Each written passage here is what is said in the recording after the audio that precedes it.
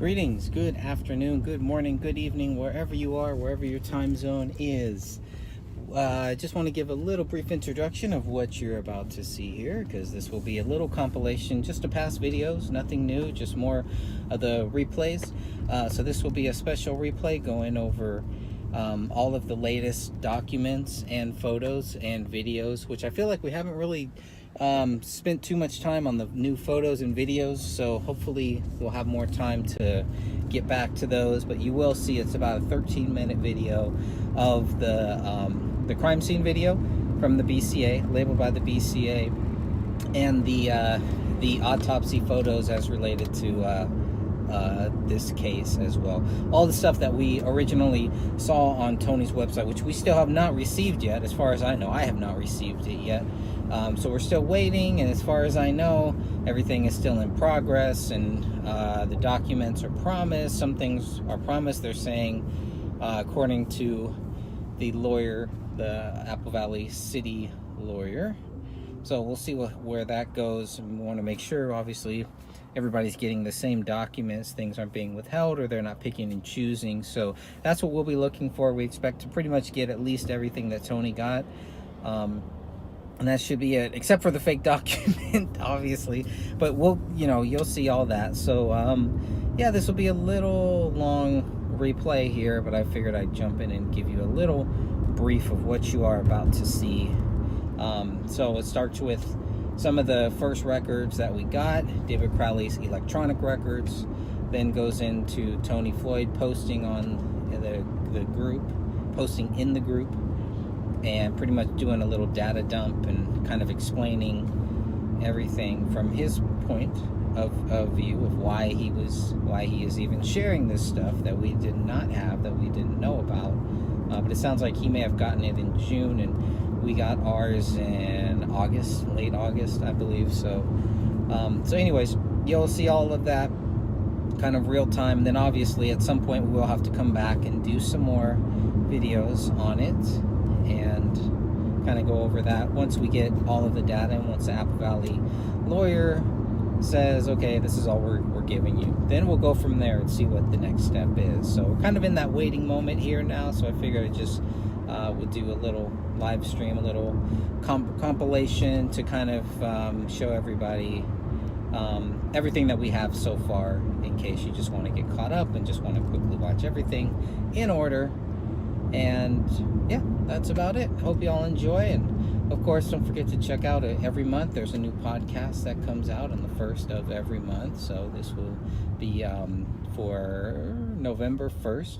This will be the second and final part of Tom Lydon, and this will be the last part of the chapter closing the case. And after that we move on to Detective Jim Gummer, and shouldn't that be fun? I think we'll have some good roundtable discussions for the podcast as related to the 21 questions for Detective Gummer. So hope you'll all join us for that. Wherever you listen to podcasts, type in The Gray Stage. I'm sure it'll come up. My interview with Crip Rick went very well. I'm looking forward to that. That should be up within another week or so on his channel, Crip Rick's I've Been Thinking. So make sure that you subscribe to his channel. Also, William Rail with Strange Investigations has been doing some new videos on the Crowley case too. I think he just put one up on Twitch yesterday about some of the phone records. So he's been taking a deep dive into those phone records. And man, Catherine, Sophia, I mean, everybody is just kind of working different angles, working different aspects of this case. And yeah, I hope to share some future things, future projects and stuff like that going forward. But we'll keep that just private, just between us for right now. But eventually we will have some good news to share about some future things. So I look forward to it, and I really hope that it all leads to the goal, which is to get justice for David Crowley and his family. And at some level, obviously, we already have justice, right? Because, well, I mean, depending on how you look at it, I guess, partial justice, keeping the case going. Hundreds of thousands of people, if not more, probably know that that the official theory is not the final word, is not the last word, it is not closing the case, that the case is not really closed, and David Crowley has been accused, but that's it. That's where it pretty much ends, with the accusations but nothing to back up those accusations. That's where we are, that's where it stands. Looking at the facts, we can clearly see that. There's just nothing there to prove David Crowley guilty. If anyone does have the proof, make sure you share it with the Apple Valley Police, because obviously they don't have it. And so we don't want people withholding any information that may help them finally bring some closure to this case. So then we can really have a case closed. But yeah, going forward, not sure how many episodes we'll spend on Jim Gummert, but I'm looking forward to that too. But I figured this will kind of tide everybody over for people who haven't been able to see it, or who just want to see everything that is related to the Tony Floyd saga. I'm putting it all right here for you. I hope it helps. Hope it helps your research. Hope it helps with whatever angle, whatever your view is on this case. Wherever your research takes you, that's it. Just go where it takes you. Don't let anybody stop you. Don't let anybody change your mind. And that's it. And God bless you all. And thank you again for watching this special presentation, the compilation of the Tony Floyd saga. God bless.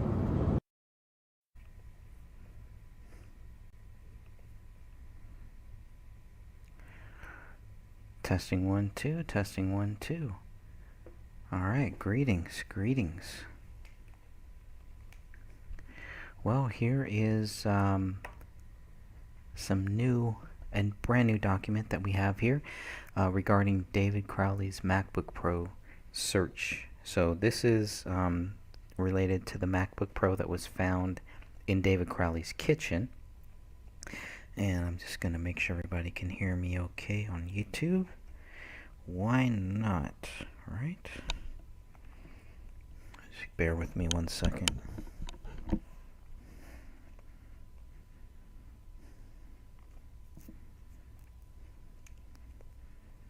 Test 1 2. All right, sounds pretty good. All right, so this is a brand new document that we have here. It's 317 pages, and this goes through all of David Crowley's MacBook Pro search history. Lots of stuff here. It also talks about any device that is connected to the MacBook Pro, and there is a lot of interesting stuff here. One thing that's really interesting is this right here, that the root file was accessed on 1/14/2015 UTC time. So still trying to understand what that means, because obviously nobody should have accessed this on 1/14 unless it's related to an auto backup or something like that. Doesn't really make sense to me. Not really sure where that's coming from, but there's a lot of data to go through here, and I can tell you I have not gone through all of this data yet, but I'm sure that I will, and I'm sure that all of you will too. So there's a lot of good stuff here. It looks like this was created 8/8/2014. I'm sorry, 8/18/2014. And the last modified date, root modified date, is 12/25. So that is December 25th, 2014. That's the last time that anything was modified. But the last time that anything was accessed is 1/14. So who's accessing this at 1/14? Unless it's some type of autosave or something like that. Obviously, there's a big problem there. So you can see this is a 700 gig hard drive, and they're using a lot, about 500 gigs.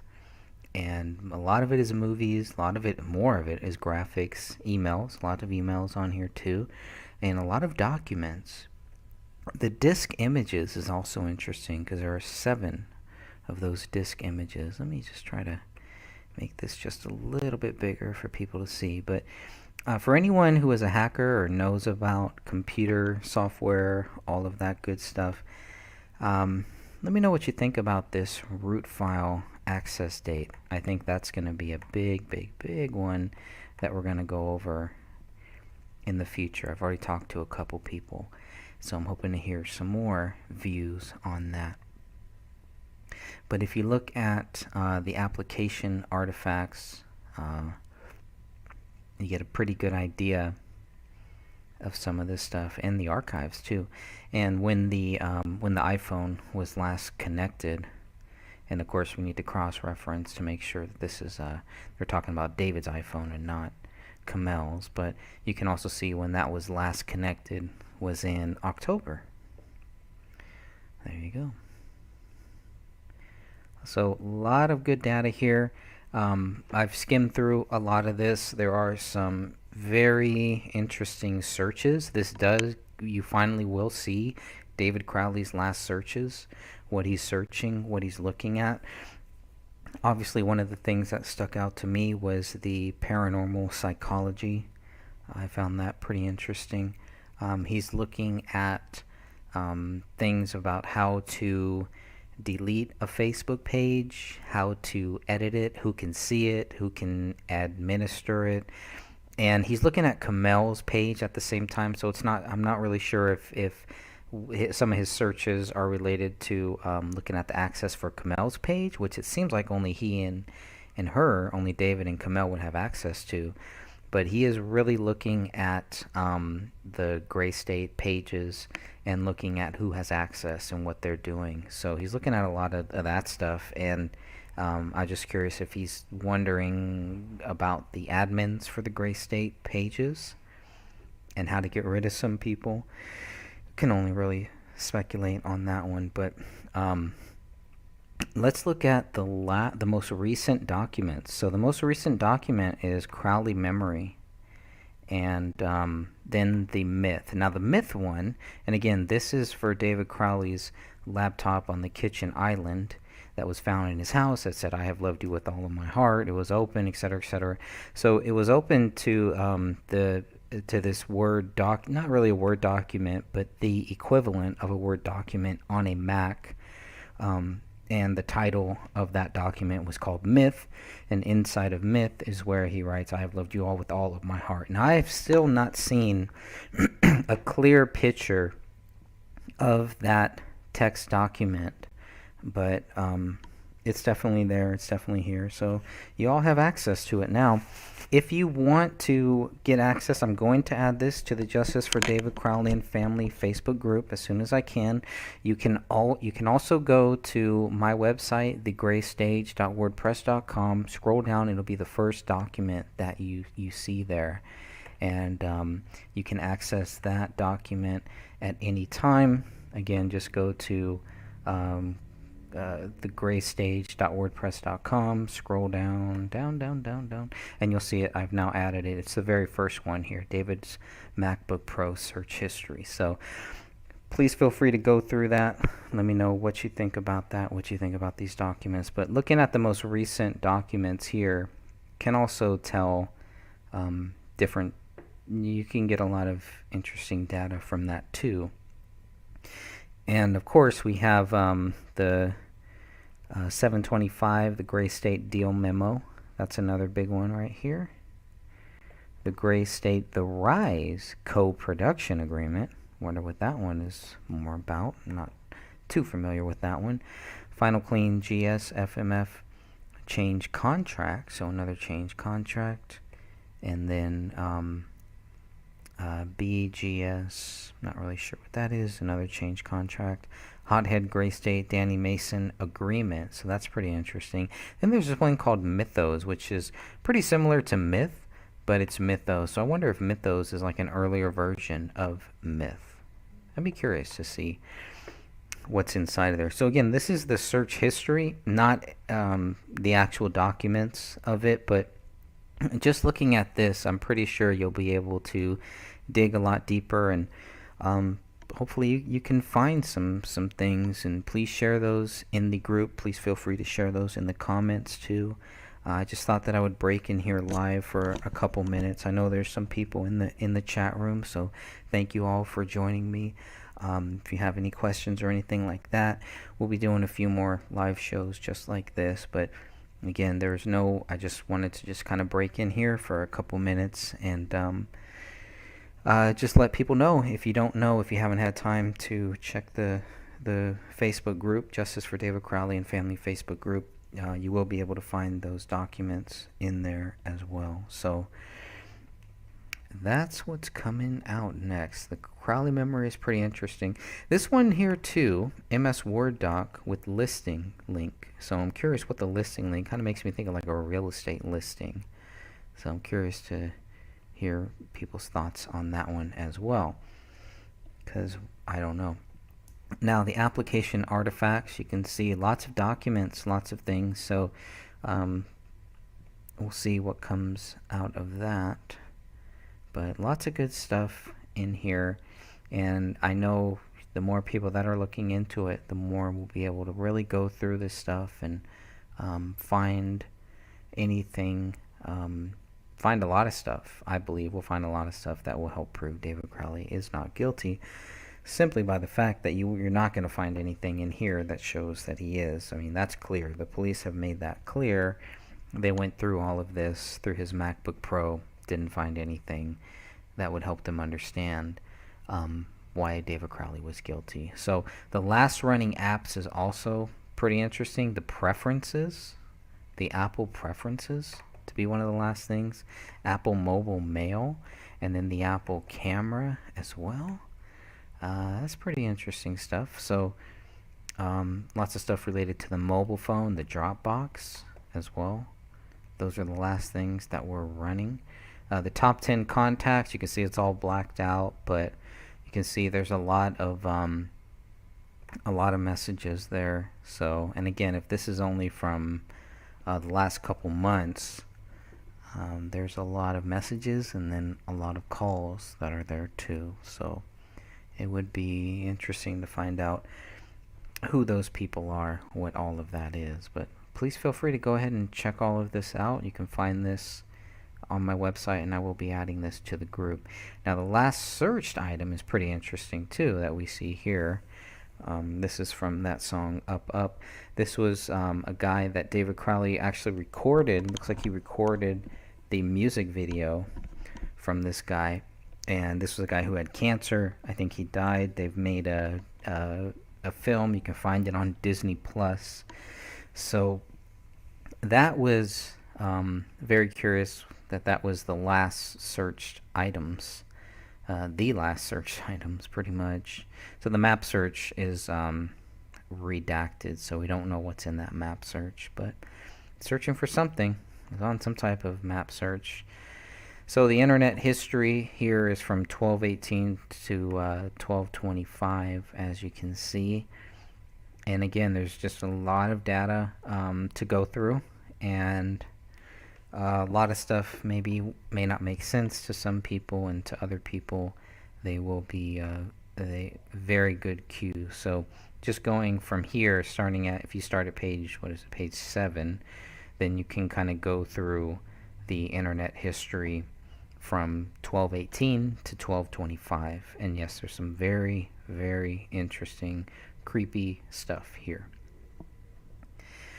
in my view. So I'll be curious to hear what everybody thinks about this. But yeah, the Stalin execution, the Soviet Union, so videos about soldiers, dead soldiers, soldiers, fed up soldiers, basically, fallen soldier with the bagpipe tribute. And it's nice because it gives you the date, and in most of the time it gives you a real link that you can go and actually look at. So there's a lot of homework for us to do. Thankfully they add the title, so if you don't want to put in every single YouTube URL, generally you'll find whatever the title is, and that's usually what it is. And several of these titles will be the same, but the most important thing here, pay attention to the title, pay attention to the URL, and pay attention to the last visit. And that's going to give you, and also you have to cross-reference UTC time to Minnesota time, because there is a difference there. And a lot of interesting stuff here. This is another good one. New release tapes reveal 9/11 horror. Is this real? I mean, it's just on and on and on like this. Soldier dies. Little brother, sister, mother, dad sing. Beach Boys, Dylan reference. So, and it is all kind of in order from that point as well. But I mean, just look at all this. Look at all this. Even if you just go down to the very, very, very last page here. It gets into things that were created and modified, but then accessed. So you can look at with this day one journal here, between August 12th to September 4th, you can see the created date 9/4. The modified date was 9/4, but the access date is 12/25. So you're going to see a lot of that type of thing with the day one journal that is mentioned here. So I don't know. A lot of these things are accessed. I don't know what that means. That could be a backup. Obviously, to back these files up, they have to be accessed at that time. So maybe that's what we're seeing here, why we see dozens and dozens of pages of all of these day one journal files that are created and modified at the same time, but the access date is 12/25, 1935-07. 1935-07. That's a sync, is what it looks like to me. I mean, 1938-08, maybe. I don't know. We'll have to see about that. But some of it could be a sync, especially if there's things happening at the same time. But we'll see. So there's there's a lot of data to go through. A lot of these day one journals that are mentioned here too. It is a big part of this whole file, of this document here. So I do hope this helps all of you fellow researchers. I'm going to go ahead and jump off here, but just wanted to let everybody know who hasn't had a chance to look at the group yet. These files will be added there. These files are on my website, and you can access these files there. These files are 317 pages, so check this out. Let me know what you think. Leave some comments here, leave them in the group, and like I said, we'll definitely be doing some future shows on all of this data. Going through this, imagine going through 317 pages of data. A lot of it, I think, is just going to be the day one stuff. So it's just accessed, modified. It doesn't really say too much, just an entry, but it doesn't really say. It doesn't really give too much data. Things that we would want to look for are things that were edited, things that were removed, that were put back, stuff like that. But look at the dates, look at the times, look at the titles of these documents, and that should be enough to keep us busy for a little while.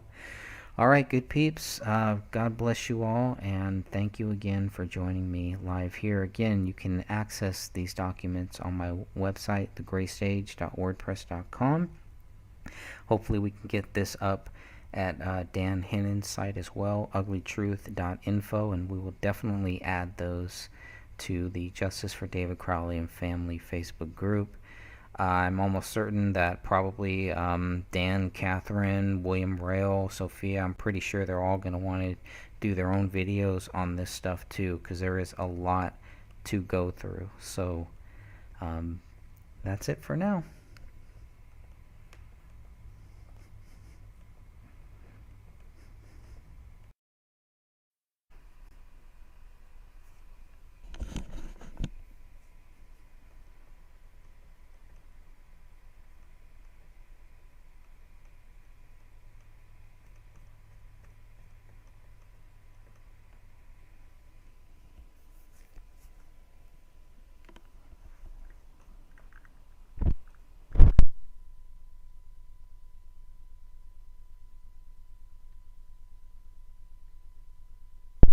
Be live in just a minute.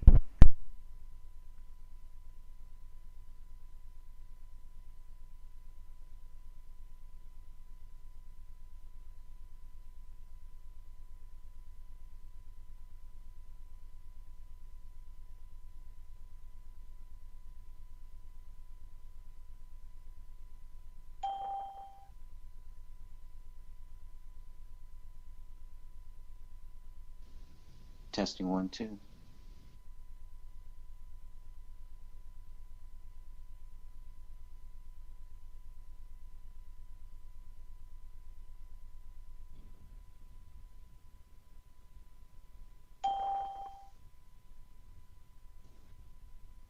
Sophia?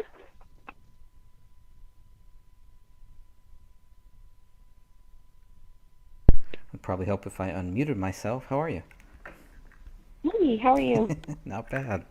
We're live on YouTube here. Okay. Yay. So I'm just doing a little sound check. Sound check. Let me log into the free conference call. Do I have that on this phone? Yeah, I do. Okay. Go that way. That way I can see your screen. Okay. That would be good. Oh, I can go there.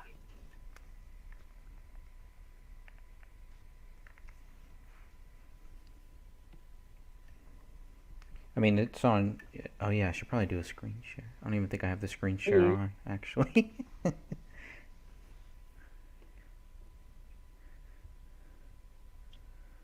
Join the meeting.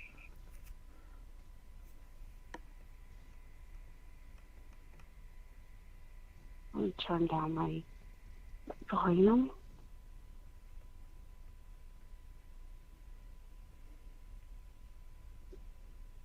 Yeah, your audio sounds pretty good. Oh, I was turning down the volume on the other device. Okay. So I could see your screen. Okay. It might be good to follow on YouTube. Oh, yeah. Because I don't think I'm doing a screen share. It's just audio for the free conference call. Okay. It's going to take us a while to go through all this, I think. I can do it on the TV. The YouTube. Okay. Turn down the volume. So there's not an echo. Okay.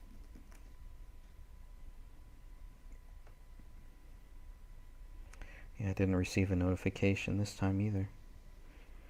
Yeah, I didn't receive anything. There we go. Let's check on that. Okay, I see it. All right, so I'm going to go up, back up here. All right, well, I've shared a few things earlier. Why don't you give us some thoughts on this 317 pages? There's a lot of thoughts. What I did notice is that it doesn't prove guilt for David or Camille. I think that actually both of them were using the computer and doing searches. That it's very possible that it was Camille that was doing the search to delete her page. But was that a business? Because she had already canceled her dietitian's license in November, so maybe she was trying to start up something new and wanted to cancel that page. Because, I don't know. It could have been. I just found it interesting. It's still active, right? The page? Oh, I honestly don't know. I've never done a search for it. Yeah, I think it's still active. So, what I really found interesting is what you found, the root file being backed up after they were dead. And I really wish that we can get to the bottom of that, because if it's just, something that the computer does once a month or whatever, then that would be a great answer. If not, then that means that somebody was backing something up on that computer after they were dead, but before the bodies were found. Right. And that's alarming. So, and what was it that Mason Hendricks said that David was searching on his computer? Because he had asked you several times if you had seen the searches. Mm-hmm. And was it Viking searches or? Yeah, it was like the occultic stuff is what he said, if I remember correctly. So lots of occultic things, and then he was basically saying if you look at David's last searches, you'll pretty much know what happened. Obviously, well, we've looked at the last searches. So I watched a bunch of videos on YouTube. He did research on self-help and for a possible movie script, and a whole bunch of day one journal searches. Yeah, the day one stuff, that's, I don't know, if you look at some of the times, it's like, there's no way to access two files at the same time. So that's kind of, the exact same second, so that's a little odd. I don't know. So they're not all like that, but there's a lot that are. It seems like it's just some type of backup for these files or something. That's the way it looks to me right now. I don't know. Still need to think a little bit deeper. There's a whole bunch of them. Yeah, and this is coming directly from the Dropbox app, and you can kind of look at. I think I'm just kind of scrolling randomly here, looking at page 231. And so there's one here that shows the date and the time, but it's the access date, right? 1935-17, and you kind of see that 1935-22. I guess it could be scrolling it too. It could be just somebody scrolling down, so that makes sense as well.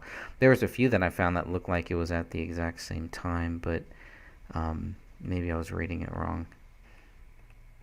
So that's why it's good to go over it over and over again. But yeah, it's kind of weird. This is what someone is accessing. Why all the day one journal stuff?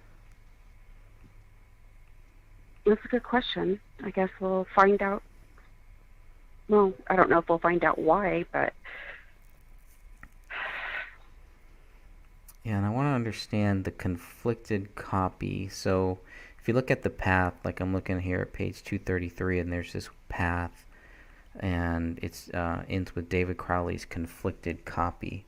So I'm not exactly sure what the conflicted copy means. Is there a different copy? Is this like a deleted copy? That's some of the stuff that I hope that maybe somebody can help us with too. So I wonder if that's what he called it. It could be, yeah, conflicted. Maybe that was the name of the day one journal, kind of. Gave it a title, yeah. It's pretty. That's pretty interesting. So 1935-22. This one is 9. Yeah, it's probably scrolling. Unless the autosave. See here, maybe here's one that I was looking at. Unless these are the same thing. So looking at page 234, there's two. If you look at the date accessed and the time 1935-22, and then 1935-22, and that will make sense if these are the exact same thing here. And they should be. So 451, yeah, source file, one of the source files is 450, and then the next one is 451. I don't know.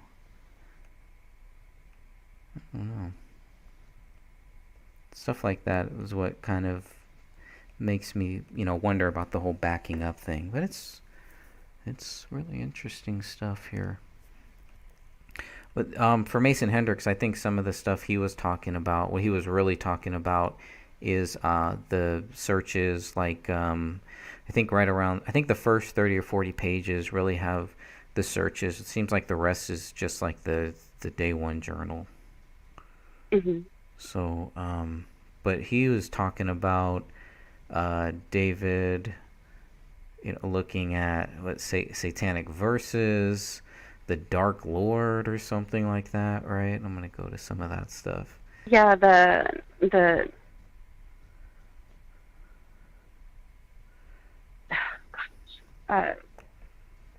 something about Lucifer or something like that.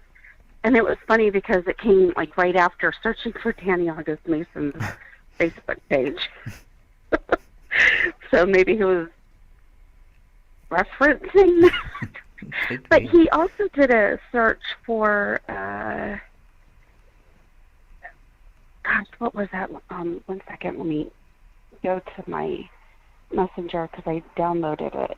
It's an article from Revelations. And it was the woman with the 12 stars.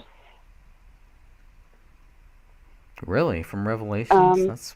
Yes, Women with 12 Stars is rapturechrist.com woman. And that was one of the searches that he did.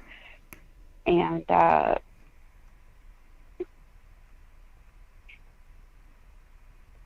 then she is giving birth to the Messiah, Revelation 12:2. And she was with child. She cried out, being in labor and in pain to give birth. She was going to give birth to the Messiah. Jeez, the Antichrist. So, I mean, it was just interesting. The dragon is Satan, as explained in verse 9. And it's just going through all that stuff. Explaining Revelations, and it was just interesting. So it's like a book on Revelations, or from? It's a website. It's a website. And then you look at the rest of the stuff that he was looking up, and to me, it looked like it kind of reflected back to the 2013 script. Mm-hmm. I know I harp on that so much, but it really did. And maybe he was doing adjustments to that script and bringing in some stuff because of the TV series. And that would have been an interesting twist, just adding in the kind of whole rapture thing and Revelations.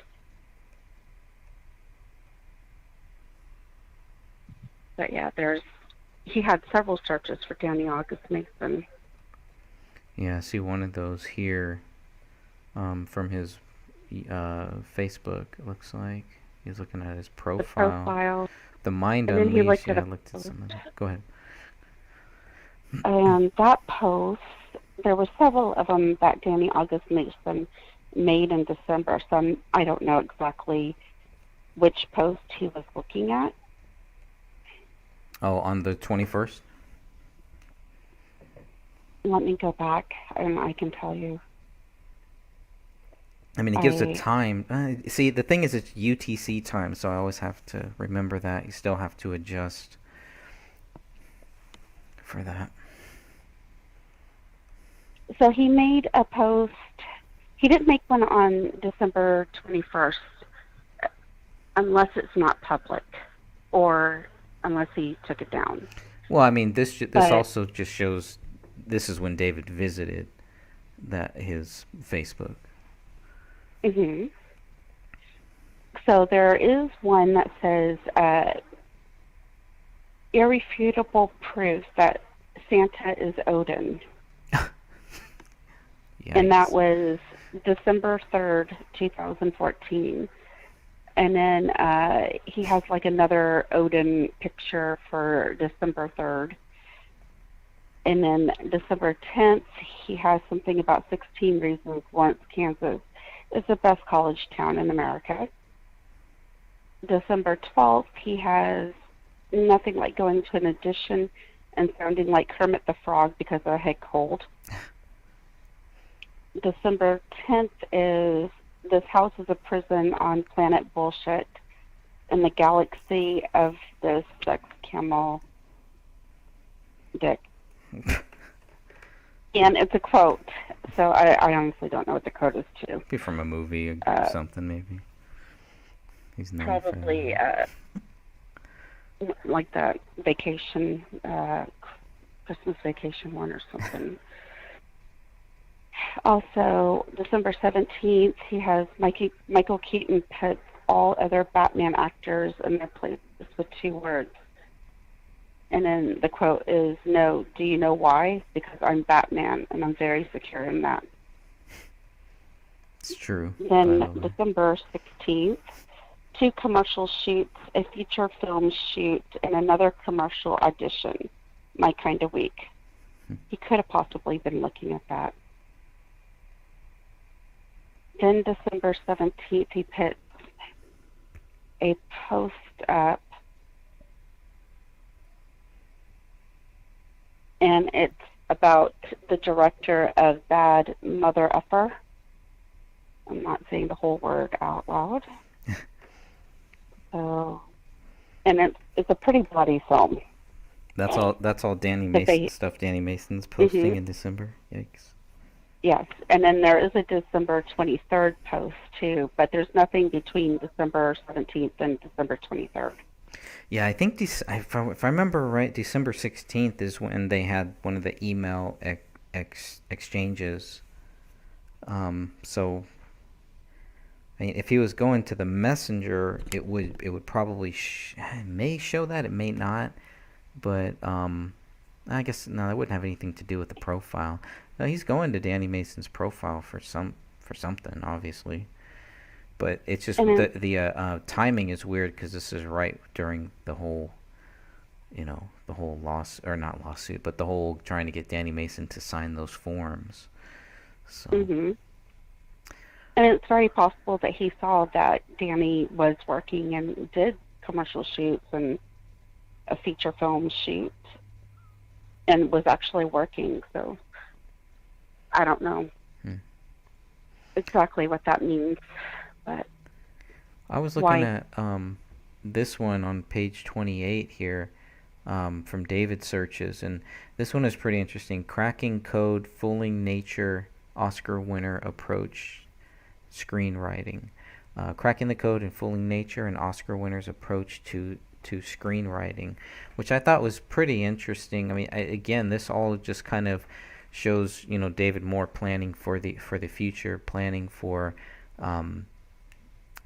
getting ready for his fame and fortune, which it really sounds like he felt like it was coming. All of this stuff. There's no posts in here that make it seem like, the script is dead, everything is dead. There's nothing in here like that so far, right? Yeah. Nothing I can find, I mean, nothing like how do you deal with failure of having your script turned down or something. It's just a lot of this stuff just all looks like he's on his way out. And Craigslist too. He's on Craigslist a lot. Looking for sale silver coin. So I wonder if he's selling stuff. And we know about the Craigslist killers and all that stuff. That's some pretty crazy stuff. But it's always been curious. Well, there's very few reasons you would let somebody in your home, obviously. I mean, a car sale could be one. Somebody's stranded. Somebody, is a friend or something like that who really needs help, got kicked out of their house or something like that. But another one could be if you're making a sale, right? If you're making some type of a sale. I mean, it's possible you can meet anywhere, I suppose. I really don't know how Craigslist works, but so I was just wondering if he was looking at buying or selling this silver coin, and it's not really sure because it's just kind of, I don't know. I can't really say for sure either way, but I just thought there's a lot of Craigslist stuff on here. It looks like too, and the police talked about silver or gold coins, but I don't think that they mentioned silver. Oh, that's and interesting. He's looking at a whole bunch of silver stuff on here. We should go back through the photos in the basement because if there's silver, it may be down there. Of course, anybody could have broken or just walked in through the rear slider and taken the silver if they wanted, I suppose. That 500-ounce box silver, that's super duper expensive. I mean, I buy silver. I know the prices. I wonder how much that would be. Yeah, because that's... Well, it depends on the day. Like today, it's at 23 something. So we would have to go back. Then. There's probably websites where you can go back and kind of see, okay, what was the price? I mean, geez, I should know. I was probably buying silver then too. I haven't bought any in a while, but I remember I was definitely between 2012 and 2015. Yeah, I was kind of into the whole silver thing. Couldn't get into the gold. It was just way too much. But yeah, I do have some, but it's just small pieces. So we're looking at the highest. Okay, let's do 16. Monster box. Wow. Yeah, that is big. Yeah, it's a really huge box of silver, and 500 ounces. That's a lot. Yeah, what's really cool about this document is that it has the URL, so we can really go and probably find out if he's selling or buying. We can definitely find out if he's selling. If he's not selling, then he's thinking about buying. But either this is his thing, or and you know what? It says DT. Is that? No, it says CLT, not DT. Yeah, I'd be curious. We could. That's about. Go ahead. Oh, that was $8,000 worth back in 2014. Okay. That's a good chunk of change there.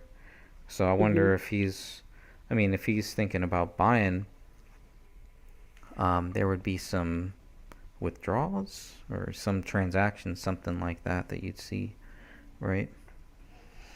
I don't see any transactions after November. Oh gosh. No, he did. He took some out in December, but I think it was only like $200.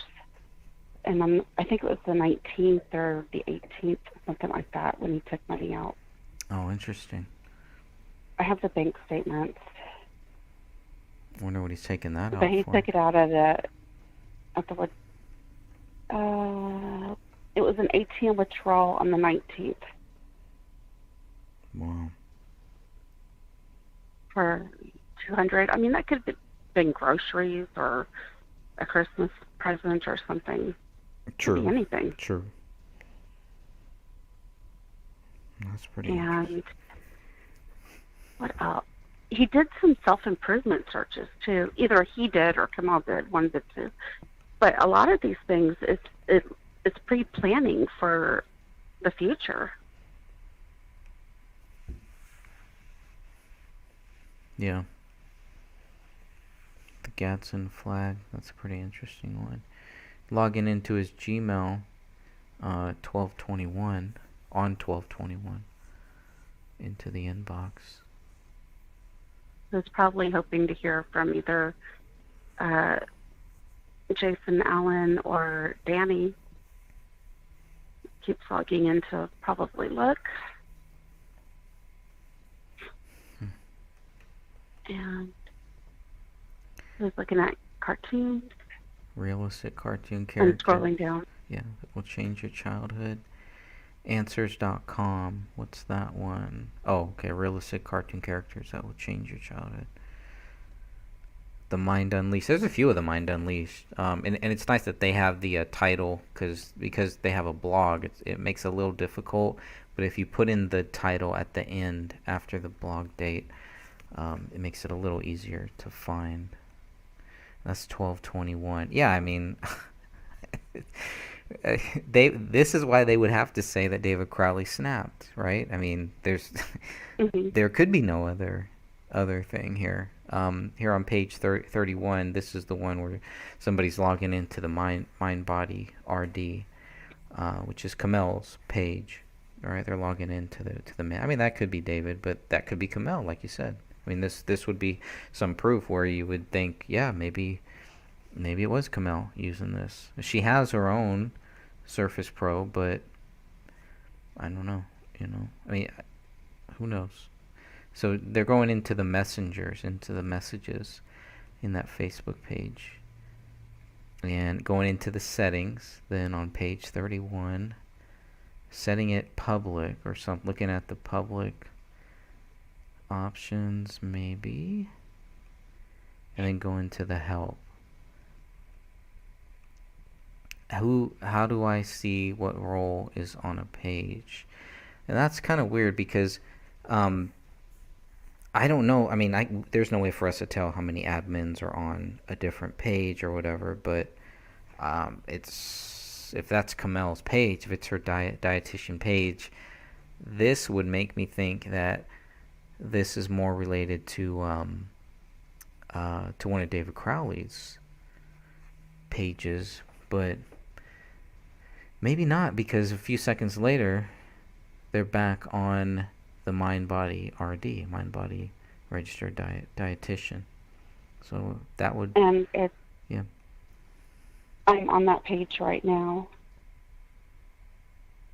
So she's just talking about how she's a dietitian, eating psychology coach. Can you tell when the last one is, when the last post is? October 24th, 2014. Yet they're logging in here looking at the admin roles for the Mind Body Registered Dietitian, specifically on page 32. Wow. How many admins are there? Why would you need to change an admin role? I mean, oh, that was weird. Just lost the whole thing. I don't know.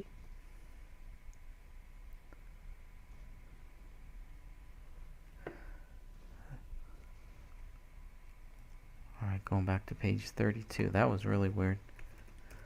The Mm-hmm. whole document just went kabooyah. Yep. A glitch. Yeah, it's A glitch in the matrix. A glitch in the matrix, apparently. Because then, yeah, no, I mean, they're logging in to the Mind Body RD and checking all that. But it's not a group, right? It's a page. It is a page. Can you look up, if you're in Facebook right now and you type in this Facebook group number, can you see if this is what group this is? Are you on it right now? Facebook group.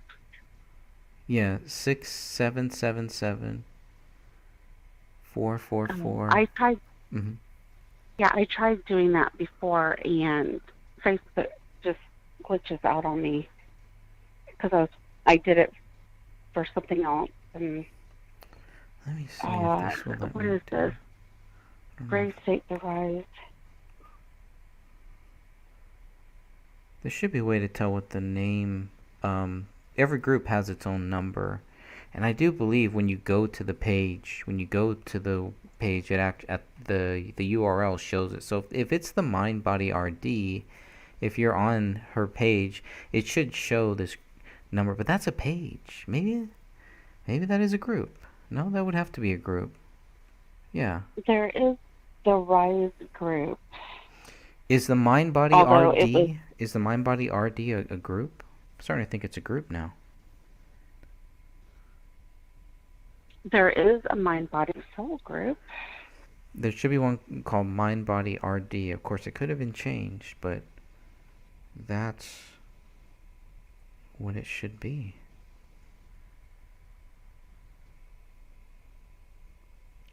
It's hard to look that up on my phone. I'm looking.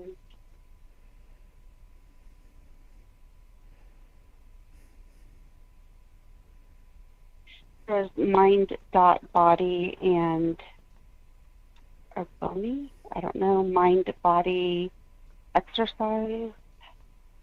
Mind body spirit. Mind body wellness. That's weird. That's pretty weird. But anytime you go to a group, it should have the actual number. So I'm pretty sure we can find that out. Okay, so this one does say it's for the Rise. So he's looking at the group privacy for the Rise here on that one. I have to come back to the RD. I think the Mind Body RD is a page because I can't find it in the groups. So then all of a sudden they go from that, looking at that on 12/21, and then about 3 hours later they're looking at the Rise, the privacy, the group privacy on 12/22. Nobody sees. See, what's weird about all of this, and maybe this is why they focus on just these dates, is that nobody sees David or Kamel, after what, the 19th, the 18th, and that's pretty much it. Yeah. I am not seeing anything for Grace State the Rise for groups. So he could have put it private. Yeah, there's definitely a group. Of course, there's two numbers here, so there's a 6777 number, then there's a 923. But we should be able to run these numbers through Facebook. You may have to copy and paste the whole URL, but that should, I don't know if you've done that already or not, but I haven't yet. Maybe tomorrow I can. But a lot of this stuff is, when I'm looking at it, I was like, oh, this is gold, because it gives you the actual source. This is stuff you can look at in a way back machine or something similar to that. I mean, there's definitely a lot of internet. There's definitely a lot of computer hacking, not hackers. I don't want to call them hackers, but people who have knowledge about this stuff, a lot more knowledge than I have. I'm pretty sure they could probably find some interesting data based on these 317 pages. I'm pretty sure they could find some interesting data that to my eye may not be that visible, or it may be easier too, because what might take me a longer time, they may be able to look at these documents and say, oh yeah, this is what this means here, or maybe even look some of that stuff up. There's a lot of ways to look things up, so that's an interesting one, looking at the group activity. So they're just looking at, I don't know, Gray State the Rise. I thought it was a page. It's weird, it's a group. We'll have to also look at the first big set of documents that Dan Hinnon got, because it does have a lot of David's social media posts in there, and we can see if there's anything in there or not. Yeah, definitely matching up. God, that's going to take forever. Yeah, I know. So much information. We need some help. We need some help. So here's another one where at 12/22 he's going back to Danny. He's looking at Danny Mason as a part of the group, as a part of the. Oh, that's interesting. I'm thinking that maybe Danny August Mason was like one of the admins for the group, for the Rise. That makes sense. Possibly. Yeah. Is that a group? Maybe it is a group. I don't know. Or the page. I always thought all of those were. I think everything I've commented on and got kicked out of, I think they were pages, but maybe they were groups. I don't know. I wasn't in there that long. I know that, but these are definitely groups here. Some of this stuff is groups. Interesting. Yeah, because it says group number list. So yeah. I'm willing to bet that he was an admin for that, also with David, and he probably was getting removed off of it. Yeah. David could have been making it private, like you said too. Maybe that's why I'm having a hard time finding some of that stuff. That's some pre-planning. Yeah, that's pretty interesting. But it's because it's not just with the Rise; it's also with the other, the dietitian one. That could be why we can't find that one either. Running a search, you could have made them both private. And then the Prince. Mm-hmm. Yeah, and then there's the Prince of Darkness search after Danny August Mason.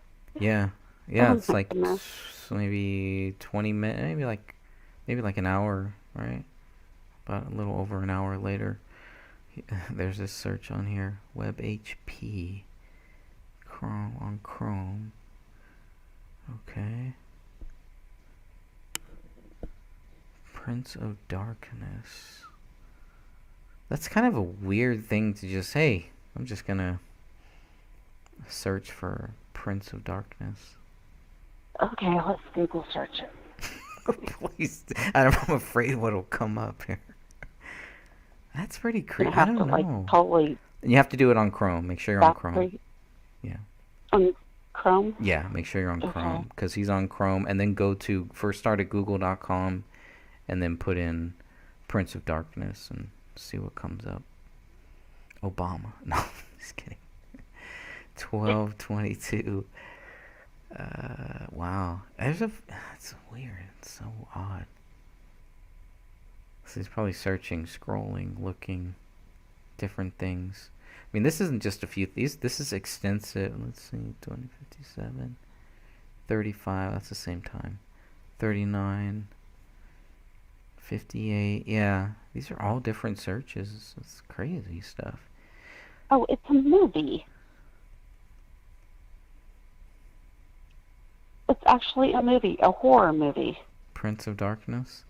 Well, he's big into movies. A 1987 horror supernatural film on YouTube. 1987, you said? Oops. Mm-hmm. And he had looked up the wiki on that, I think. Yikes.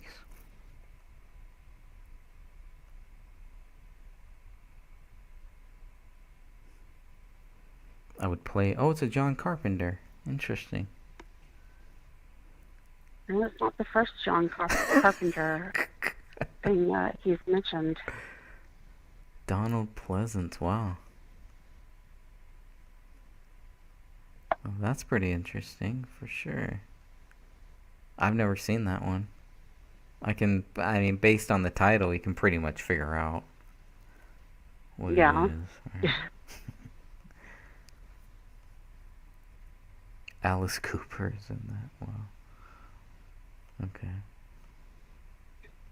They Live, which is one of my ultimate favorite movies. They Live. What time was it that he searched for that? So it's possible they could have. Okay, so been watching that. Yeah, I mean, there's a lot of searches though. There's a few different times that the search happens. So the first one looks like 2057, but that's UTC, so you'd have to convert from UTC to would that be Central? I think Central Time. Let's see.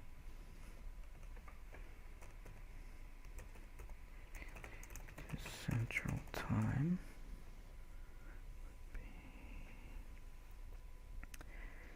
Hey, Beatrice? 3:57 p.m. 3:57 p.m.? Uh-huh. All right. Beatrice says, Strange Times, Prince of Darkness, 1987, horror, supernatural. Creepy. Okay, so UTC. Okay, I'm just going to keep that open in case I need to look back at that. So that's an afternoon search? Okay. Mm-hmm. And there's like 1, there's 2, there's 3. So what is he looking for? Like video, the actual video or something? Or hard to tell on this. I'm not quite sure. Yeah. Prince of Darkness.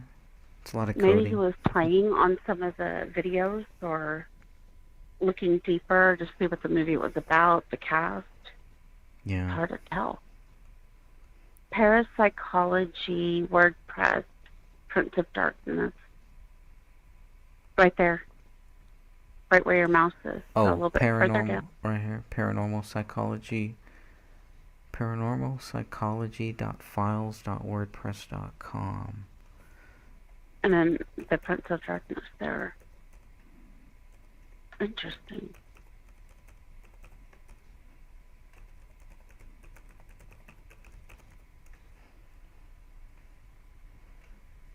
International Library of Paranormal Psychology. Is there a search here?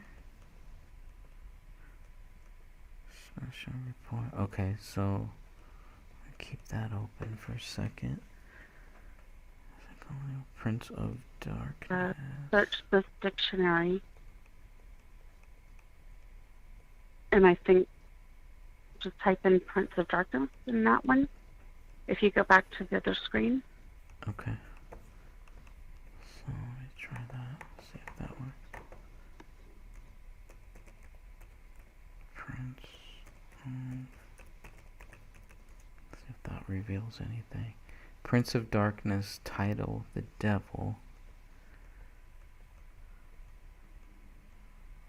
The International Library of Paranormal Psychology. Title of the devil. So what is title? This is from the Catholic belief system. It is a title of the devil. I don't know if he's looking at the movie. There's really nothing here, though. Devil, Prince of Dark, Prince of Air. Title of the devil. Interesting. Darkness is the opposite of light. God is light. Huh. Maybe there's an older... Yeah. Maybe there's a different... We would have to literally copy and paste this whole thing, and it probably would come up. Can we do that? This computer is not allowing me here from where I am right here. Yeah, I can't do that on a cell phone.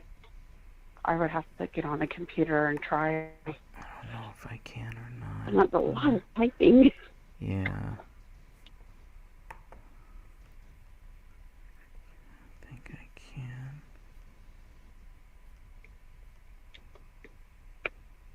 It is fascinating to see what the searches were, especially since people made it sound like he was researching writing on the wall and stuff like that, and but you see, when you look at it, he was just planning for the future and just doing regular searches, like lyrics to a song and watching videos, just typical everyday stuff. Yeah, I've never heard of the azlyrics.com lyrics. Not a Surf, Killian's Red. Not a Surf, Killian's Red. What the heck is that? It's a song. I briefly looked at it the other day. Not a Surf, Killian's Red. I don't know if I can play this without getting another YouTube strike. In the sunshine. Definitely can't play that.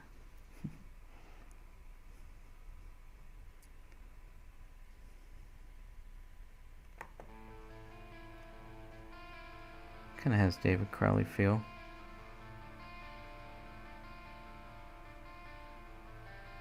I haven't heard the song. I mean, I probably have. I just don't recognize the name. I wish we could play it, but YouTube would ding us so fast. Yeah, I know. I better not play it. How dare you? Okay. Well, we'll have to... I don't know. Sounds like another rock band or something. Let's see. Beatrice. Is it Beatrice? I hope I'm pronouncing that right. Is all of the search made by David Crowley truly something? Tells me that maybe some things have been removed. Interesting. Yeah, that's what we're kind of looking for, is for somebody who would know, like a hacker or somebody who knows more about that stuff, knows coding, to see if there's anything in here that would tell us what type of software would they need to kind of for the police to kind of do that, which I do believe, Sophia. Don't they say that they were able to find anything even if it was deleted? Yeah. Yes, that's what the search warrants cover. Like deleted text deleted apps, just all kinds of things they Okay. were looking for. I wonder if that would include searches though, and things like. I guess if it's a history, it could, but then they could be wiped from the history that they have here too. I don't know. They'd have to really do some deep, deep, deep diving.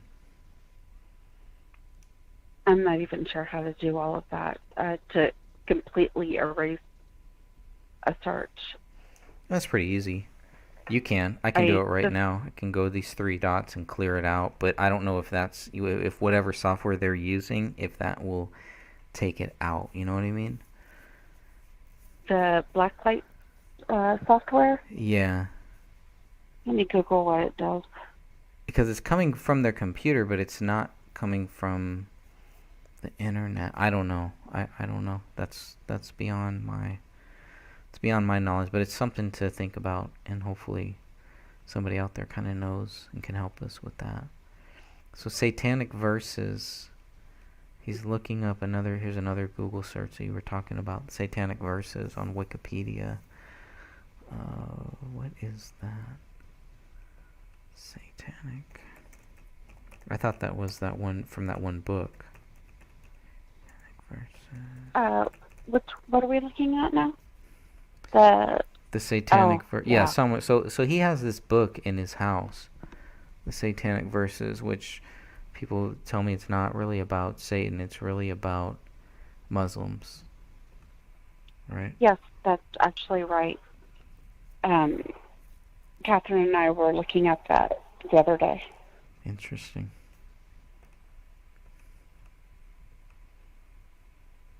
And yeah, it even on the screen that you just had up, it showed that. Yeah. And that was the 23rd. Did he ever go back to it? I don't know. He moves on from there, or whoever did this moved on from there, and is more about the Satanic Verses on this website, answeringislam.org. Satanic Verses. So he's looking at that. It's kind of diving a little deeper.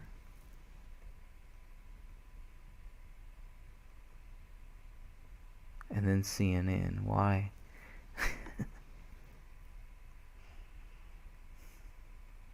That's where to go from. What's the time difference in that? 6:27 UTC time. And then an hour later, you're looking at it. He's brave. I can't stand CNN. I couldn't even watch it. I know. Even if it was just to see whatever they're doing, whatever they're up to. So it's CNN World News. Interesting.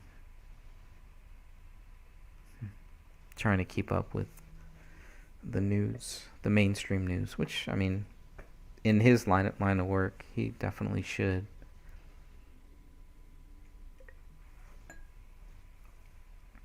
New contribution to Gray State. So they're still getting contributions up until the 24th? Wow.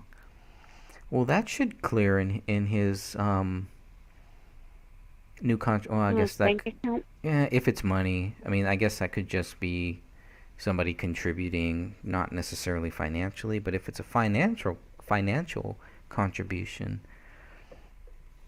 I wonder how all that works. I don't know. How far back do the financial records go? Do you know? It's still kind of a mess to me. It doesn't seem like it's in a lot of order. But I think July. Okay. Okay, and what day was that? That was the 24th? Mm-hmm. Not sure it's going to be on that account. This is an email to him. Looks like.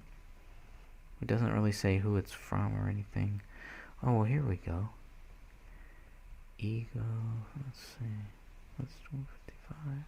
That's a few minutes later. So I'm curious what the contribution is. If that means, financial contribution to whatever they had going on. Was there a Kickstarter? Was there something like that? Is there a place where people can donate to Gray State?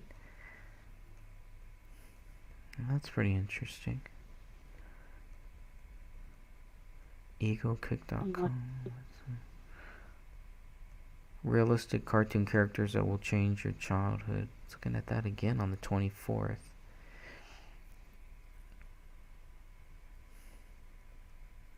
I am not seeing anything. And his hothead, I think, was zeroed out. I'm not exactly sure. Wait, all I'm seeing is just reoccurring transfers all around that time. It could be money coming in, money coming out, maybe. Are there any deposits with solid numbers, no decimal points? I'm not sure. Hold on a second. Could be one of those. They have several different accounts to look at, all with this one with Wells Fargo, so I'm scrolling through it. Okay, this is just transactions. Yeah, I'll put the link in the chat message, in the chat, the live chat right now. So if anybody wants to go and check out this document, I really think, I felt like this with the crime scene photos. The more eyes we have on this, the more answers we'll get. And something like this, I think, is it's going to be pretty much the same thing. We may even get more answers. So the more people we have looking at this document that I'm going to post in the live chat here, the better, I think. So let me know if you can receive that. On the 19th, he did a deposit from Hothead Productions for $250.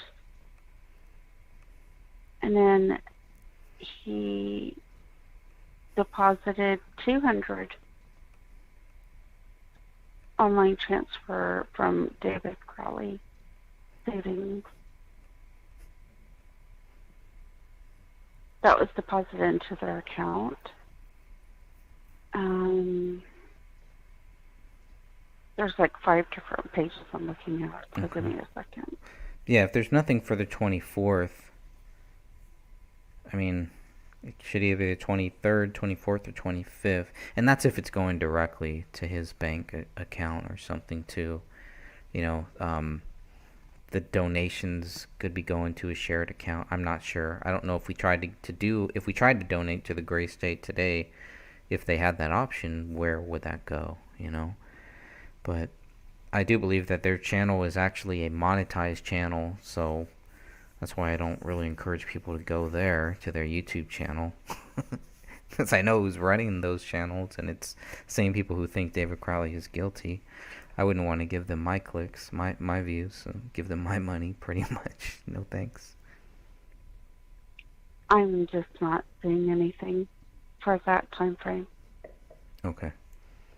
Good to know. Good to know there. So, anyways, it may not be a financial contribution, but who knows? We will find out for sure. Here's another interesting one. If you look at page 38, 12/24 on 12/24, Christmas Eve. So 3:42 UTC. Because if I don't figure this out, it's gonna drive me crazy. 3:24. So what do I do? I put in 3. I don't know if UTC is AM or PM. It doesn't say. Well, no, that would be AM because it's military, right? So 3:24. And to CST time, 12:04 convert. Okay, so that would be 9:24 p.m. 9:24 p.m. Okay. I mean, this is. Sometimes I'll do this on YouTube late at night and just kind of watch. I stopped doing this about a couple months ago, but I used to. If I was really bored or couldn't sleep, I'd watch some of these paranormal videos, ghost videos, things like that on YouTube. So if he's doing that, I mean, that's obviously not that late, I guess, for him. But abandoned places that will make your skin crawl. That's pretty Yeah, I'm interesting. good on that. I don't, I'm just good on that. I really don't need it in my life. I have no idea what would ever prompt me to do that, but I did it several times and finally I'm like, why am I doing this? This makes no sense. It's just, I don't know. To me it's just like yeah, I don't know. It A lot of that it stuff does not seems seem real that I've seen on YouTube, by the way. well. It just seemed like Kamel and him liked horror movies. But they also liked comedies too. Right. So, I mean, maybe that was just something that they do. I know my daughter and her husband, they watch the weirdest crap. On YouTube. They spend all afternoon watching it. And I'm just like, oh my gosh, I'm going to my room because some of it is just so dumb. It's like paranormal stuff, but it's like obviously fake. Mm-hmm. And they're just having a deep conversation about it. It's so weird. Well, here's another one. DogTube. I've never heard of DogTube, but I guess if you go to dogtube.us, 20 things dog owners do that cause their dogs to misbehave. I mean, there you go. But it's not 20 things dogs owners do to try to shoot their dog before they kill themselves and kill their family and kill everyone else. But they miss the dog somehow. It's pretty crazy. Like, I don't know. Yeah, there's so much here that it's just when the police are going through this. I wonder what detectives are actually, who they are. Man, I'd love to get some statements, some quotes from the detectives that had to go through this. And I guess it would be the one, maybe Brian Bone. I think he's the one who said we looked at everything and couldn't find anything. But whatever detective was tasked with actually going through the internet log, and then logging all this stuff too, doing all this stuff. At the end of it, they got to be like, wait a minute, there's definitely something wrong here. And I mean, how could they not know? That's pretty interesting. It's a liability issue at that point, I guess. But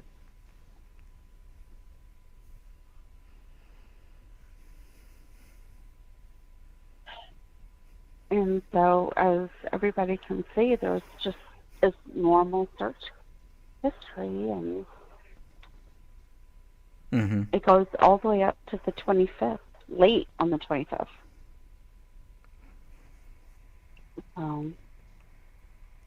Napoleon. Napoleon Hill? What the hell is that?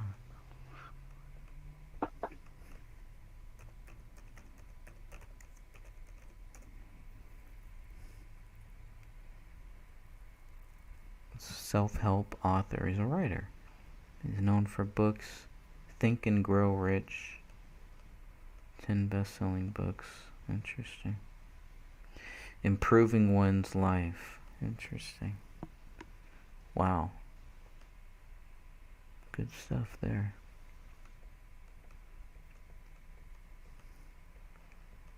It's got his quotes, so he's looking up some of his quotes for something. Then it's back to the Rise group. After that, that's page 40 that we're looking at here. Back to the group activity to see what the group is doing, pretty much. And then, okay, here's the one you were talking about.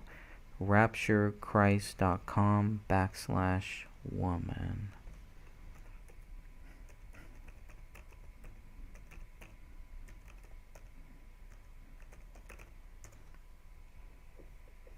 Oh, we're gonna need the Wayback Machine for this.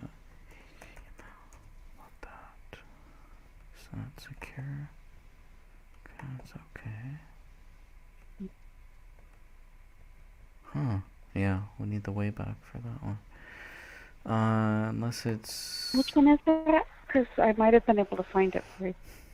The Rapture Christ one? Yeah, I have that. I'll send it to you.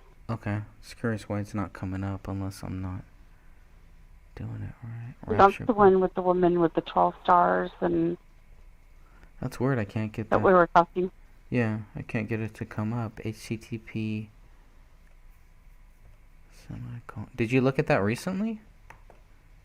Yeah, I was just looking at it just now. What? Why is it not coming up on mine? Here, I just sent it to you on Messenger. Okay. I think my browser doesn't want me to go there. You can't look at it. Possible causes. It doesn't like HTTP, I know that, but so what? Who cares? Yeah, it doesn't like Rapture. It must be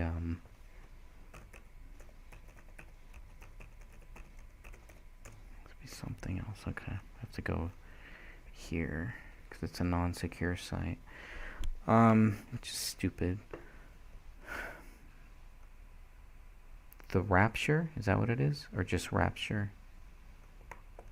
Let's see, this takes me to Rapture 2.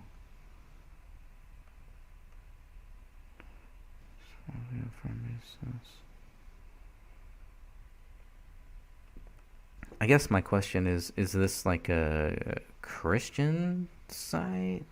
What's going on here? What's their mission? Let me look at their mission statement here. Mission is to alert people that there is not much time for preparation before the rapture occurs. Christ told us that his coming would be like in the days of Noah. Like in the days of Lot. Noah warned people, while he was constructing the ark, Lot had less time to warn people of Sodom and Gomorrah. Oh, when I hear this phrase, like in the days of Noah, this reminds me of people that predict the end of the world. I used to work for a place like that. I think that was the title of his book, In the Days of Noah, like the Days of Noah or something like that. And he made a lot of... But that's not actually what he was looking at, though. That's interesting, though. If you could just send me that link, please. Just send it to Catherine and I, please. Okay. All right. Because this is interesting. Okay. We'll come back to that. I know I can't stay up too late. I know you probably can't either. But... I'll circle back. There's a lot here.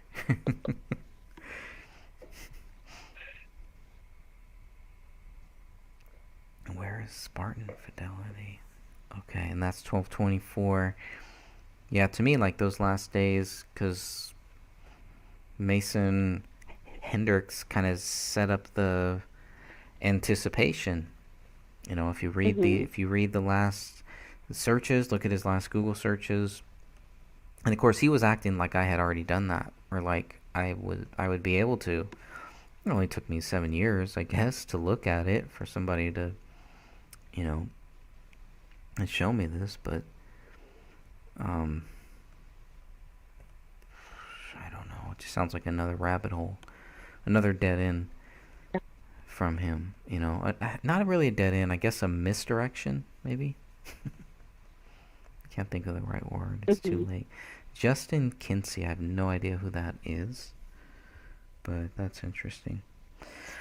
And we also have Old Chick has joined us. Is it just me or is it blurry? Let me know if it's blurry. It could just be the document. I'm looking at. I mean, on my phone it looks okay, I guess. If you're on your phone, or if you're make sure that the quality setting for YouTube is also set to the highest quality. That could be it too. So just make sure. Make sure that that's the best setting. But yeah, it does kind of look like it's maybe photocopied or something, or scanned. Okay. Okay, that makes sense. Yeah, a lot of the stuff that they sent us was scanned, and it's kind of blurry and crooked and, you know, just low quality.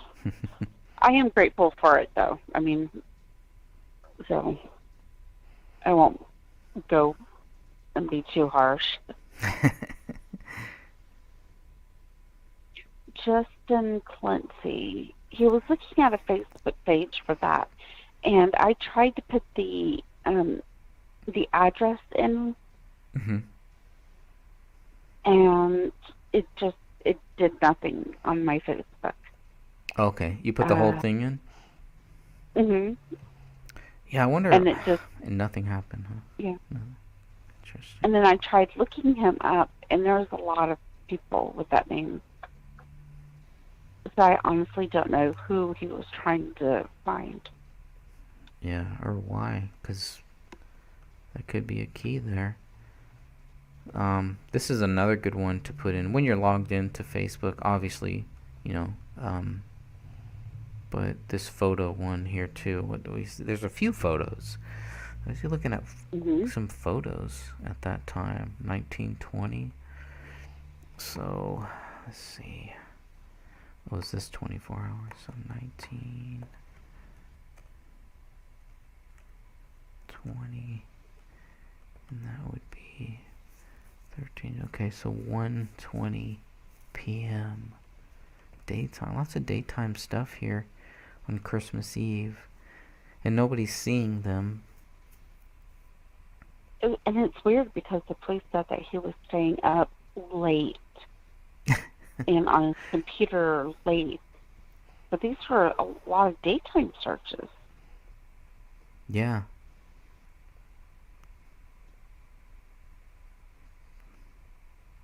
The Guardian. Does it look like he's on the computer a lot? I mean, or is he like doing a search and then leaving and coming back and doing another search? It's pretty regular. Some of the stuff is pretty regular. I mean, some of the weird things you have here is where you have the visit time. Is the visit time last 1926-14, and then it's not really in order. It's kind of backwards.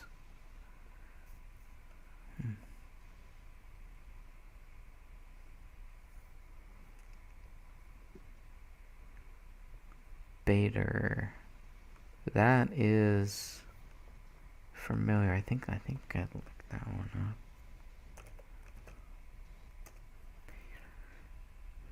Bader Airlines. Battle of Bader.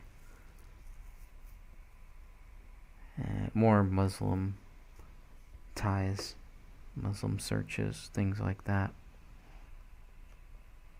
And I have to wonder if that just goes back to what was going on in the world at that time. Maybe there was an attack or something, because he seems to be circling around those churches. And just a thought. If we can Google that. Bader. So this is what he was looking at here. BADR. Wow, there's a lot of them though. So it could be, jeez, it could be any of these. Look at how many places there are. They're all kind of in the Middle East. Even in Jerusalem though. That's interesting. Egypt, Libya, Saudi Arabia, where Kamel was born. I think Sidra was born there too. Forget. Battle of Bader. Interesting. There could be a lot of stuff there. Something here they're looking at. Bashir Bader. Why does that sound familiar? Urdu language. Yeah, there's something there. It's pretty interesting. The problem is there's too much there. So what you would expect next is to see, okay, Bader, Iraq. Okay, page 43. So something to do with Iraq and Bader. But on here, there's no Iraq.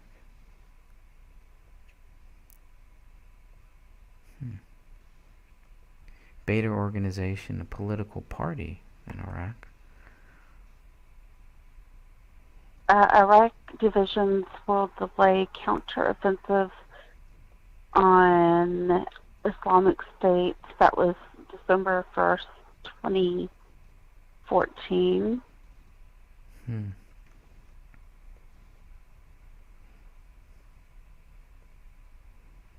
Uh,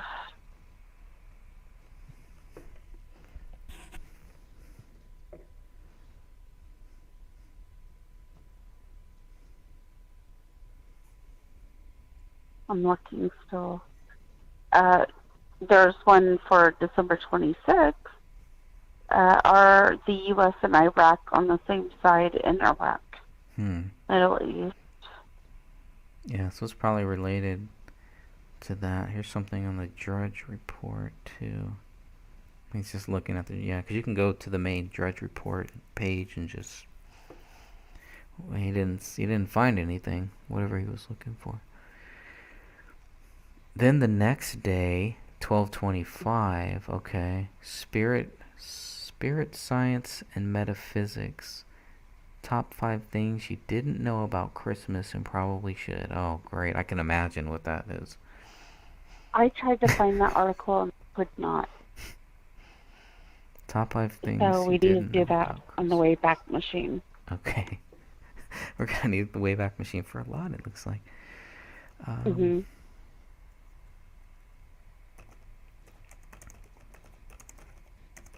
I think you should know.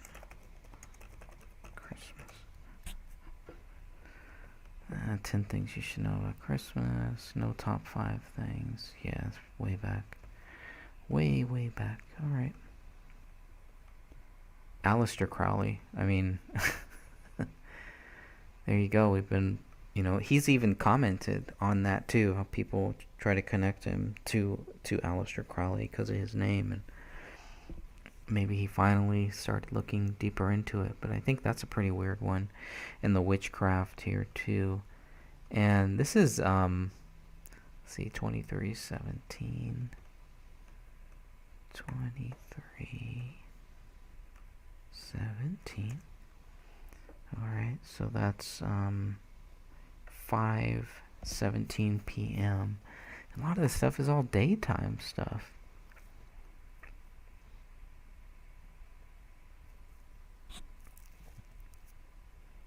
I mean, it's weird because you're like, okay, he's looking at Aleister Crowley, but then you look at the website, and the website is called JesusIsSavior.com.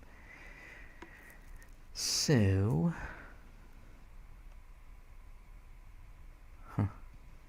and then Wicca, witchcraft, Aleister Crowley. I mean, why Aleister Crowley exposed? So it's kind of like exposing Aleister Crowley. Well, yeah, because you know what? If he's gonna be rich and famous, if he's gonna be out there, once people, if he's at these Hollywood, LA parties, etc., once he says his last name, that's everybody's gonna ask about Aleister Crowley and all that stuff. So, but that's pretty interesting that is that day. So he's alive at this time, or somebody is alive at this time, working on this computer here on 1225. And then that's basically it, right? And that doesn't... Mm-hmm. Yeah, okay. All right.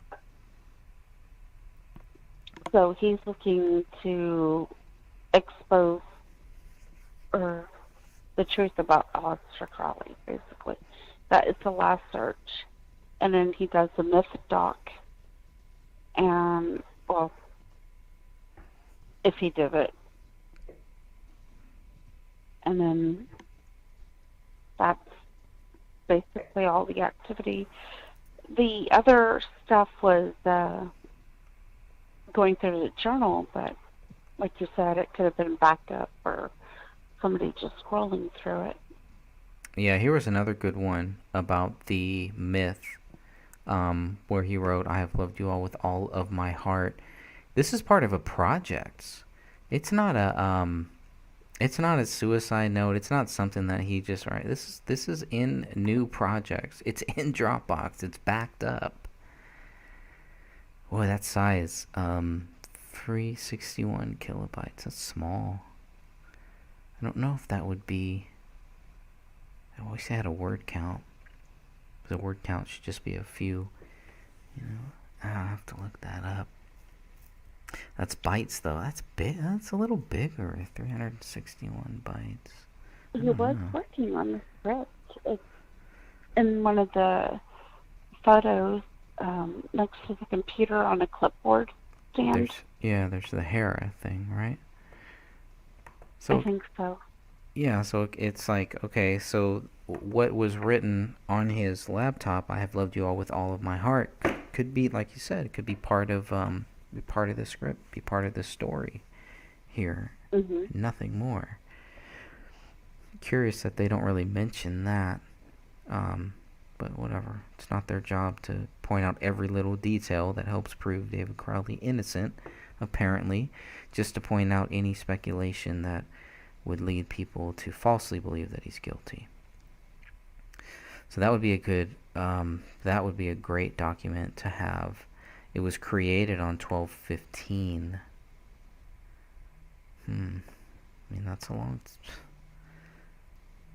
Created on 12/15. Sitting there for days? I don't know. For another 10 days, just sitting there with nothing in it? That seems weird. But this is a project, you can clearly see that. It's something that is backed up to Dropbox. It's not something that he just randomly wrote on his laptop. I think that's pretty clear. Look at page 45 and decide for yourself. Let's do a few more. Unless you have anything else, I'm gonna close this one out here. Just check the comments too. We do need a time. Yeah, we do need a time machine for sure. We could make that a different show. Okay. Put everything through that, but I'm gonna have to wrap this up soon. Okay. Yeah, me too. I need to. I need to. I was supposed to be in bed like 20 minutes ago. So, all right. Yeah. A new project means he was planning for the interesting. future, not planning to end it all. Exactly. It's a great place to end it. Yeah. Yep. And we'll come back. We just went through quickly some of the first 45 pages. Sophia, any final comments? When we come back, I will have a photo. Well, actually, I'll send it to you so you can show the listeners of his script that's next to the computer. Nice. And it looks like there was a bunch of papers behind it. So he was working on an outline for that. So, interesting. Anyway. That's great. Interesting how they would try to use that as one of the quote-unquote notes that doesn't explain anything, but then some people still believe that it is a suicide note. I think this pretty much puts that to rest for any of us doubters there. Yeah. Yep. All right, my friend. Good to chat with you, and I am going to end this live stream here.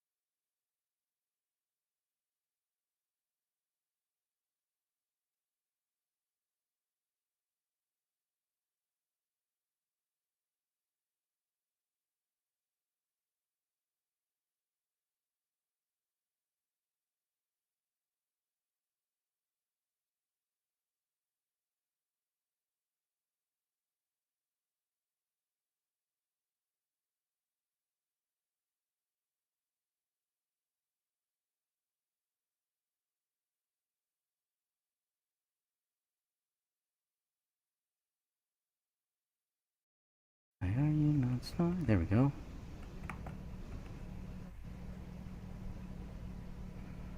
Going.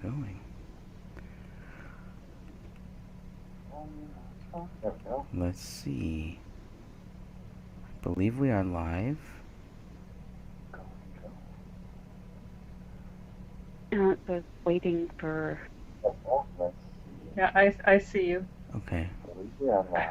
Why do I hear myself?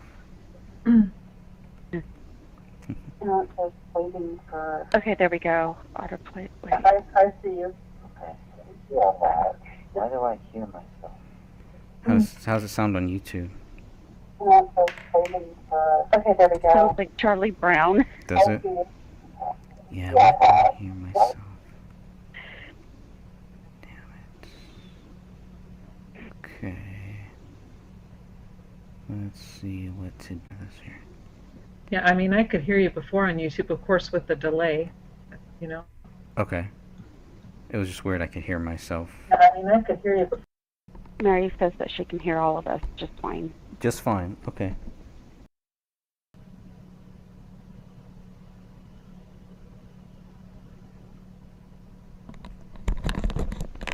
Okay, I'm just going to run with it. As long as everything is okay in YouTube, as long as anyone in YouTube is not hearing a delay or anything like that, I think we're good to go. So please, if you are, please let me know. Or else, here we are. How's everybody doing? Tired. Cool. Glad to hear it. Stay tired. It's gonna be, yeah, pretty interesting. Interesting thing here. Okay, I'm gonna go ahead and start. Thanks to everybody who has joined us, everybody in our chat, and everyone that is watching this on the replay. Everybody around the whole world. I know this is a different time zone, so we can never, there's no way we're ever going to match it up where everybody's time zones kind of match, but we're going to do the best that we possibly can. So this is late for the USA and very, very early for our UK listeners, and I know we have a lot of UK listeners. UK is number 2, Australia is number 3, and then there's just a ton of other places that kind of, Canada too. So, Canada. I know we have a lot of great people there. So, tonight we are going to be talking about the Ballad of Tony Floyd.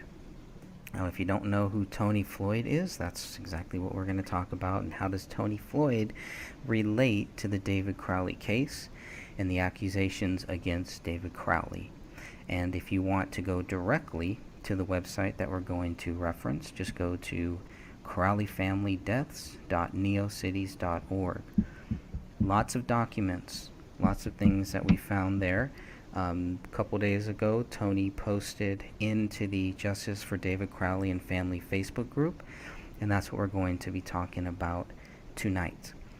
Obviously, one of the first things at the very top, he wants to make sure to stop playing detective, which is a very good quote, so I wanted to add that in here as well. And this is what he posted. I believe it was Monday, if I remember correctly. This past Monday, he posted the link and he said, "File dump of public records as people like to play games and get territorial. I don't support your cause." So at first I was a little confused about what this was, what I was looking at here, so I was very confused about this whole thing. Now, Tony Floyd had joined the group maybe a couple, a day before. It was a day before. Was it? Yeah, and he had created. This is a fake account, obviously.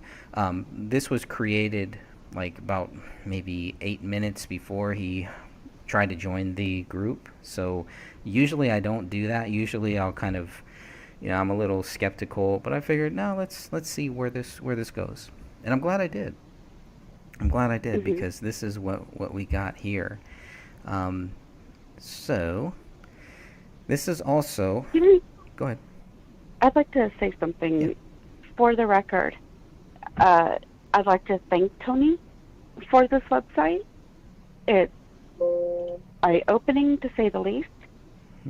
I also want to say that we, admins and myself, received everything except for the ME photograph.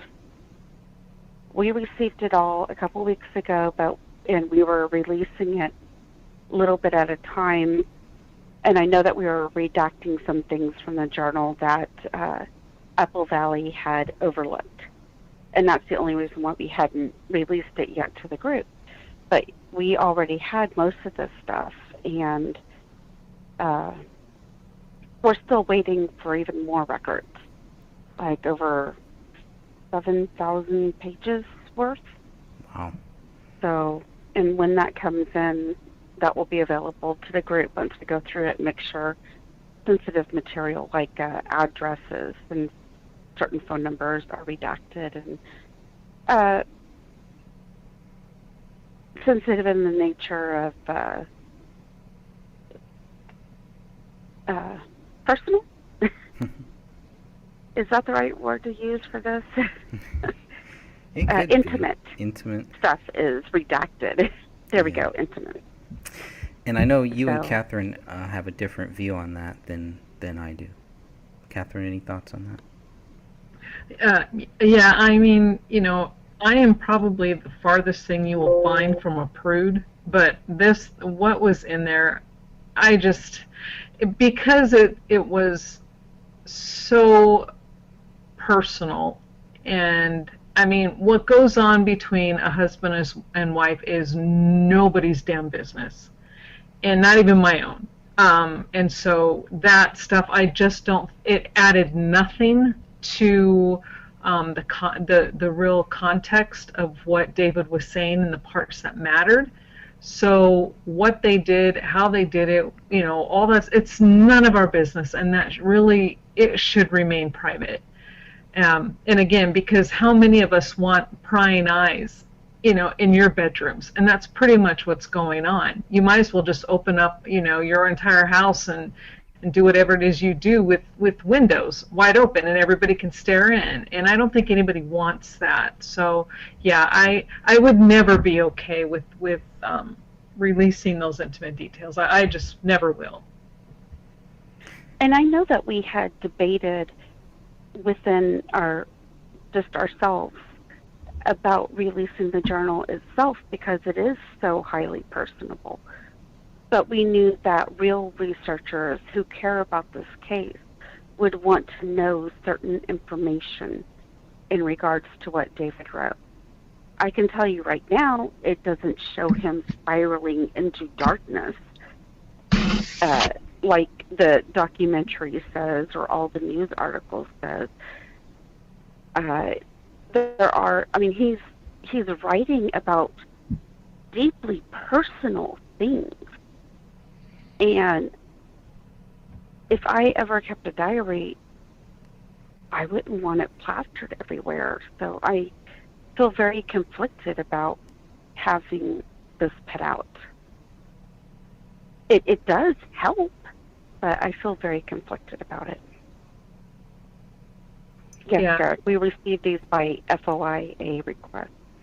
Who do you think did a better job at redacting, Tony or the AVPD? Tony. Without a doubt, it was Tony. And that's why we didn't post the one that we received to the group, because we weren't done redacting, and Tony's is redacted, so we were like, okay, well, we'll just let the one that's on his website be available to everybody. So yep, and that website, we had wanted to redact the addresses, like the GPS stuff, and like I said, a few things, intimate details that Apple Valley had overlooked by accident. And so those were the things that we were still trying to get taken care of. But we had released the internet searches, and that was really helpful because that also showed that David was not Googling the things that Lisa Hendricks said that he was Googling. Oh, yeah. And that's why I think, when we get to that point where the journal actually is going to set a lot of things straight, and it shows, just the amount of lies that were told by the Gray State guys. And David explains in his own words what he did, why he did it. And like you said, it wasn't a spiral into depression and all that garbage that you hear from everybody else. But, again, I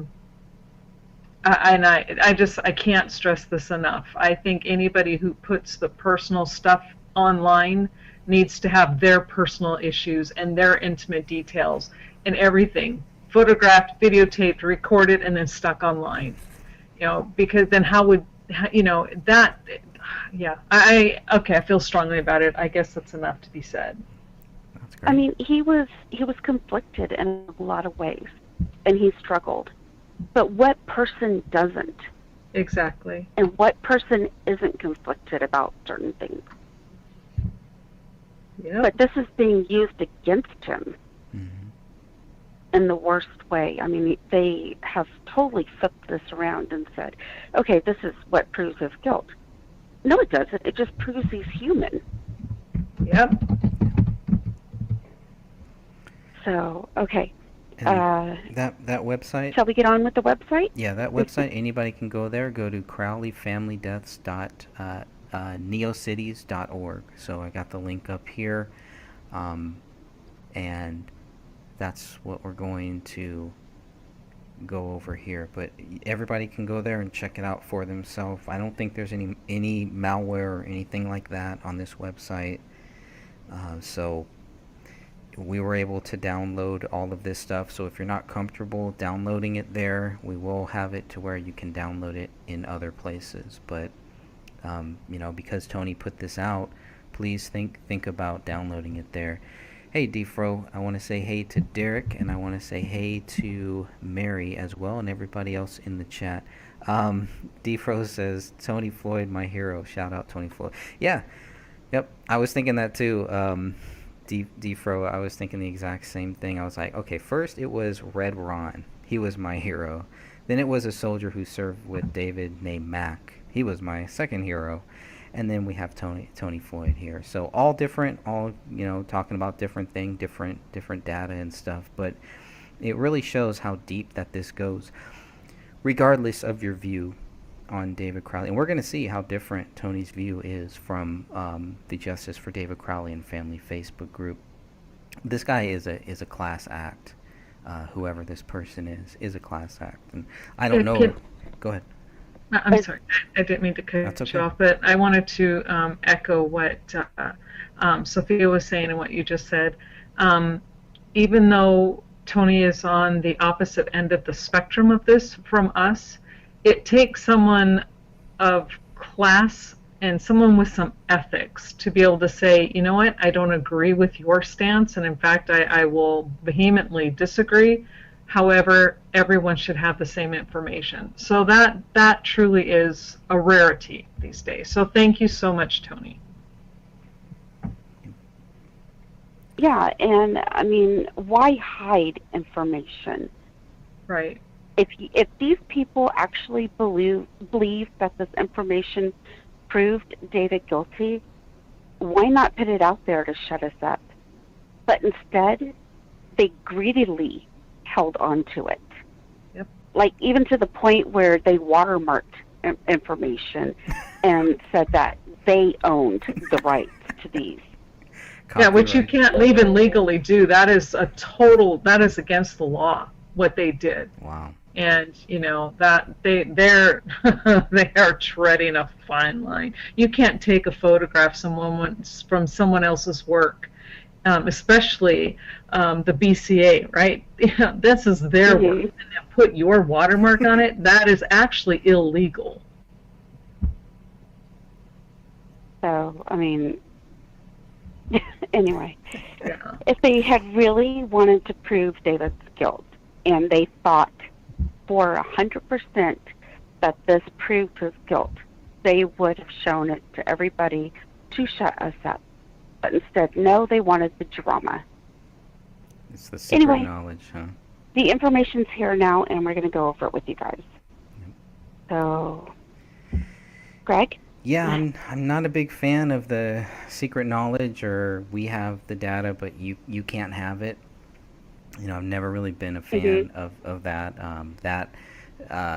Those carrots have been dangled before us since the case really first started, and it's sad that some people actually fell for it and took it, and then just kind of sat on it. I don't know how long this information has been sat on. It sounds like a very long time, and that is not good. That's not cool, and that is probably the most frustrating thing with me. That's my real big beef, is how long this information was sat on, and why we're going to talk about this too. Why only certain, Derek brought it up too, why only certain people are getting certain data. That is not cool either, right? Because the Apple Valley police, and they know this, that's why they're being pretty quiet right now. They know that they cannot pick and choose what type of data that they get. So, I don't know I don't know if you two have reached out to the Apple Valley. You're definitely free to talk about whatever you want to talk about there. But when I reached out to them, and I'm still expecting some more data, I wanted to make sure that what they're seeing here, what I'm seeing here, what we're going to talk about should be included in the data that we're still waiting for. So let's hope it is. It should be, or else there's some legal problems there. There's some, not only fairness, whatever you want to say, but again, it's like you either give it, it's either public or it's not. But you don't get to say who gets it and who doesn't get it. That's just not how those statutes work. And I think even Tony covers that. So then a few days later, this was yesterday, Tony Floyd wanted to correct. So he posted in the group for a second. I think he's only posted twice here in the group so far that I've seen. And so what he posted yesterday, to clear some things up, I don't agree with this group's theorization of what happened. I originally sided with facts versus fiction because of aligned beliefs, even regarding the disclosure of materials and lack thereof.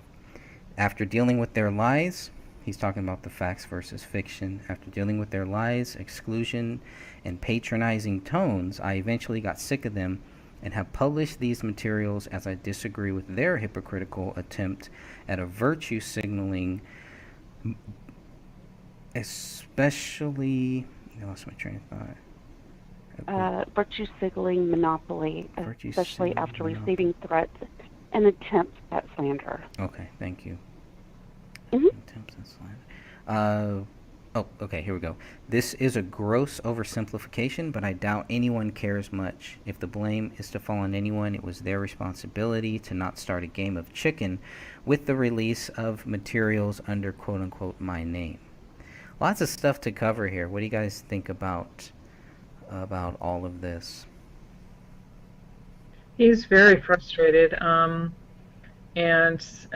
I see it as a man. I'm assuming it's a man who, they pushed him too far, and he's like, you know what, you don't own me, and I'm not going to hide this because this is what I feel everybody should see.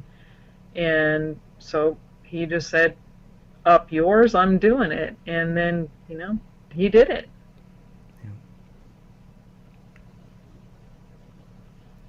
I have to admire him because he's actually calling them out for who they really are. I mean, these people, they will slander you. They will threaten you. They will threaten your family. Yep. And they feel that they have the right to do that because we are looking into this case. Do you think the family has told him to do that, to do those things? They claim that they are protecting the family.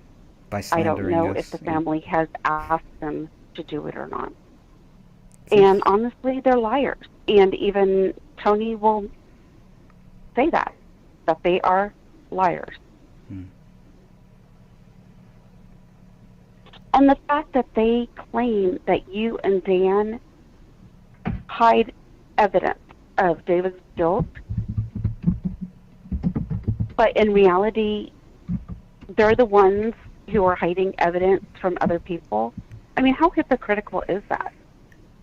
That is their one reason for why they don't like you or Dan, and why they turn other people against you guys, is because they're saying that you and Dan have evidence. And I know for a fact that this is not true, because I have been submitting FOIAs to Apple Valley, to the BCA, to the Sheriff's Department there in Dakota County.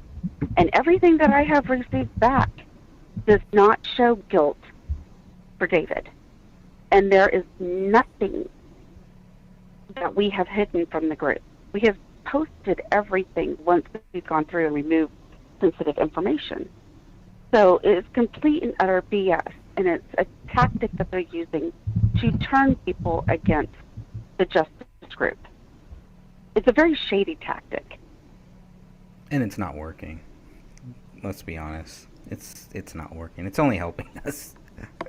just like Eric Nelson. Yeah. Can I also I wanted to say that yes, we did receive a lot of this information about a week or so ago, maybe a little bit longer. But again, we weren't holding on to it because we don't want to share it. We are holding on to it to make sure that nothing inappropriate gets out.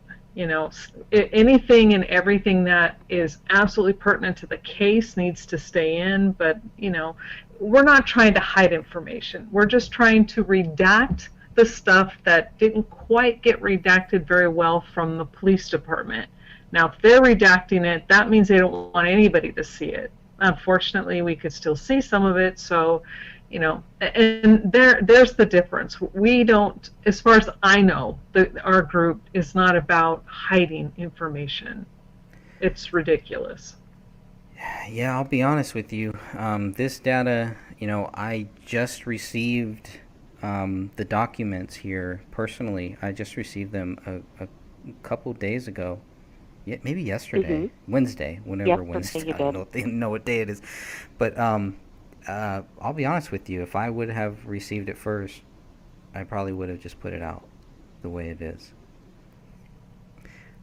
with everything the way it is, and maybe I would have regretted that 2 days later, 4 days later. I mean, who knows? I don't know, but it's not. I don't want to withhold any information. There's no need to withhold anything. If people don't have it, if I haven't put it out there, it's because I don't have it yet. What I get, I usually just want to just put it out there. And I guess that's where you and I kind of split hairs, because if it's not, for me, it's not withholding information. It was redacted, but it was poorly redacted. And just because it was poorly redacted doesn't mean I should go and let out another person's mistakes. So we're not asking, and I've never, we've gone back and forth over this. I'm never advocating redacting what was not originally redacted by the police department. Again, they just failed to do a good job at it. So, we're taking out what they should have taken out and covered up better anyway. That's not the same thing as withholding. True. Yeah, and this is just intimate details that we were trying to redact to. It was to put in the addresses or GPS locations, only to protect certain people and to, I guess, not put embarrassing stuff out there for the internet to read. I mean, it's really not the internet's business. I mean, it gets. I don't want anybody ever reading about that. I know it's a really tough one, because obviously, I was on a different side about the whole the one photo that we had of those bodies, and that was a big issue then, because I was not for releasing that. But at the same time, if I knew somebody else had it, and they're just holding it, I can see the other side of it, and I can see how that would bother people to hold things. So I have no interest in withholding anything. I've never withheld anything except for that one photo there. But we've never, we don't. I'll say this again, and I want people to know it's a fair question to ask me, and I know many people have, and there's nothing wrong with asking those questions. If you ask me anything, I'm going to tell you my view. I'm going to give you my thoughts. There's no games. You're not going to get any games here. I'm going to give you my direct thoughts. As long as you're honest, as long as you do it, just in a regular human way. Hey, Greg, do you really think that David is guilty? And I will keep saying this.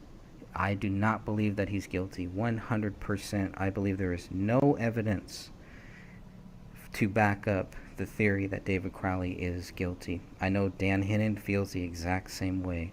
We do not have any evidence. We have not seen anything to lead us to believe that David Crowley is guilty. We're looking for it. We've been looking for it. It is not there. It is simply not there.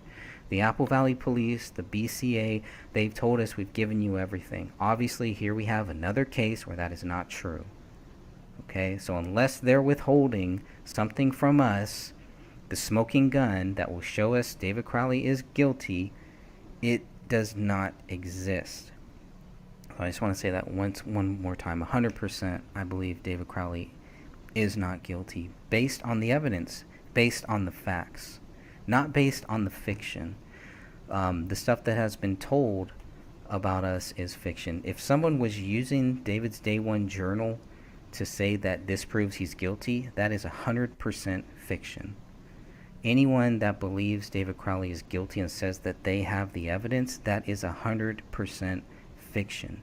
The police are very clear that everything that they have, everything shows that they could not find any motive and no reason why David Crowley is guilty. That's why the million dollar question has always been the same. Well, what does prove him guilty?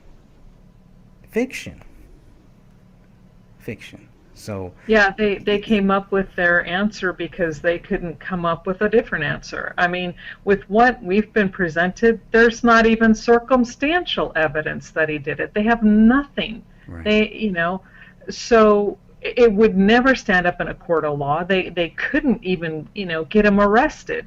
So, but because he wasn't here and there wasn't a person to charged with this crime, then they were forced by law to close it. What was that term you used, Greg? Exceptionally clear. That's it. So to exceptionally clear something is when you have nobody that around that you think they did it, but they're not here. So in order to close it, it's quote unquote exceptionally cleared. Well, that's not okay with me. That's not good enough. They always said that if you see the documents, you'll understand. Well, the more I see, the more I'm like going, nope, not getting it.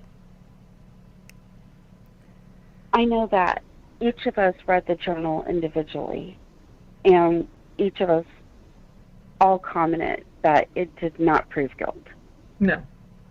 No, and the same thing with the searches. Before we even had posted them that night, we all had gone through it, and each one of us said, nope, this doesn't prove guilt either. So, I don't know why this information, why they hold on to it, Apple Valley, for as long as they did, because... Well, we don't know when Tony got this information, right? But we know that he's been sitting on it. We know that this fiction group has it, but yet they're saying that Dan and I are withholding stuff, but here we have the real facts that show that they're actually the ones who have been withholding stuff from the people.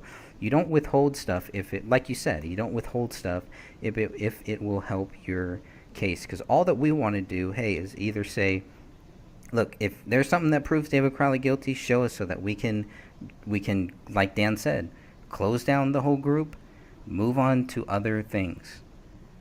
That's not that is not what's happening. What is happening, like you said, are the same thing that's happened to Tony. It's probably happened to many people here. And it's just pointless because it didn't stop Tony. It's not going to stop us. It is only going to make them look foolish, and it's going to come back and bite all of them. Anyone who is playing games, anyone who is doing the things that you're doing to Tony, you will pay. God sees everything. You are not going to get any further away from that.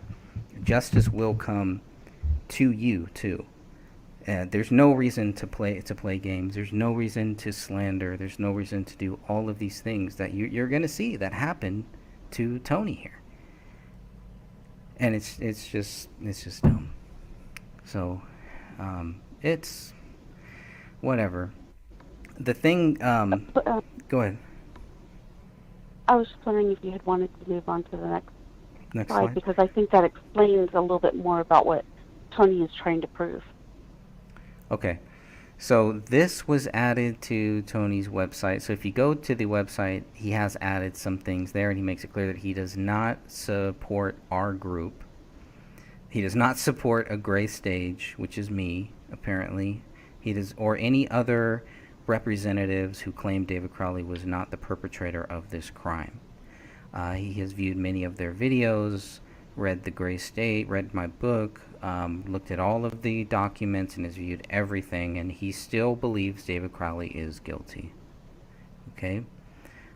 Through this, I have come to the same unbiased conclusion as the AVPD, MNBCA, and other agencies involved in the investigation that David Crowley murdered his family before killing himself. Context. I see the name cow. Now, this I'm not sure exactly if he's talking about us. I don't think we've called him cowards, attention seekers. I don't know who he's talking about. No, that was the other group.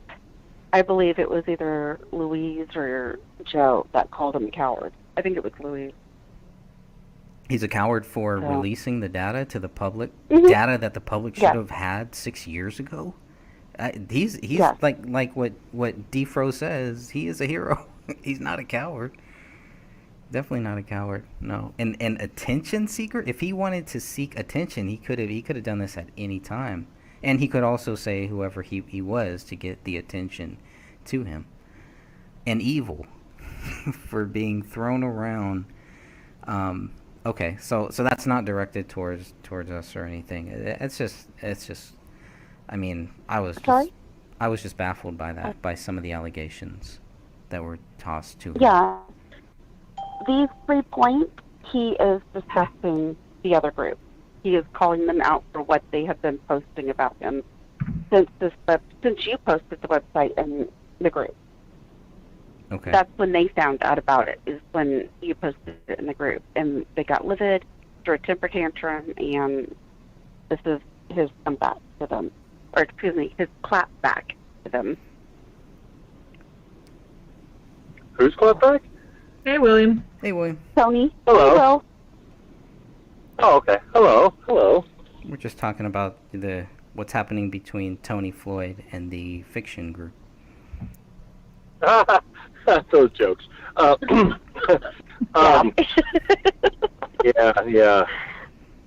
Yeah, my fans. Your fan club. Your fan club. All of us. Oh man, yeah, those guys are hilarious. I mean, it's so ridiculous. They're just. What do you think about all this? Frustrating. What are your thoughts on this? What do I think about it? Yeah.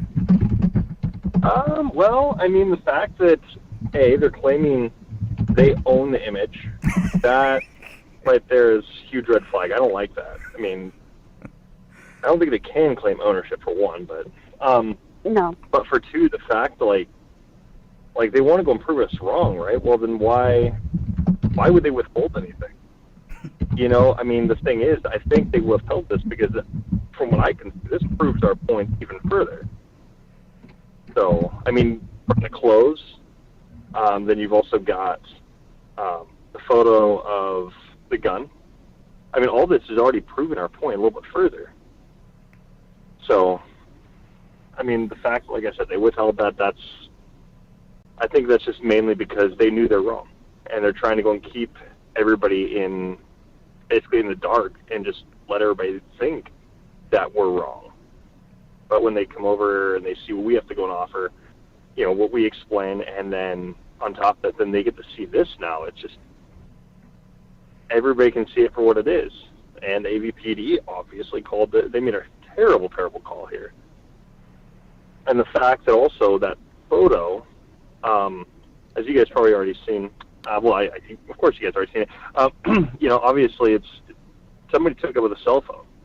That was not done with a camera, like one that you would see crime scene investigation use. They would be using a DSLR, hands down, just because that's going to give you the clearest possible photo.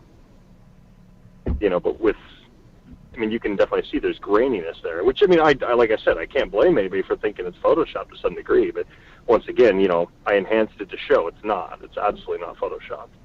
Because if it was Photoshopped, you'd see that the grain would be way off. So I don't care how good somebody's at Photoshopping. There's no way they're getting that level of grain like that to replicate that perfectly. So. Well, you can if you you fix it, you Photoshop it, and then you take a photo of the Photoshopped photo. There are ways to go about that. I've done it, but you know, however, I would like I said, I would love to see somebody do it. I am 110% they cannot perfectly replicate it. But the whole thing is though is that like how I guess I want to know, how do you know, did you look at the metadata? Is there any metadata to see on how that photo was taken and with what it was taken? Oh, like I said, I only looked at it from the Photoshop aspect, and I didn't get a chance to look at the metadata. I've been kind of like running around with like, you know, like a chicken with his head cut off all day. Yeah. Join the club, William. But I did, like I said, I looked at it through Photoshop, but I'm assuming it was, like I said, it does appear that it was done with a flip phone. Wow. So maybe somebody because took once again, it like I said, it had to have been a flip phone, because if you look at smartphones, their cameras they're way better than that. That was not done with a smartphone. Well, did they have smartphones back in 2014? I know it sounds like a stupid question, but I don't know. Okay. Oh yeah, no, they totally did. I think there is a photo in either the Apple Valley PD or the BCA that shows one of the detectives with a flip phone. Mm-hmm. So. And I mean, the thing is, this is the other thing. I'm not sure if you guys have talked about this yet, but really, this had to have been done. I mean, I think I already posted it. Maybe it was on the infographic, but this had to have been done by one of the officers who entered and cleared the house, because they would have picked the gun up and everything. That would have been done in clearing the house. Well, could it have also been someone who legally or illegally had access to a crime scene photo, was able to see the photo and snap the real crime scene photo image with their phone? You mean like somebody got into the crime scene and used their phone to take a picture? No, like somebody was shown crime scene photos, a friend, an alleged friend, and they were able to just pull out their camera, pull out their phone, and snap a photo of it. I don't believe so. There would be, like I said, I'm going to be doing some tests this weekend, just to go and double check, able to actually get a hold of a flip phone. So I'm going to go and see if I can actually go and run some tests with that. So I don't believe so, because once again, there would be things like gloss. If they're taking a picture, let's say on another phone, on a computer, something like this, there would be some glare to it. You definitely see some, like, for instance, if you guys have seen the pictures, I take a picture when I'm working on my tablet. I'll just take a picture of what's on my tablet, right? Or monitor, graphics monitor, whatever you want to call it. And you'll definitely see there's like some lines coming down. That's all just, I mean, that's standard when you got like electronics and stuff you're taking pictures of. You're going to see that kind of stuff. And there was nothing like that. This is just pure grain, which, like I said, that tells me, A, there was bad lighting, which, once again, we know there wasn't great lighting in there. You know, they didn't do anything, you know, to lighting so that way they could see everything clearly. On top of that, this had to have been done with a really cheap camera, which, once again, we know flip phones have. They're really, really crappy. And then, of course, you know, if you go with a smartphone, you're going to have a higher quality. Well, and it doesn't matter. Yeah, we do know that they were using professional cameras. That it's evident by that. However, you have to also consider that it's possible that someone had a printout of this photo and then took a picture of the printout of the photo with their flip phone as well. I mean, there are so many ways to make a really bad photo. However, I think it still comes back to the point of that is the gun on the floor, you know, and, you know, I had to eat crow and admit I made a mistake. That is the gun on the floor. But even though that may be the gun on the floor, doesn't change the end result of the case. True. You know, that being there, it's like, you know, so what? Now we know that, yeah, a gun was on the floor. Big deal. How does that, you know, what does that matter? Well, I think what matters to me the most looking at that photo is, was that photo given to the public or was it not? If it was, then, you know, we all should have access to it. If it wasn't, then the two people who are claiming property ownership of it have a big problem, a legal problem. Yeah, I agree. Yeah. Well, they wouldn't necessarily have. They wouldn't necessarily have the legal problem. It's whoever gave them the photo. If it wasn't meant to be public, and I don't think it was. Right. Well, they would still be. They would know who that is, and they would be part of that Exactly. legal problem. Definitely. They could be, yeah. They definitely could be, but it's. I mean, I would definitely say it'd be whoever the clearing officer was. Their best bet. And like I said, I mean. Go ahead. Mhm. No, go ahead. Oh no, go for it. I was gonna say their best bet. If this photo was not obtained in a legal manner and they were given it, they need to go to the Apple Valley and they need to tell them where they got that photo from. And that person Absolutely. something needs to happen to whoever did that. If it was not legally obtained. If it was I don't legally think it obtained, was, and then, you know, if I mean, here's the other scenario, because there is a scenario C, that it was released but it was not supposed to be. That's on the Apple Valley then. Yeah. That's on them, and Yeah. that makes it public. If they released it through a public data dump or a public file request or something like that, that's on them. It's public. I mean, last I checked, I mean, they're not supposed to be taking photos with their phone, the crime scene, something like this. You know, so any photo is supposed to be taken. I believe it's through the crime scene investigation, or they're supposed to have a camera on hand. Which, like I said, this is where I think it's kind of problematic for whichever cop took this. This had to have been done by, like I said, it had to have been done one of the clearing police officers. So. Yeah, I don't. But I last don't thing know. before I gotta go is I Go do ahead. gotta go in like Go a ahead. second. But No.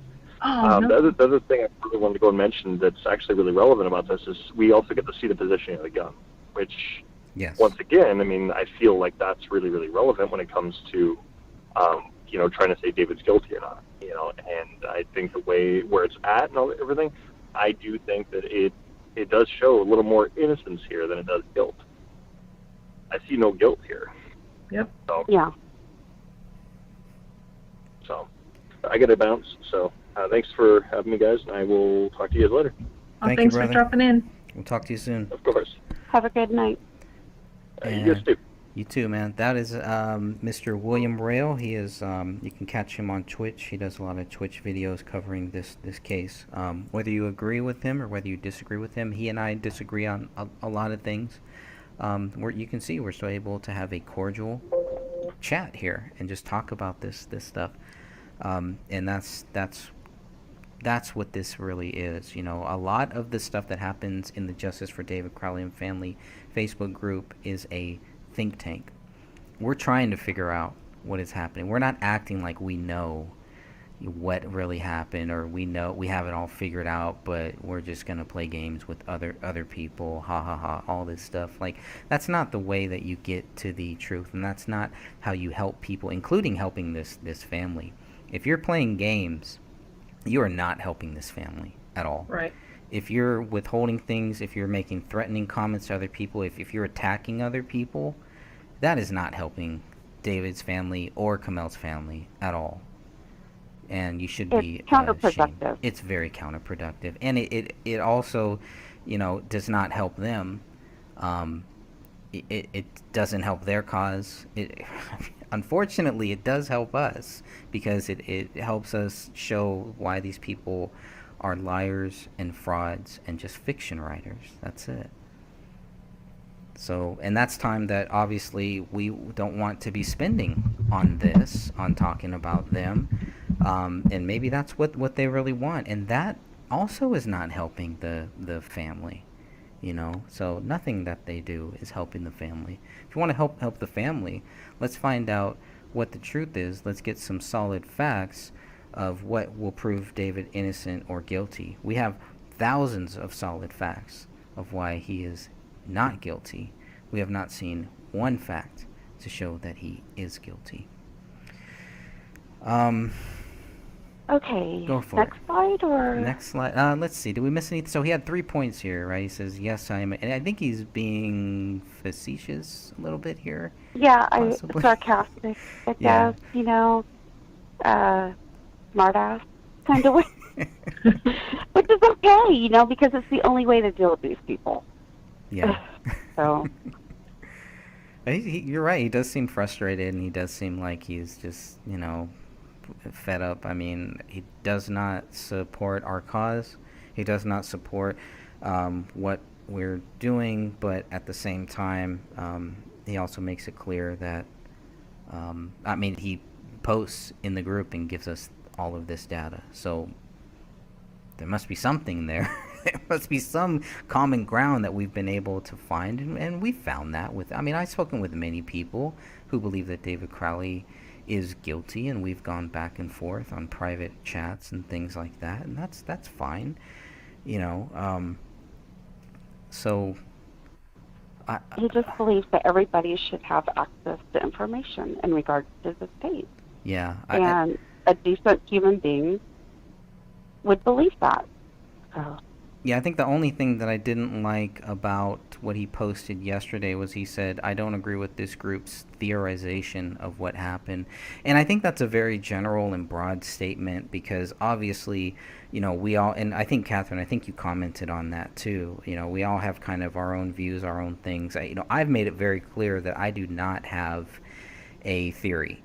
So when I hear people, you know, telling me that, you know, about a theory, it's like, wait a minute, I don't have a theory. I've made it very, very clear. I've made 2,000 videos, you know, making sure that, you know, people understand that I do not have a theory. I do not have one working theory. I will entertain many, many theories, and I will keep going back to several theories. Maybe there's I think that somebody even asked me one time, you know, if you had to like rate different theories. I've been able to really do that, but they're just theories. But I don't think that the group itself, the Justice for David Crowley Family Facebook group, has a theory. We have not come up with just one theory and then just kind of ran with it.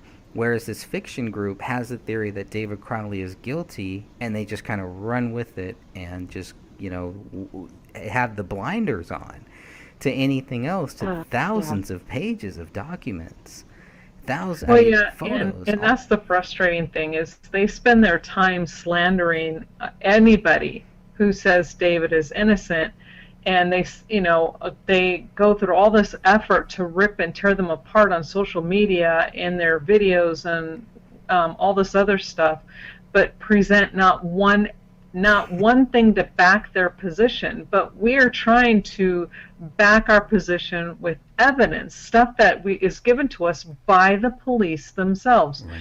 And like you were saying, there isn't one theory. I think I've read, it's like everyone who looks at the case and then comments on the group page, everybody has a different idea of what they think happened.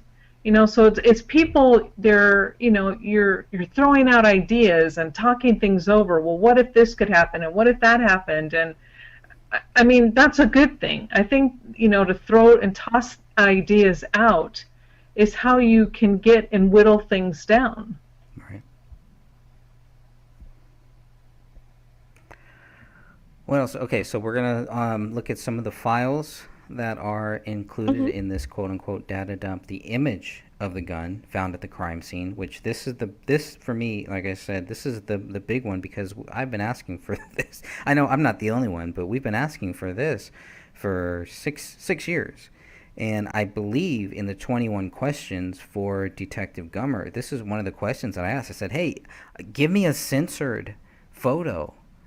A censored photo. I don't want to see the bodies. All I want to see is where the gun is. I want to see where the butt of the gun. I want to see where that gun is facing.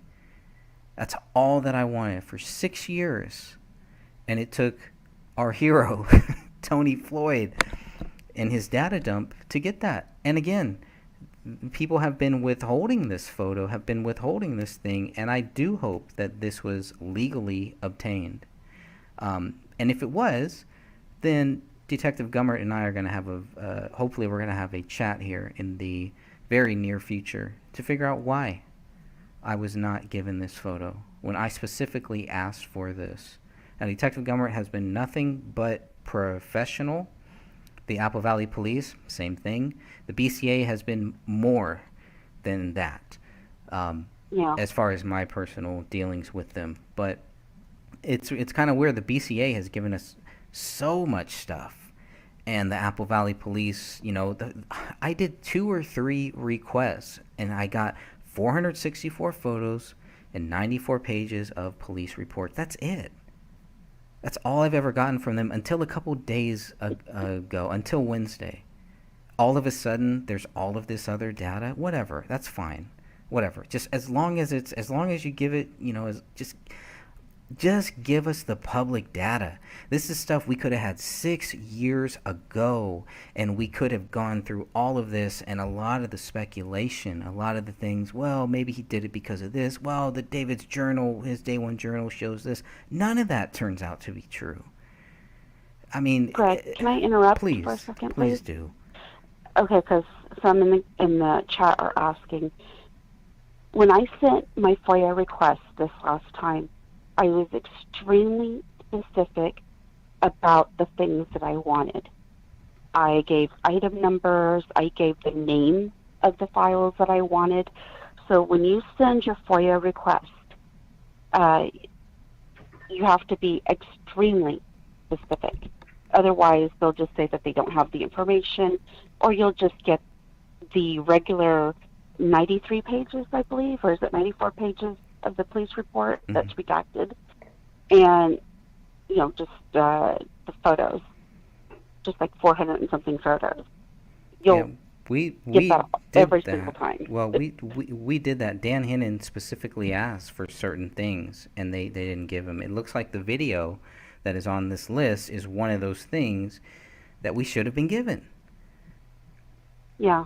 The gun photo, I mean, I asked Detective Gummer specifically for that. So now what you're saying is, okay, and I'm going to do this probably Monday, hopefully.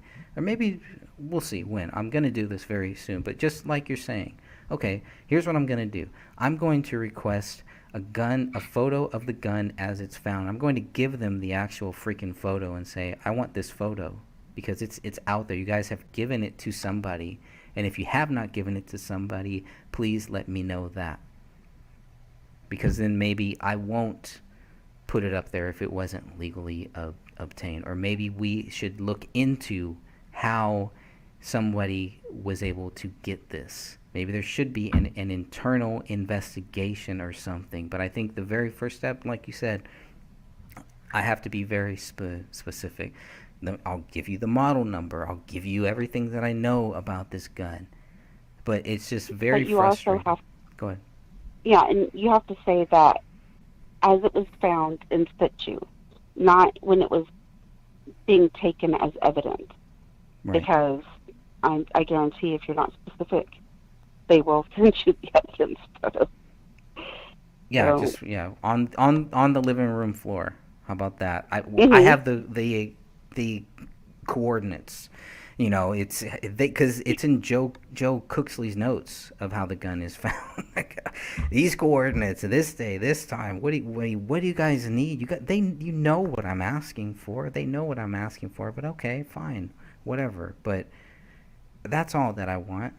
I want that photo, and that does tell me a lot, and it does. Well, we're not there yet. We'll get to that photo, and then we'll kind of go over that a little bit. But so that's the image. David's Day One Journal, which is a redacted version.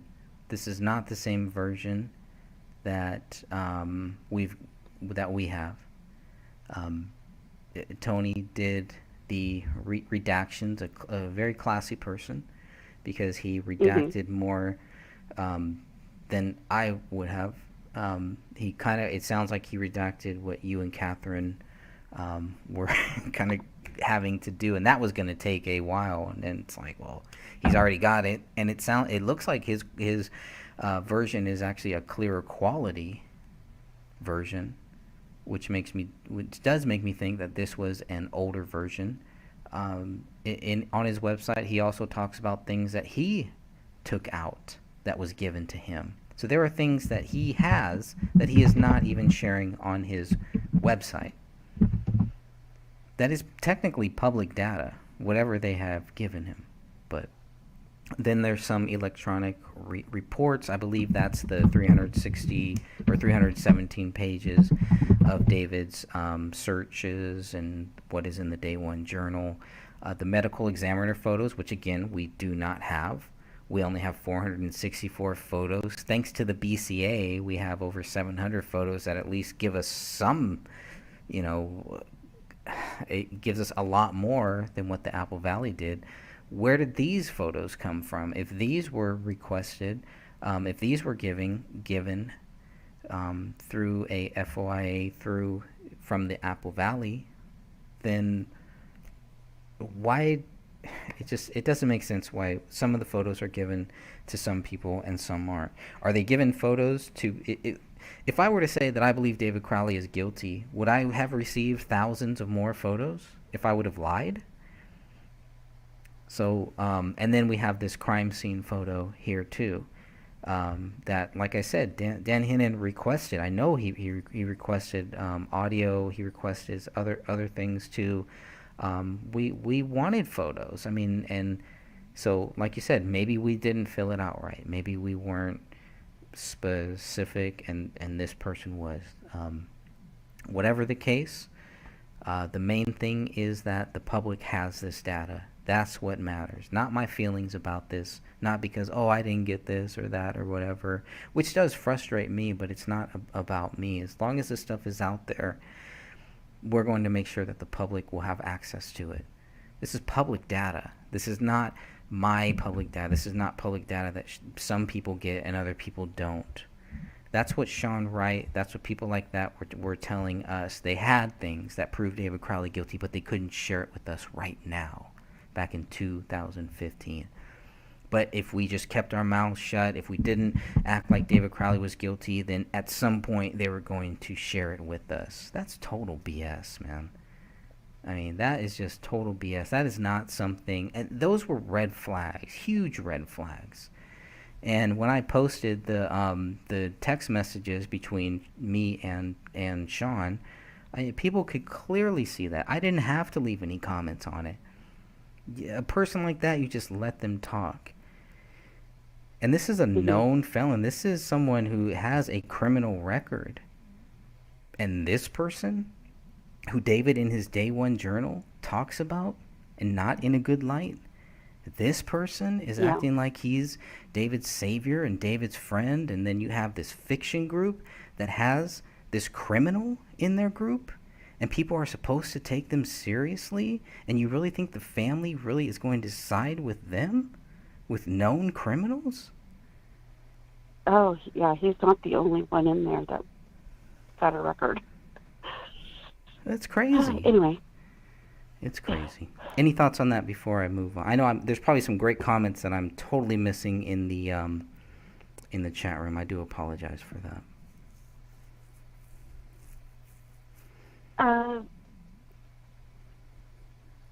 They're just talking back and forth about the case and how Tony, I guess, released it and read it too, all this information.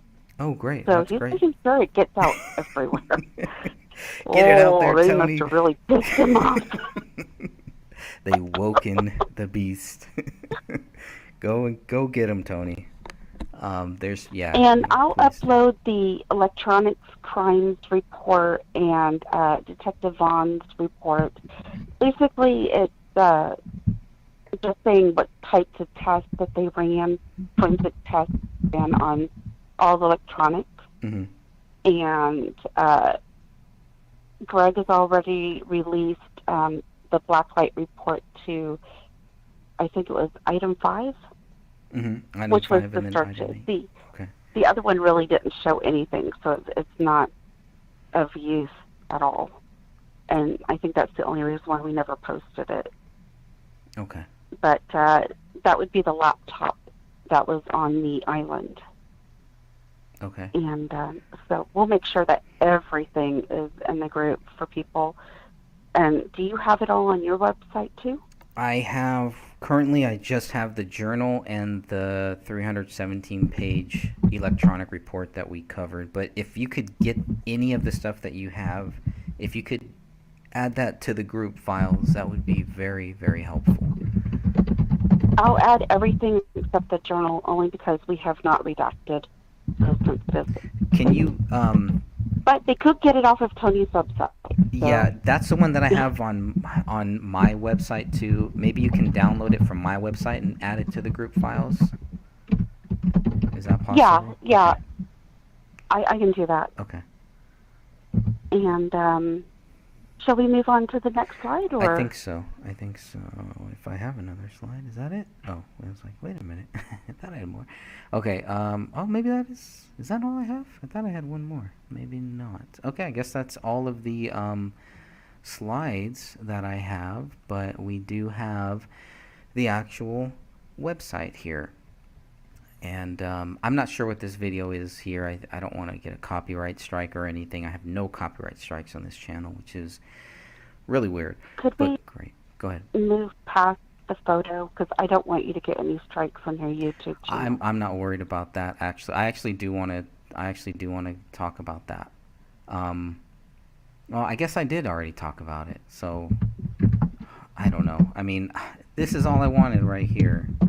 I just wanted to see which way the gun was facing. Okay, a guy shoots himself with his right hand, and the gun ends up here, where his left hand is, and you look at where his... No.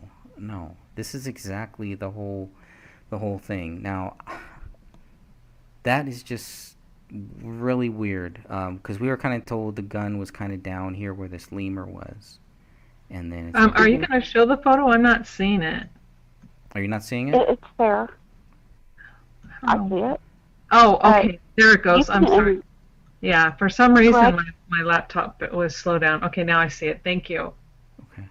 Greg, you can actually enlarge that part so everybody could see the gun. Okay. I know that I can do it on my phone.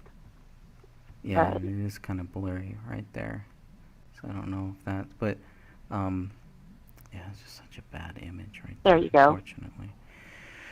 So that's it right there. That's where that gun was found, as far as I know. I mean, this is where the gun is found. You shoot yourself with your right hand. The gun is found here, and the police are not disturbed by that at all. At all.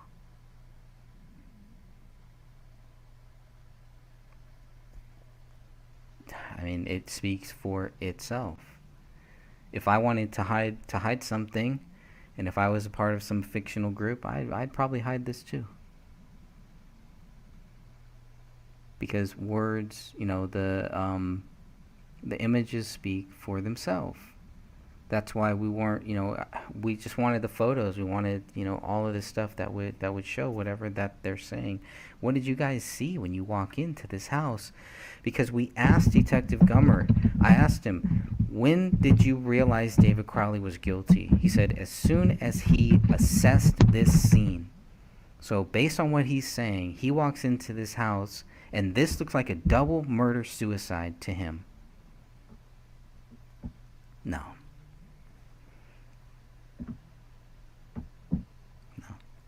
Sorry, just not buying it. He's a police officer. It's not his job to do that. First of all, to just walk in. Oh yeah, double murder suicide. Cool. Okay, done. It's a big problem there.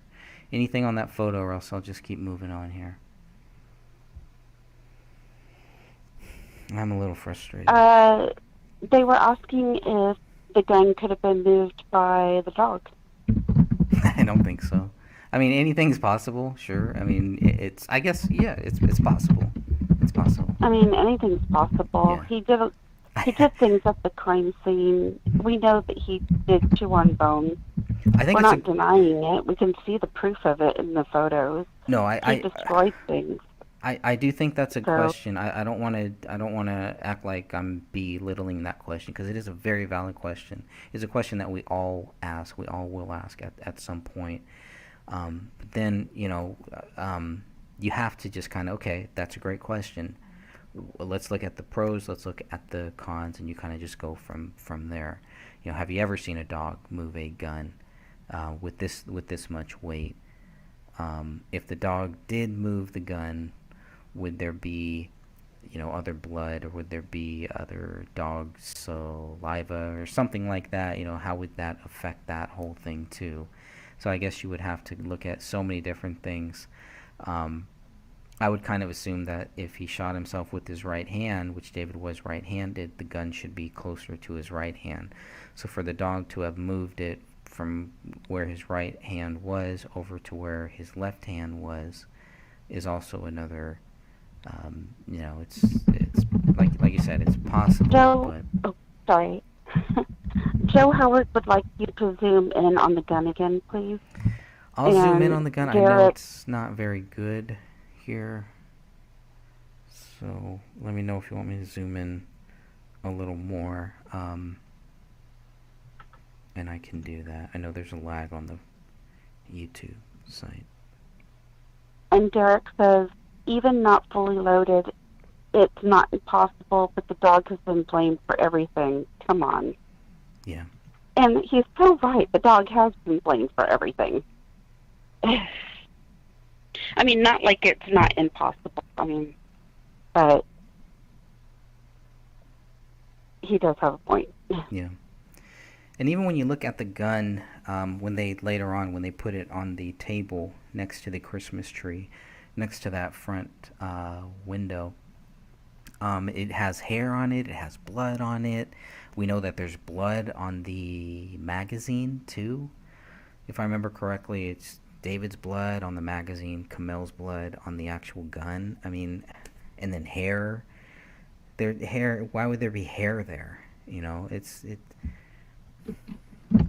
very, very odd stuff about this gun. So this, to me, for the gun, is pretty much the final piece of the puzzle.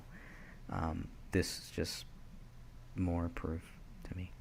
So I don't know if that image is clear. On my screen, it looks very, very fuzzy. So I see what William is talking about now. When I zoom in, it's like, whoa, that's grainy. Because when you're not zoomed in and you're just looking at it from the website, I was like, well, that looks like a pretty decent photo, actually. But the more I zoom in, the more it does not. So I hope that helps.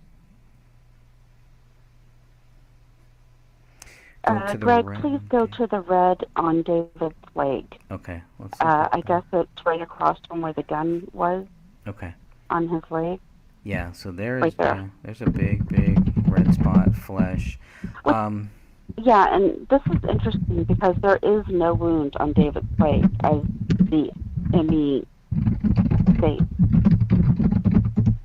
They don't mention any wound, anything. I mean, they do mention, quote unquote, evidence of animal or possible evidence of animal scavenging. And that's in relation to his neck, face, and his hand. Oh, interesting. So they're actually specific about the animal scavenging and where they think the animal scavenging is.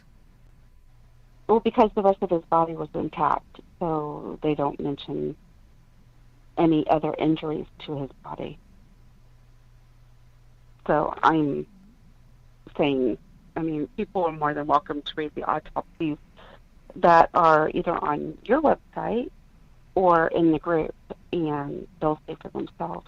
Yeah, this makes me want to go back through David's autopsy to see if when they mention animal scavenging in relation to David, are they specific about where the animals... I don't think they are. I think they're very, very vague. And that's just the final report, right? There's obviously notes and there's recordings that they're doing as they're looking at the actual body, which is the real stuff that we really wanted. Again, I'd rather just have what the medical examiner is seeing. I'd rather have a recording of that than really see the actual bodies, but whatever. This is what happens when you have to go digging for things. You end up having to exhaust all different scenarios, possibilities, and that's exactly what is happening here. What we're looking at here, if it's not specifically mentioned in the autopsy, why not? Why not? If they thought this was animal scavenging, then they should say possible animal scavenging on David's left leg. Or I don't know. It does say with defects on left front and left lower pant leg. Pants are covered in dark green to red stains are present with numerous short white hairs. And can you read that first part again about the left leg? And where is that located, please? It is David's autopsy report, page 3.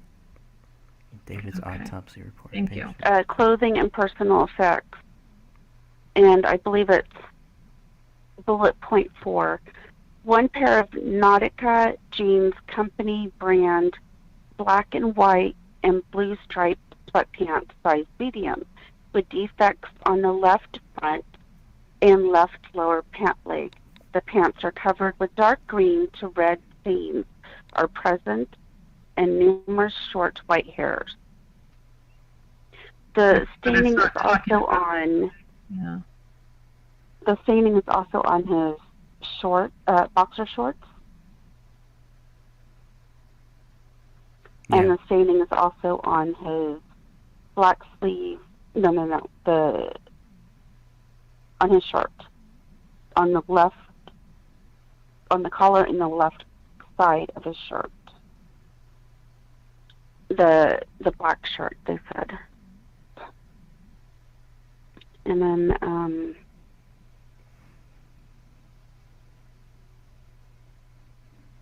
looking over his body.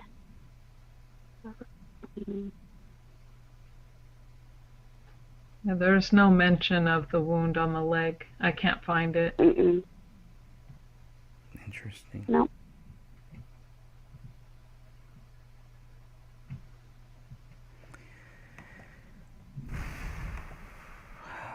Very disturbing right there. No head. No head. Gone. They said they also found red-brown blood-like material on the dorsal left hand between the thumb and the first finger.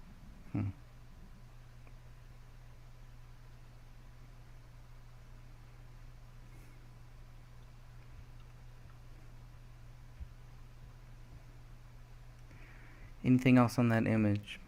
I really want to move on from that image. Yeah, let's move on. Okay. We can move on. Okay, the photograph was obtained through Luis Gibson and Joe Tomaso, at the Crowley case Facts versus Fiction. So that's the group, right? That's what that is? That's a Facebook group. That's the group. So they obtained this. We Are David Guilty group. Is this the image they try to copyright? Is that what happened here? Yeah. Really? Yeah, Wow. that's the image that they try to copyright. They wouldn't copyright it if it was legally obtained. I don't know. I mean, that would be weird. Well, here's what he says. Let me keep reading on. They initially claimed that they obtained this photo through a source at the AVPD who was assigned the case in 2015. But after building a relationship with them, That's not. I mean, Luis was in our group at that time, and she was one of the big, one of the people speaking up that David Crowley was not guilty. Who? Miss Louise? Gibson, yeah, for years, Really? for years, up for many years, up until she got booted out. Oh yeah, she was anti-Judy, totally thought David didn't do this, etc., etc. Anti-Sean too. Anti-Sean, they were all crazy, talking smack about all of them, and no, something wrong there. So it sounds like Tony doesn't believe what they're saying either. I mean, geez, look at these. This is crazy. The lies. Well, Louise used to tell me stories about how she owned Judy. Judy would say that the couch was in one position or something like that, and she had this huge argument with her. I don't know. It was just, and now seeing her all buddy with her, it's like, okay, whatever. Oh yeah, but she's very proud of that, Yeah, she's told me that for years, for many, many years. We have a lot of data backing that up, what she really thought about Judy back then. So that's kind of weird. Or Rob or Sean, there's lots of proof. Yeah, Rob got caught. He got caught in some lies because he was he definitely got caught. So he was probably not being truthful for a very long time, and maybe other people were too, but it just shows that they're not interested in truth. Because if you are, you don't act like that. Into the group at the tail end of that when Rob finally got booted or left. He got called out and could not answer a couple questions, simple questions, and then backtracked, and then and that was interesting. And he was the first one. He and Mark Anthony were the first ones who were claiming that you and Dan were withholding evidence, and that is still the mantra to this day with the other group. And we know for a fact what evidence? What evidence do they think we're withholding? Evidence that the police doesn't have? That David's guilty and that you guys are milking this for all it's worth. But here's the thing, though. The cops don't even have that evidence. I know, how would we have it? I don't get it. I mean, the cops even say it throughout the report, even at the very end. Even the ECU paperwork. We have no proof. We have no motive. But because they don't have, I guess, quote unquote, proof of somebody else, David must be the guilty party. Even though the backslider was unlocked and slightly opened. And, no signs of somebody forcing their way in, though. That is a fact. Yeah, no proof of forced entry. No forced entry. Don't need forced entry with an open door. I know, right? or no proof of missing items from the household. Right. Well, you don't need to steal anything to kill a family. No signs of a struggle, even though there is a knife. There is a knife on the living room, but no signs of a struggle, people. And an open knife. An open knife. And right there. Bullet holes in the floor, and casings on the floor or like an unfired bullet that had jammed. More shots to Kamel than needed to be. No struggle, though. No struggle. And the crime scene is chaotic, but there's no sign of a struggle. He says, although when I later confronted them about the legality of obtaining this photo after being lied to on numerous occasions, I want to hear more about that from you, Tony. They changed their story, because he probably has all these screenshots too. He probably has all this stuff. They changed their story and claimed that they obtained it through a legal records request, meaning that apparently anyone could obtain it. This is a lie. He's got them right here. He's got them right where he wants them. This guy's really, really smart here. he's got all of this there, and the fact that they changed their story. There's no need to change your story if you're telling the truth. So the truth doesn't change. no, truth doesn't change. But he's really got them in a legal bind here, because either they legally obtained them or they didn't. So when they first say that they didn't legally obtain them, which is what it sounds like in the first sentence here, Mm-hmm. and then the second sentence, it sounds like now they're backtracking and saying that they legally obtained them. That's something that we can definitely figure out, that you can definitely prove. And it sounds like that's pretty much what Tony said is, hey, this statute, the Minnesota statute 13.82 subsection 7, boom, right there. And it's a simple question for the Apple Valley. Was this image legally obtained or not? That's what all I've asked them. I have not heard back from them. I'm sure they're getting their lawyers and, have to pass it up the chain, blah, blah, blah, whatever. I know that they may even be listening. They may even be watching. They may be watching the group, whatever. We're only looking for the legal stuff here, the stuff that the public has. Based on what the public has, there's no way you can say that David is guilty. Even this image here, but now you have something here where you're talking about things that are being given to people illegally, possibly. Why? It's really, really odd. This is, when I'm reading this, it really just opens up a can of worms here. He really does. So, it says, I believe that is a lie, as I have been denied access to much less graphic photos pertaining to the case. We've all gone through the same thing, I'm sure.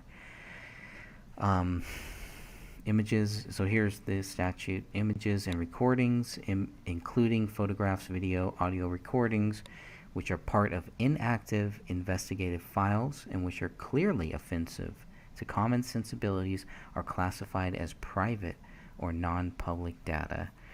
And that's, again, that's backed up by, what we asked Gummert is we just wanted an image of the gun. Blur out everything else. And all of a sudden other people have it. That's too coincidental and just too shady. It's just, it just adds to the shadiness of all of this case. And it doesn't need to be like that. It never did.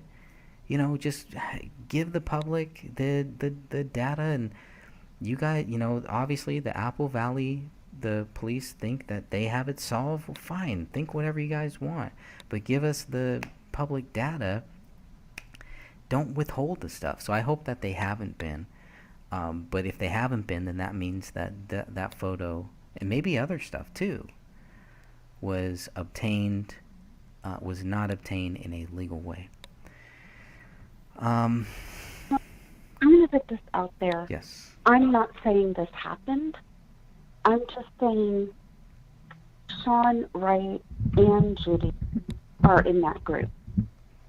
And they both have had access to the files and to things that we didn't have for the longest time in regards to this case. Well, it's very possible that, and I'm assuming here, that things were shared with the other group that weren't shared with us. And that's why the lies were happening. But, Well, they should not now have it's out there. They should not have access to anything that we don't have access to. They're public. We're public. There's no difference. But the thing is that Sean and Judy were both involved with the documentary. And we all know that Eric Nelson and Sean had the files. Even Mason had the files. Mason Hendricks, I'm fairly certain of that, because he was asking long ago if you had seen the data searches. And you told him flat out that you hadn't. But obviously he had that information at that time. And that would have been and then when you said that 2016, maybe, yeah, 2017. Yeah, and then when you said that you hadn't seen it, that's when he lied to you. and he told you that there were certain things on there near the end that David was searching for, but he didn't. So, I mean, this is just, I'm doing deductive reasoning here. Yeah, I think he also said one of the last things that David posted or commented on was one of Hendrix's posts. So I don't even know if that's true or not. Whether it is or whether it's not. He didn't go to Hendrix's page on Facebook. We would know because it would be in the data searches. Well, that's similar. Go ahead. No, but he did go to Danny August Mason's Facebook page several times. So. Yeah, and there's no reason to withhold any of that stuff. If anything, they would black it out, similar to this blackout thing here. If they didn't want Hendrix to be mentioned or anything like that, it would be blacked out or something. But you know, that could have been a Facebook. I think it was a Facebook post too. So I don't know. But you're right, because there are Facebook posts and things like that in there. So again, unless the police are picking and choosing, which it doesn't look like they're really doing. It looks like it's, I mean, with the 317-page thing, maybe because it looks like it's on a spreadsheet. But with the phone calls, with the phone records, it would be really hard for them to kind of censor that and kind of make it look like they didn't censor it. So we're talking about some of the phone records, calls that people say they made the call, and then the records say something completely different. I mean, what other conclusion could you come to? So, I mean. Well, I'm waiting for the Celebrate files, and once I receive those, I'll compare them to another spreadsheet that I made in regard to people saying that they either text or contacted David, and it doesn't show up in the AT&T report. But if they show up in the Celebrate report, then obviously it happened, because those are legit. So I'm going to hold off on that. Yeah, I mean, it could have been one thing where, you know, and here's where the Day One Journal kind of ties there, is that, you know, we have the police are saying that the Day One Journal ends in September. Obviously, now that we have the Day One Journal, you can clearly see that it doesn't end until November 5th, right? November 5th. Mm-hmm. So there's obviously something going on there. Maybe the file that they had was the stuff that was not deleted, and somehow doing the whole, you know, pulling everything out using special software, they were able to find other posts past September.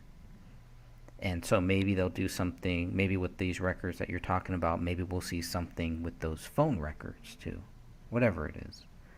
But because these are text messages, and I'm not sure exactly whether they're emails, but definitely text messages from David's cell phone.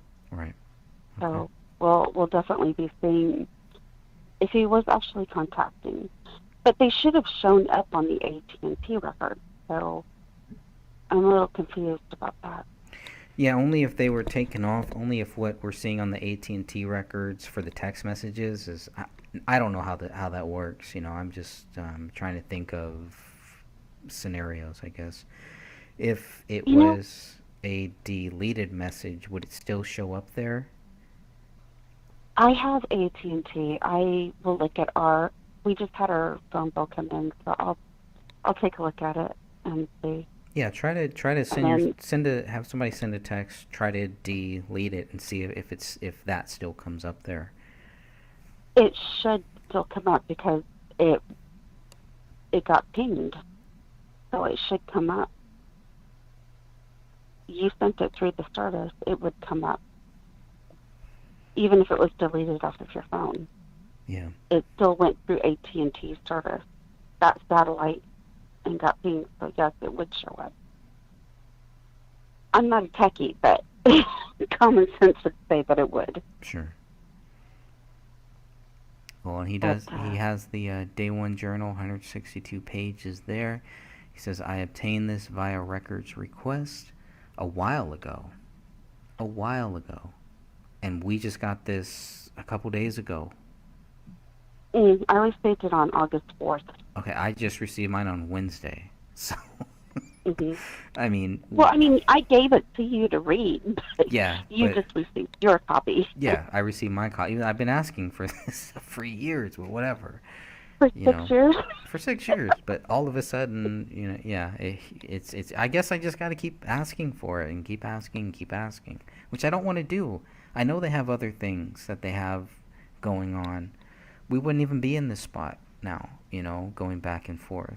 The Apple Valley Police probably feel like we're just wasting their time. And it's like, no, man, if you guys would have just given us all of this stuff way back when, there would be no need for us to contact you. Yeah, we wouldn't be contacting you about any of this stuff here. Why are we just receiving this all of a sudden? Yeah. My contact with Apple Valley, who's been fulfilling these my FOIA requests, has been very patient, and she has answered my questions. And I am incredibly thankful for her time and her patience. So. Yep, I am too. And maybe we're just not acting in the right way. Or maybe they finally decided, okay, you can have this. We've given it to other people. So, I mean, it doesn't matter now. We have it. Yeah.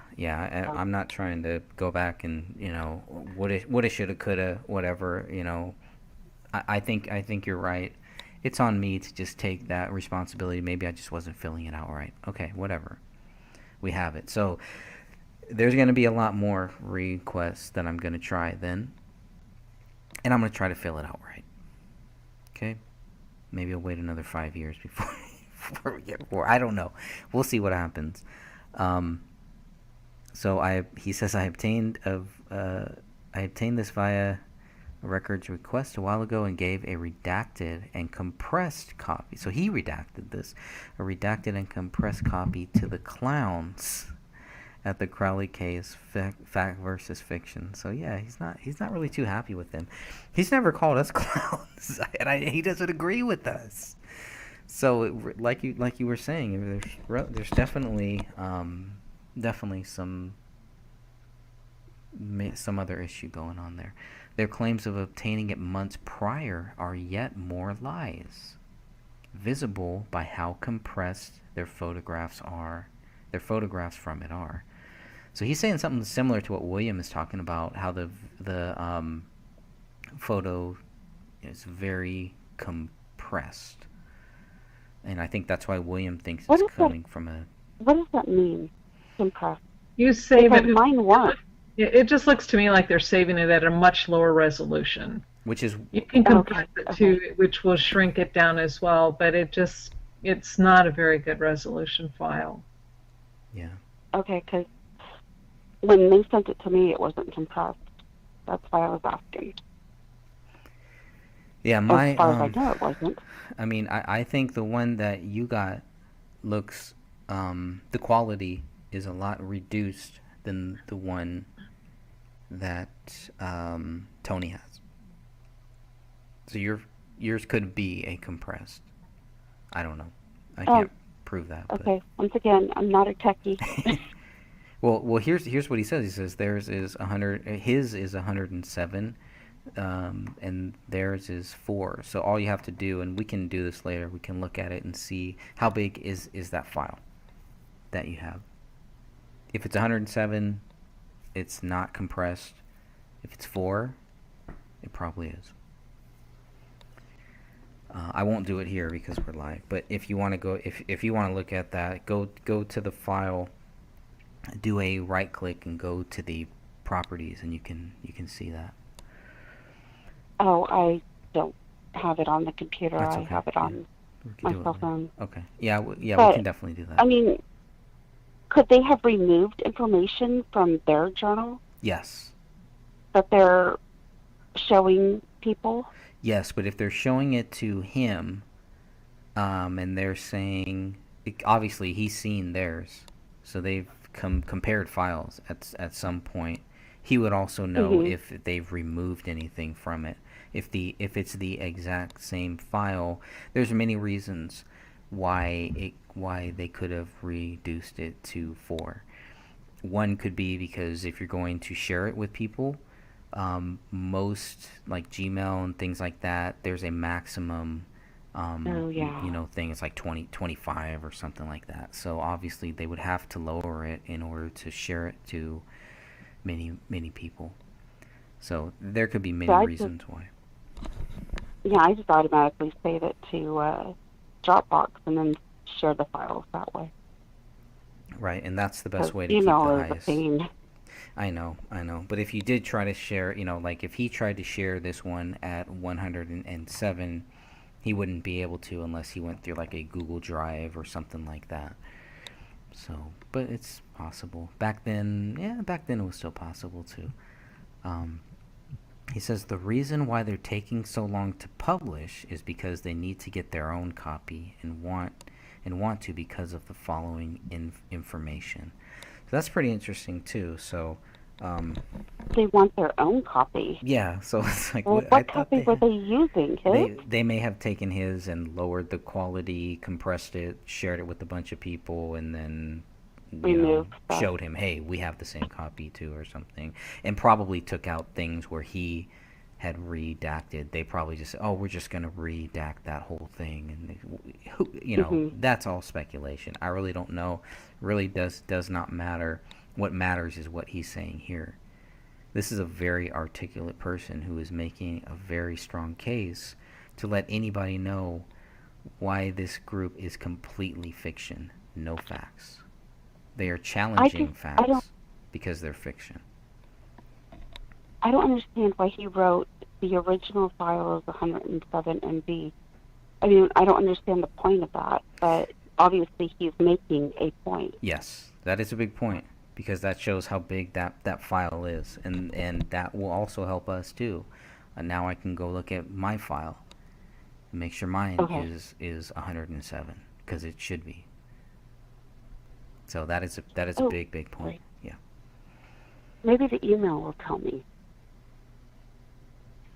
It may. I don't know. You'd have to download it somewhere, but you still have to look at the properties to see. He says the reason why they're we already covered that, because they want their own, because of the following information: are redacted very small portions of the journal, as it sometimes detailed the couple's intimate life, and on 2 occasions with photographs that should not have been provided to me. So these are the ones, obviously, that I'm interested in here. 2 photographs that should not have been provided to me. I'm curious about that in the journal. So it sounds like it's just stuff that's in the journal. So it's not like any crime scene or anything like that. But it's like, okay, what was in the journal that would need to be taken out? And maybe it's not relevant. I'm sorry to interrupt. Go ahead. That's okay. My day 1 spreadsheet, redacted copy.pdf, is 7.35 MB. And that's small. It's very small.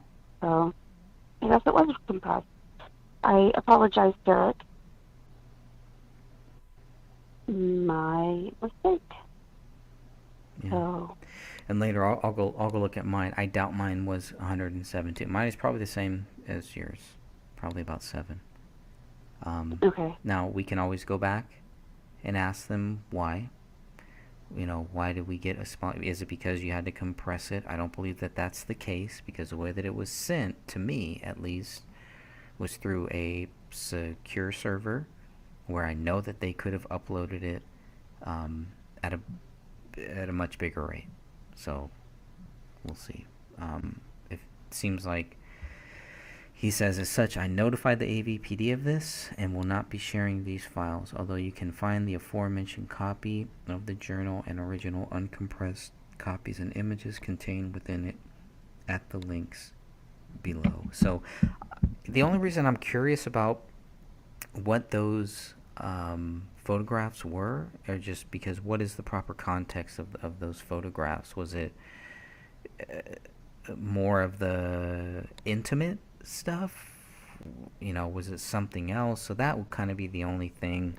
And obviously that's kind of a little, everybody's reading this, we're all going to kind of wonder, oh, what is he talking about here? The mind wanders and wonders, etc., etc. But hopefully maybe Tony can kind of clear that up to just, I know you can't say exactly what it is or whatever, but maybe you can at least give us, some proper context on that.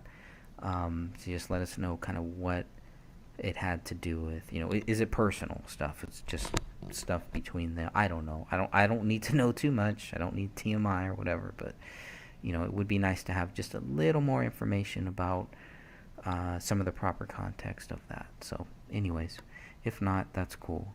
None of my business. Not really obviously not relevant to this case, like you and Catherine have both talked about. The stuff that was redacted is not really relevant. So there's the two documents if you want to see them, if you want to read them. I do have the Day One Journal on my website, so you can go to thegraystage.wordpress.com and you can check that out. And you can probably figure out what size it is too. I can guarantee it's under 25 megabits. So the original metadata from the spreadsheet suggests it was exported from Day One into a PDF by David on his iPhone and had been completely unchanged. The photos embedded had no discernible file names or metadata. I don't know if you two have had a chance to compare those either, but if you compare them, some of everything on Tony's PDF has all the dates in blue. The one that we have does not match that. It looks like it's like photocopied or something, like it's added back in. So it does make me, based on that, maybe you can kind of see what stuff, where, you won't see what stuff, but you'll see where some of the redactions were done by the Apple Valley after Tony let them know that, hey, you gave me this stuff, this stuff should not be here. Maybe. Let's see, okay, there's that. The electronics report. So that's the big one. I believe that's the big, or no, this is just like one page here, maybe 1 or 2 pages. But we'll make sure that everybody has access to that as well. She says this page was obtained through Joe Tomato at the Crowley case, Fact versus Fiction. As you can see, it clearly reads not for public release and was redacted from the copy of the full report I have provided below. So even Joe Tomato had something here that Tony did not have, is what it sounds like. How would he get that? Better have been legally. Well, no, go ahead. I'm not gonna. I mean, No, if it's I'm not just gonna keep legal, it. and this is that pretty much says it right there. He says this is more evidence of a shady, less than legal methods to obtain these materials. Right there. And of course, he often brags about having a special relationship with the Apple Valley detectives. And so, I don't know, maybe they told Tony that that's how they got this information. But they also said that I would never get this information, that I guess, barred from getting anything else from Apple Valley. Obviously, they're wrong because I have it, and I have the email to prove it. I mean, a quick search on this guy. Mm-hmm. Would the police could have done a very quick search on this guy and found out a lot of information on him, and it would not have been, I don't know what cop would want any relationship with him, knowing some of the this is stuff Joe that he's P. done. Joe P. is the one you're talking about. No, I'm talking about this guy, Tomato Head. I'm talking about this guy. Oh. Yeah. Oh, you want to elaborate? No. Okay. But I will, since you asked. I mean, people who are listening need to know what these people are like and who they are. Yeah, no, you're right. I mean, this guy has been known of filing lawsuits, fake lawsuits that get thrown out of court. Frivolous lawsuits, I think, is the proper term. The police can figure that out. They can see this guy has no money, cannot even pay his own bills, and has many times filed frivolous lawsuits. So why would they want to deal with a guy like that? So maybe they did. Maybe they didn't know. Maybe they didn't care. But I kind of find it hard to think that the police would really want anything to do with a guy like that. But you never know. Yeah. So there's the reports. There are the photos, the medical examiner photos. And so you can download all of those directly from here. We will make sure that if for whatever reason you're not comfortable downloading them from here, we'll also make sure that you can download them other places. And there's also a video that we have here. So he says, so this is right here. Yeah. These were obtained through the AVPD through several records requests. Photographs such as bone frags near ME 0367 were denied and were not withheld. So I was a little confused about what do you mean they were denied but not withheld? I was a little confused by that phrasing there of what that meant. So because obviously there is no 0367. So what is in 0? No. That's Kamel's number, her case number. It ends in 0367. I believe David is 66. Ah, okay. Photographs such as... And I believe that Kamel's family has said do not release maybe anything of hers, because almost anything that we do of her is redacted, I guess. I mean, I know that we have some bank account activity, but a lot of that's redacted. The only thing that isn't is her credit report, because we have both hers and David. Well, I mean, we see her tattoos here, and this is what bothers me about this part of it, is I specifically asked for photographs like this from not only the AVPD, but from the Hennepin County Medical Examiner's Office, and I was turned down both times. They wouldn't give me anything, because I specifically was asking, too, for where you see on the bottom one where it says skull frags near ME15- that's David. Those are the ones that were collected near David, sent with David, because I wanted that photo of that skull cat, and they said, no, we're not releasing these to you. And then look, they give it to him. They were obtained. Yep. Through a records. I was denied, and they were granted to him, and that, I'm not happy about that. No, I mean, that doesn't make sense, because again, they don't get to pick and choose. Now, they have said that there's still data that they're waiting on. When I spoke with them, or when I when I conversed with them, they were not specific as to what data. So I let them know what data, at least what data needs to be included in that. And when they fulfill that request, I am expecting all of this data that we're looking at here. Nothing less. I'll take more, but nothing less. Or else there's some legal issues there. And they know that. I don't have to tell them that.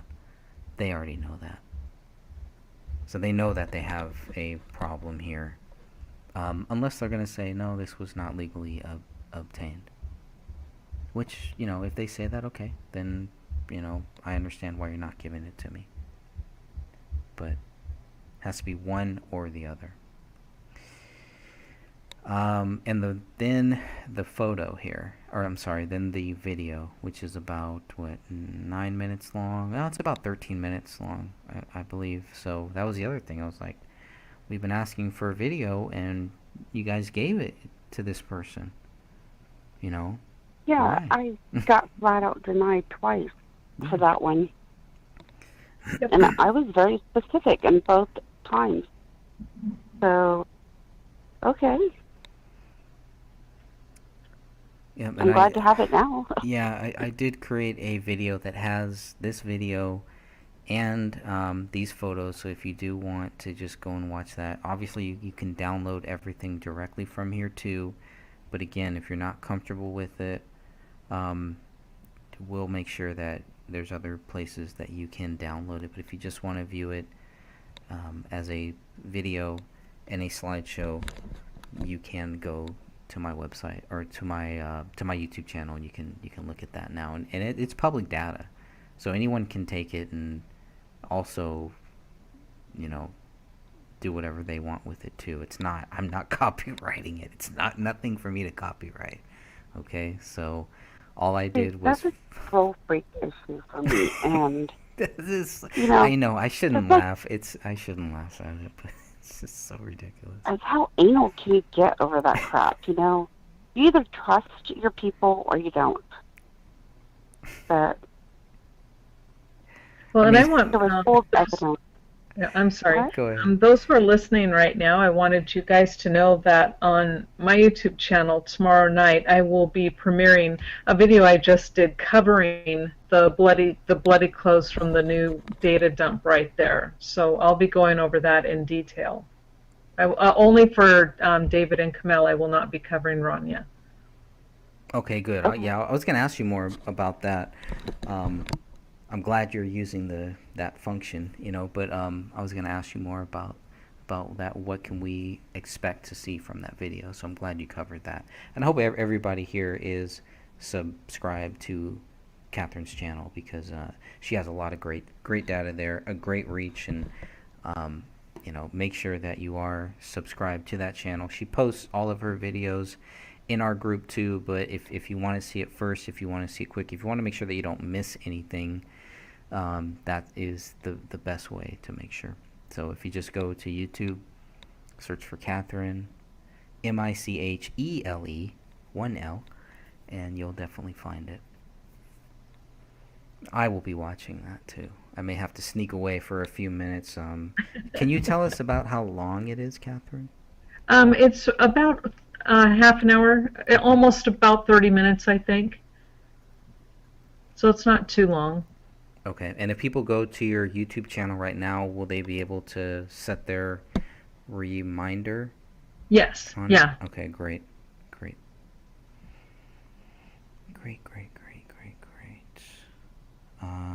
Is it in the Let's Get Ready to Rumble? Derek, it is not that one. It's the one right underneath it. I think it's just called David Crowley Crime Scene Video and Photos, if I remember correctly. That's the name of the video that has pretty much the 13-minute, 14-minute video, which we could always play here too, and then it has those photos. But I know it's late for both of you, so I do appreciate you both being on here. It's late for me, so I know it's late for both of you here. But we're coming to a conclusion, to the end here, as far as all of this. This is the interesting part. Lies, confidentiality, and everything. shady dealings. Yeah, at the Crowley case. And that's the other thing. Why don't they just say, we believe David Crowley is guilty? That's the name of their group. That's what it should be. David Crowley is guilty. David Crowley murdered everybody and killed himself. I mean, the name just gives it gives it away that they're just trick people. would people seeking the truth join a group No. saying David Crowley's guilty, join us? Nope. We can hate on everybody who thinks he's innocent? Nope. But if these people really thought that David Crowley was guilty, they would use a name that backed that up. And they don't. Mm-hmm. And the thing is they lure these people in and they bait them. Mm-hmm. Share your opinions on the case. We welcome all views. And the minute that they start talking about the case, they get attacked. And then booted. And then they sit there and they talk shit about them when they can't even respond. So, right. Yep, that's the people that you deal with in that group. Okay. And, of course, we'll see it right here. And Tony backs it up, too. Yep, says they like to claim that they're good people who would never disclose things told to them by the family in trust, hurt them, or play games with such a case. That's pretty much what they're all doing. Their entire stick is dragging out drama to virtual signal about how respectful and smart they are, saying that they are on the side of the families who likely only tolerate them, and while they, behind the scenes, share graphic photos and confidential information the family entrusted them with complete strangers. So they're still saying they're acting like they're getting all this stuff from the family. It's hard for me to believe, but maybe they are. Whatever. Let's give them the benefit of the doubt. Tony would definitely know more than me. I have no interest in this group. No interest in paying attention to anything that these people are doing because it is complete fiction.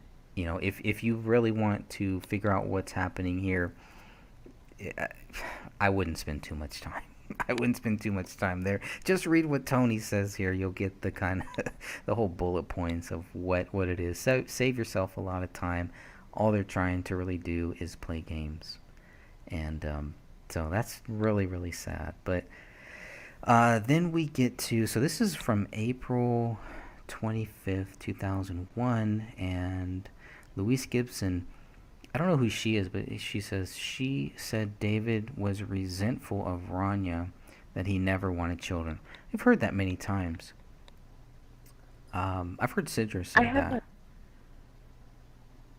I have a feeling that she's speaking of Sidra. Yeah. Because there's even more intimate details. And I want everybody to understand that this group, they are all middle-aged adults and older. So for them to be acting this way is just beyond shameful.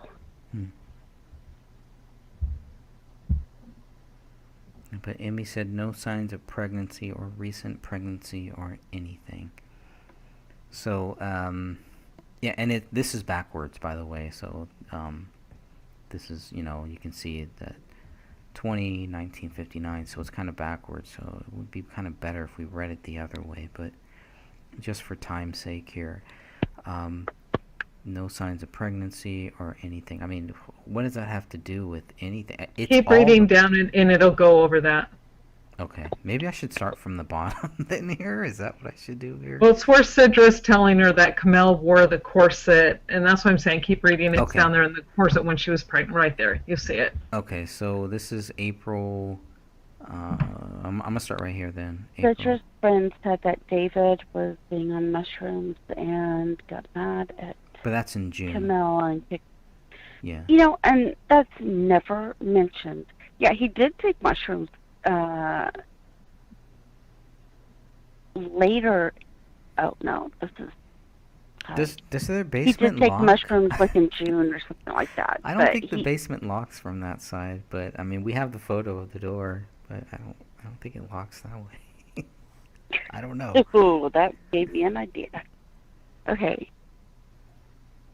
Go ahead. Okay, so starting here, I'm going to start at April 25th, 1956, and I'm just going to read up. So she said she was staying at their old apartment, and they had another dog, and that something happened, and David threw the dog against the wall. Okay, I mean, it's all just reaching, right? Everything we're seeing here is just games. This is all just games. Word of mouth. Yeah, just try to get people, oh, this is why David did it. None of this shows why David did it. This is just attacking his character. This has nothing to do with the actual case of what, all of this is just reaching. It is completely reaching, which is completely different than what she was doing. Maybe, I don't know what happened to this person. This is just like a completely different person. So I don't know who the real Gibson is. Was it the one that joined the group way back when? Or is this the real one? It can't be both. It can't be both. Also, that in his journal, there was something like 20 ways to kill a fetus. She said she contacted the inmate to make sure that Camille wasn't or hadn't been pregnant. Is there anything about in his journal about 20 ways to kill a fetus? No. That is a flat-out lie. So is Louise lying or is Sidra lying? Here we don't know. Correct. Well, if Louise had the journal back when she's talking about this, then she flat-out lied. They said that they had the journal for months. This is April. Mm-hmm. And that's it. So either she had it, and she never read it, or she did read it and she's just continuing to lie.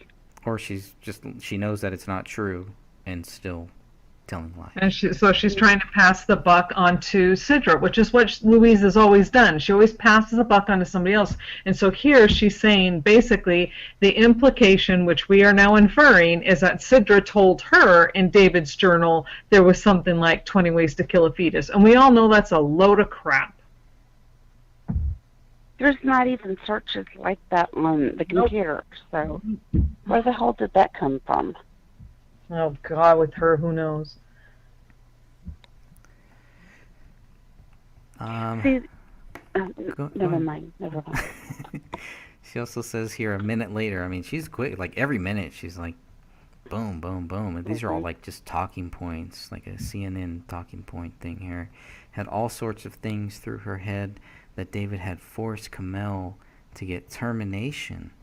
And she also said because Kamel had the corset, where she used to wear it after she had Rania, as she had a weak back, she thought if she was wearing it, she might have been pregnant. And these are probably all stuff that Sidra told Luis in confidence, I'm sure. Mm-hmm. This is all stuff that obviously, if there was any validity to it or anything like that, all of this would have come up. This would be something to that you could definitely prove. Was she pregnant? Was she not pregnant? I mean, really, David killed everybody and himself because she was pregnant. That is a big reach, but Luis could be fed information here. So could Sidra, too. You don't know. We don't know at that point, because we don't know when Luis and Sidra talked. There were different times when I talked with Sidra, and she had a lot of questions, and she found the answers and then realized that stuff was not, maybe accurate. But I don't know. Just from my dealings with Sidra, she had a lot of questions, not any answers. Yeah, and I'm pretty sure that she had first contacted me when I first started this case because someone with a fake name, and if it was Sidra, this person, she was very, it was like an honest digging, so to speak. I know digging might be the wrong word, but here, and I think this is the perfect example of what Tony's saying, that throwing people under the bus. Louise is throwing Sidra under the bus. Now, whether or not Sidra said this stuff, that's, to me, neither here nor there, although it's a lie. We know it's not true, that these things did not happen. But the fact is that if Sidra had said this, why is Louise putting this out to everybody? She should be keeping her mouth shut. That has nothing to do with the case. Yeah, only if she's but trying to this is how she is proving David's guilt to all the unsuspecting people. And see, now that we have the journal, we know for a fact that David did not talk to Camille about quitting her job. She just up and quit it one day, and David was shocked. Yeah. He writes about it. He's like, oh my gosh, she quit her job. It wasn't, oh my gosh, she quit her job. I can't believe she did it. It worked. No, it was just out of the blue. It took him by surprise. And see, everybody in the documentary was saying that he coerced her to do it. And then he was happy about it because he won. And that's an absolute lie. Yeah, he had no idea. Yeah, he in fact he talks about supporting her and not, making sure that there will be enough money for the family, and that he wanted to support whatever it was his wife wanted to do. But that doesn't bode well for the narrative. Yeah. And then she started doing, I believe, online counseling and I guess personal sessions. But I'm not exactly sure because I had assumed that she quit like early fall. But this was back in like May, late May, when she quit the practice. And then so I know that she kept leaving for appointments and stuff like that, but I'm not exactly sure if she was just on her own at that time. I don't have very much information. So, just going off what was a journal, I'd say.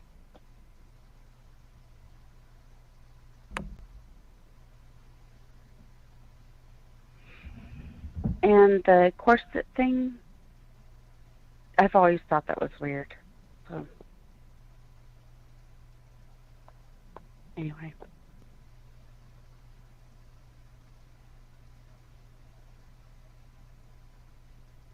Greg? I know, did we lose him?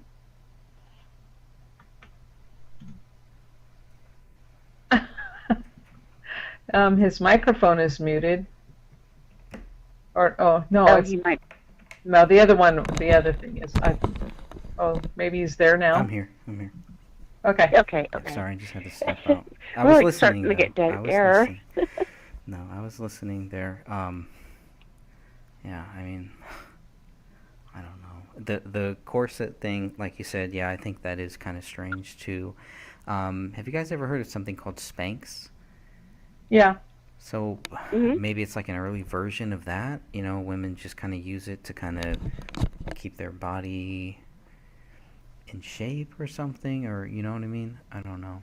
So. Well, she might have been having back pain, and if she had used it before while she was pregnant with Rania, and maybe she tweaked her back or something with all the exercises that they were always doing because they loved to exercise together, maybe it helped her.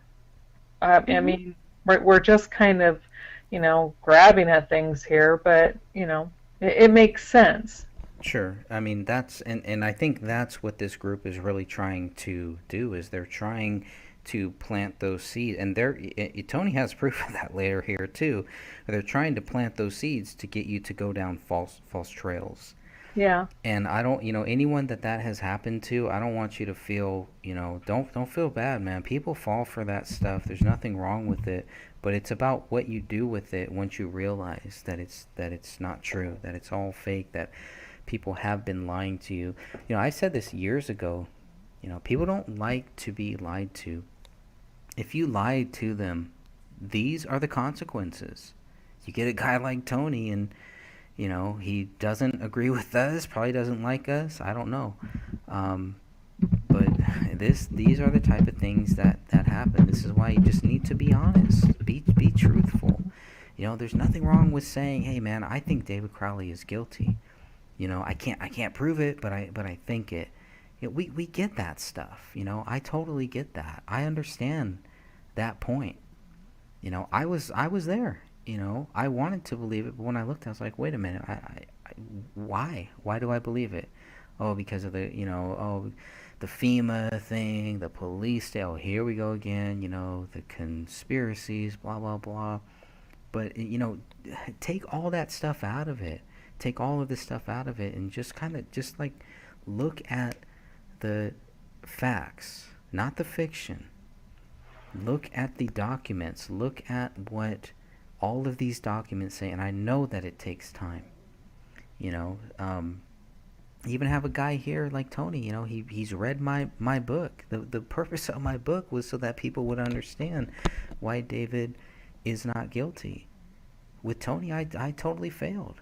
He still read my book. He took the time to read the book, and he still believes David Crowley is guilty. I can't do anything. I can't help him anymore. There's no need for me to bash him or for me to talk smack about him or to go after him or call him a clown or do anything that these people did that Tony obviously trusted with certain documents and certain stuff that he didn't trust us with, you know. So it's just, these are the type of things that can happen. Just be a good person.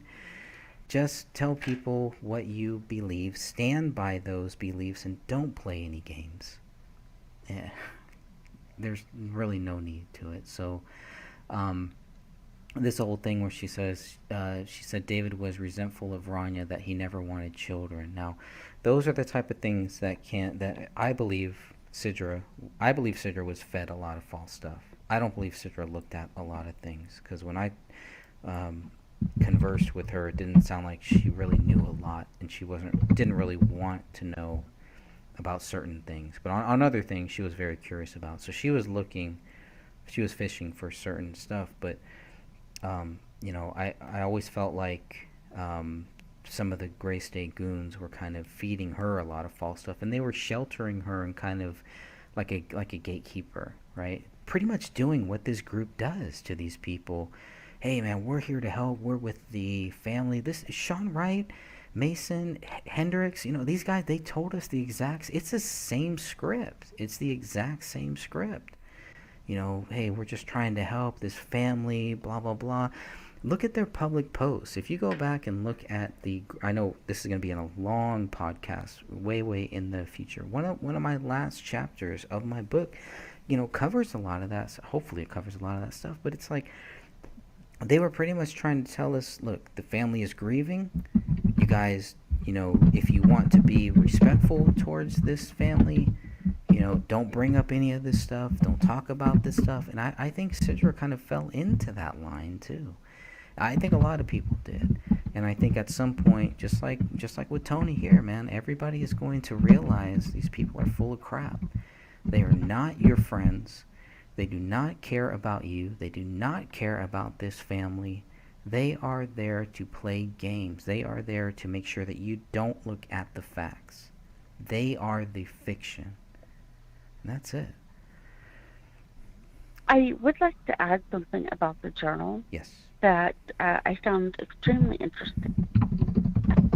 Even though David did discuss working on the script, he didn't really discuss any conspiracy theories or the collapse of society. Nothing like that, really. He focused on researching and writing and setting goals for himself. Mm-hmm. Lots of self-help. Lots of talking about he and Camille and his struggles as a parent. A soldier who had left, was stop-lost, which when he refers to himself being kidnapped and having PTSD, it's in reference to the stop-loss. He says he wasn't injured on duty and he didn't see things that made him have PTSD on duty. It was the fact that they held him over there against his will. And that's what he's referring to, because I think it's April or early May that he starts to talk about it. But then later in June, he explains it in detail. And once you read it, you're like, oh, that makes complete sense. Right. So, I mean, the guy had things he was working on. Yeah. And he wasn't perfect, but they said earlier, neither of us are. None of us are. That's right.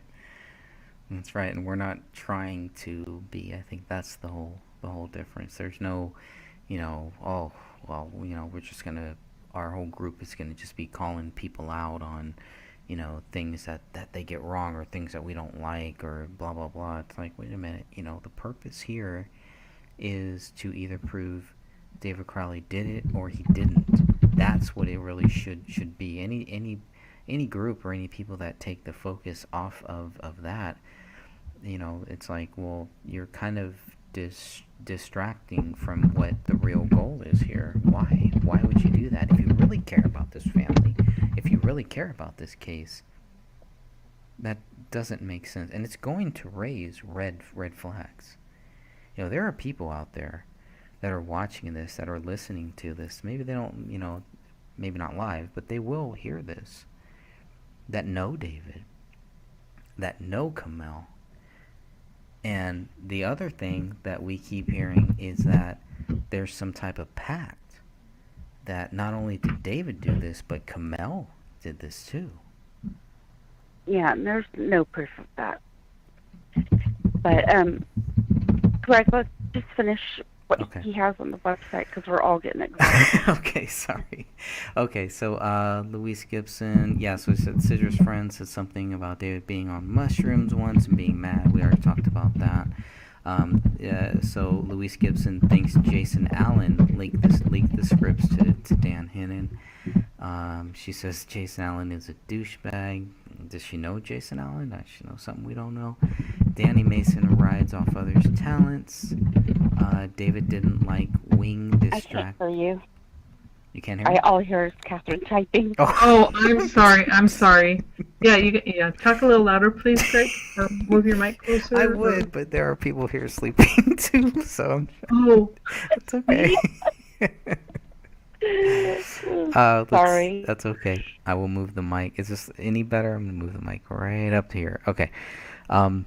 David didn't like wing distracting from his plans. I don't know what that. She mean Rania? I don't know what that means. Who's wing? I would assume that means Rania. It seems like all this is like she's basically trying to show Tony why David didn't like Rania.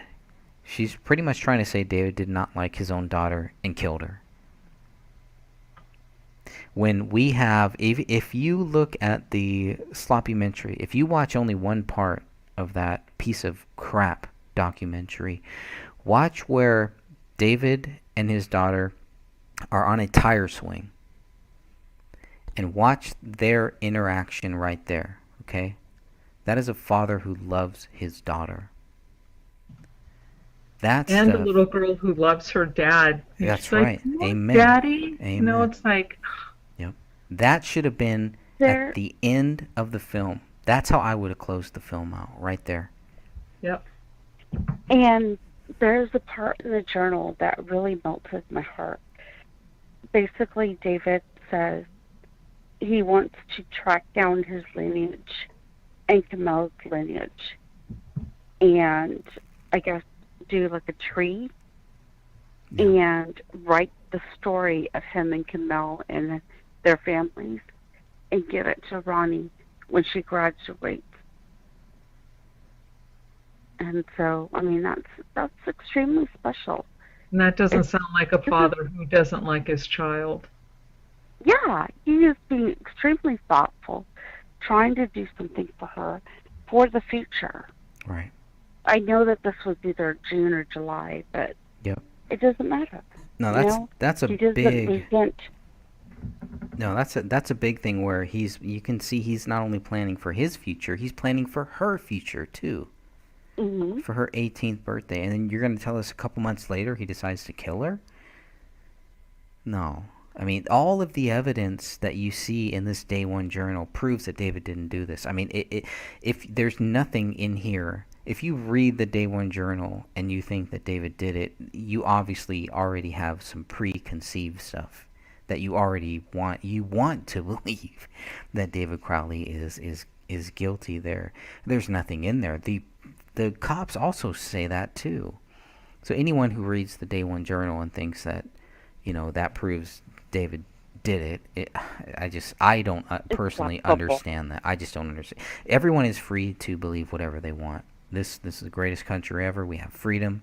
Believe whatever you want, but don't try to tell me that because that's not going to work on me. Definitely. It's like they're going to warp David's worst days ever into the actual reason why he snapped in December. Some of these worst days that he had were in July and June. Right. And yes, he's down sometimes. Who doesn't get down? And he does admit that he deals with mood swings. But, I don't know him personally. So it just seemed like he had a lot of stress. And he and Kamal were trying to work through things. And obviously through the journal, they were definitely working through things. And they seem to be in sync. He writes that numerous times. So yeah, I mean, I've never come across any soldier that served for this country that has not had stress and things that they will carry for the rest of their life. But what I read in the Day One Journal is David trying to, first of all, to recognize those problems and then to get over them. And that's what I see when I read the full journal. And that was the old David. He was trying to shed right those feelings, those emotions, so he could be a better person. And you see that with all his searches and the different things that he was doing with yoga and meditation. He's trying to help himself become a better father, husband, and person. Right. And that's the first step is admitting your faults. Most people don't do that on paper. They don't do that, they don't type that stuff out,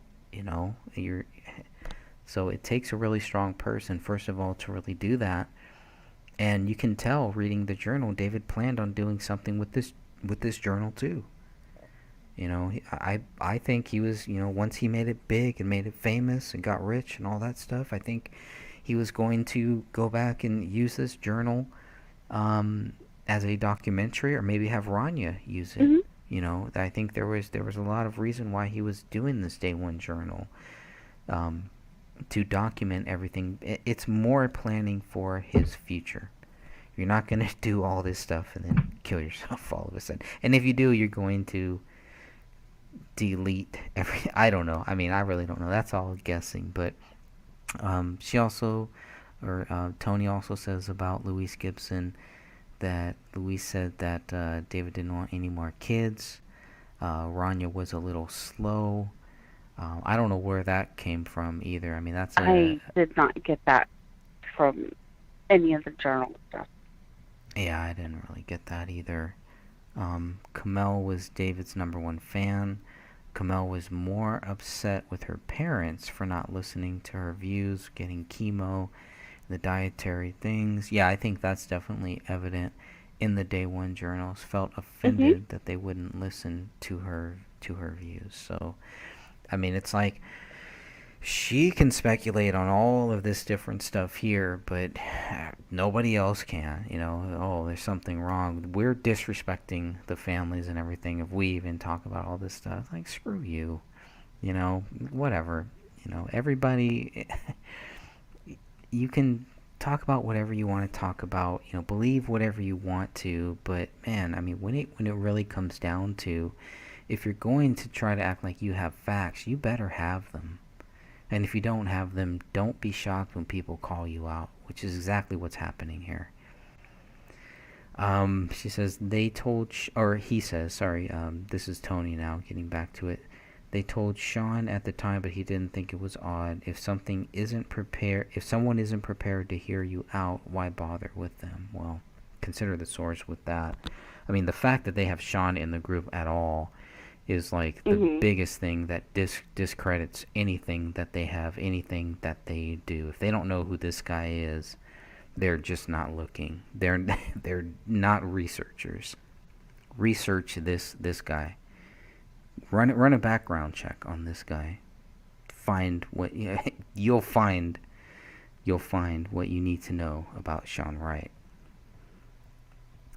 David and Kamel nearly split in early 2014. Again, speculation. We don't have anything like that. We know that there's been things said in news articles. So this is all just repeating what all of those hit pieces said. Whether it's true or not, we know that they stayed together and they were working it out.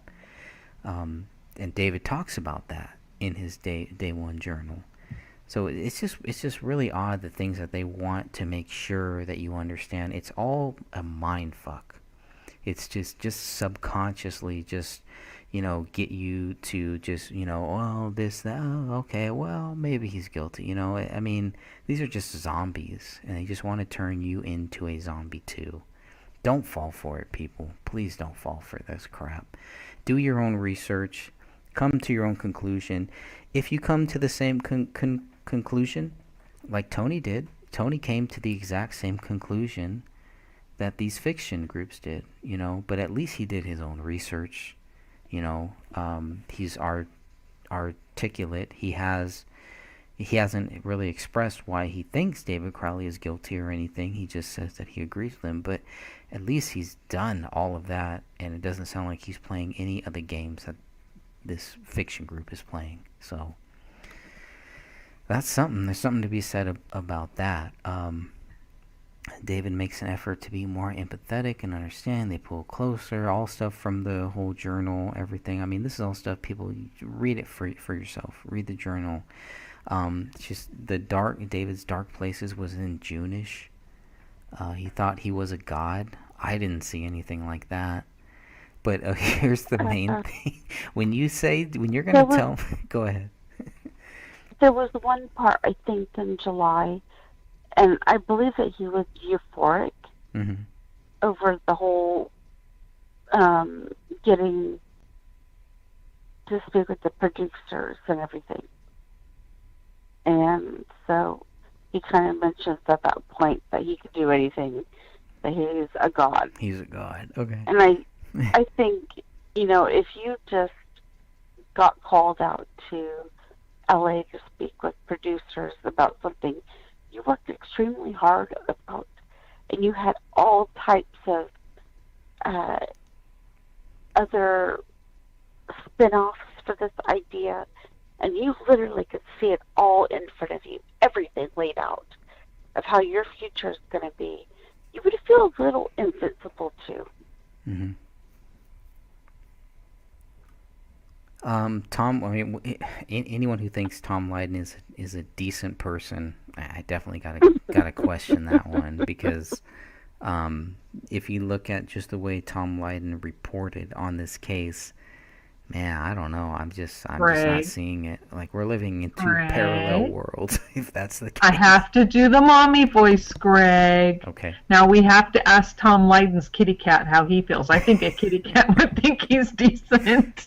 That guy, somebody better call PETA or somebody. That guy should not have any cats at all. He should not be allowed to be anywhere near any cats. Anybody look at his Twitter page, you'll see he's a slime.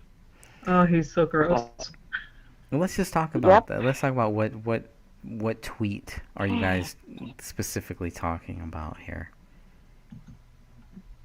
Tom Lydon said he wanted to F a cat. Is that what we're talking about? Yes. Is that what we're going for? Okay. So I know we have people listening, watching this that have cats. So imagine if Tom Lydon said he wanted to do that to your cat. Okay. And this is a real tweet, people, and it's still on his Twitter account, so you can still find it. And he's still with Fox 9 News for some reason. He's still there, and he's still reporting. And of course, he just happens to be the guy who was able to lob a bunch of softball questions to the Apple Valley police. Sean wanted him to report real news. I mean, to me, that tells me that Sean was trying to tell him, hey, you're not reporting real news. Can you report real news? I mean, I don't understand this. What does this mean? Like, what does that mean to report real news? I think what Sean really wanted was for Tom Lydon to agree with them that David was guilty and make sure that you don't stray from that, which is very similar to what Sean Wright had told me too. Report real news. Sean Wright's version of real news is that David Crowley is guilty, He killed everybody and himself. He went into a dark place, and Kamel did this too. In Sean Wright's view, that is the real news, that there was a pact. Well, to everybody else, maybe not so much. Eric Nelson is a good man. Again, here we have another thing. If you watch Eric Nelson's documentary, you can decide for yourself what you believe about Eric Nelson. And this is the whole thing. It's all about character, right? It's not about, well, what do they do that proves. It's all about the character. Tom Lydon is a decent person. Eric Nelson is a good man. I don't give a shit about any of that. What did they say about this case? I need to interject. Okay. Eric Nelson took recordings and edited them. He cut and pasted to make these two feel like they were insane. He picked and chose which journal entries would be taken out of context throughout the whole journey of the documentary and manipulate the viewers. This is not a decent person. A decent person would have done everything. They would have revealed everything about this family instead of making them the villains. I mean, when Dad is sitting there reading some of those journal entries, they are highly out of context. Right. And now we have that proof. And, yeah, and it's very sickening. And then, like I said about the so-called rapture video or whatever, if you put headphones on or you listen it with earbuds, you will hear every time they stop the tape and sliced. It's there. You can hear the clicking. But, he's a decent person. He's a decent person. Well, we know that he didn't do right by the family because if he did, then Kamel's family would not have had all of their footage taken out. So he did not do right by the family. So I don't know what that means exactly, but I don't see anywhere where he did right by this family. He accused the family's son. If you're talking about David's side, he accused their son of being this crazy person who killed everybody and himself, and then he also tried to throw Kamel under the bus too. So he didn't do right by their side of the family. So to say that he did right by the family, I don't know what that means. I really don't. He did not make anybody look good. Nobody looks good in that film, except me, maybe. I'd say me, maybe Dan too. Maybe Dan. But, we're the only ones who really look good in that film because we're the only ones who are telling the truth in that film. I would say David did too, but they've taken a lot of his stuff out of context. They had, we gave, Dan and I we gave them as much data as we had at that time. We didn't have much, but we had enough for them to put in there. If they really wanted to give the other side, they would have put everything we told them about the bullet hole, item 57, which I believe is this one of the smoking guns. They would have put a lot of things that we were talking about, the facts. There's a reason why there's only 2 or 3 minutes of our footage in there when they recorded over 1 hour, not including our live broadcast that Dan and I did that same day, live, no edits, while they recorded that too.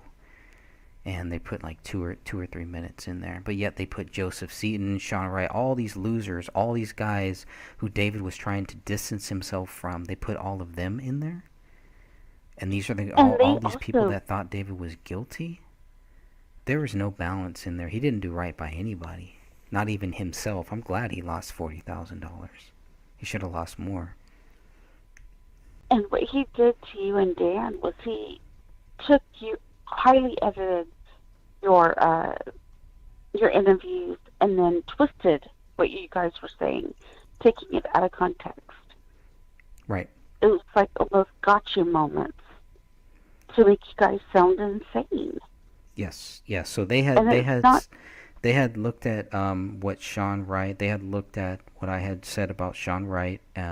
Obviously, they had the text message is between Sean and I because they were very focused on that.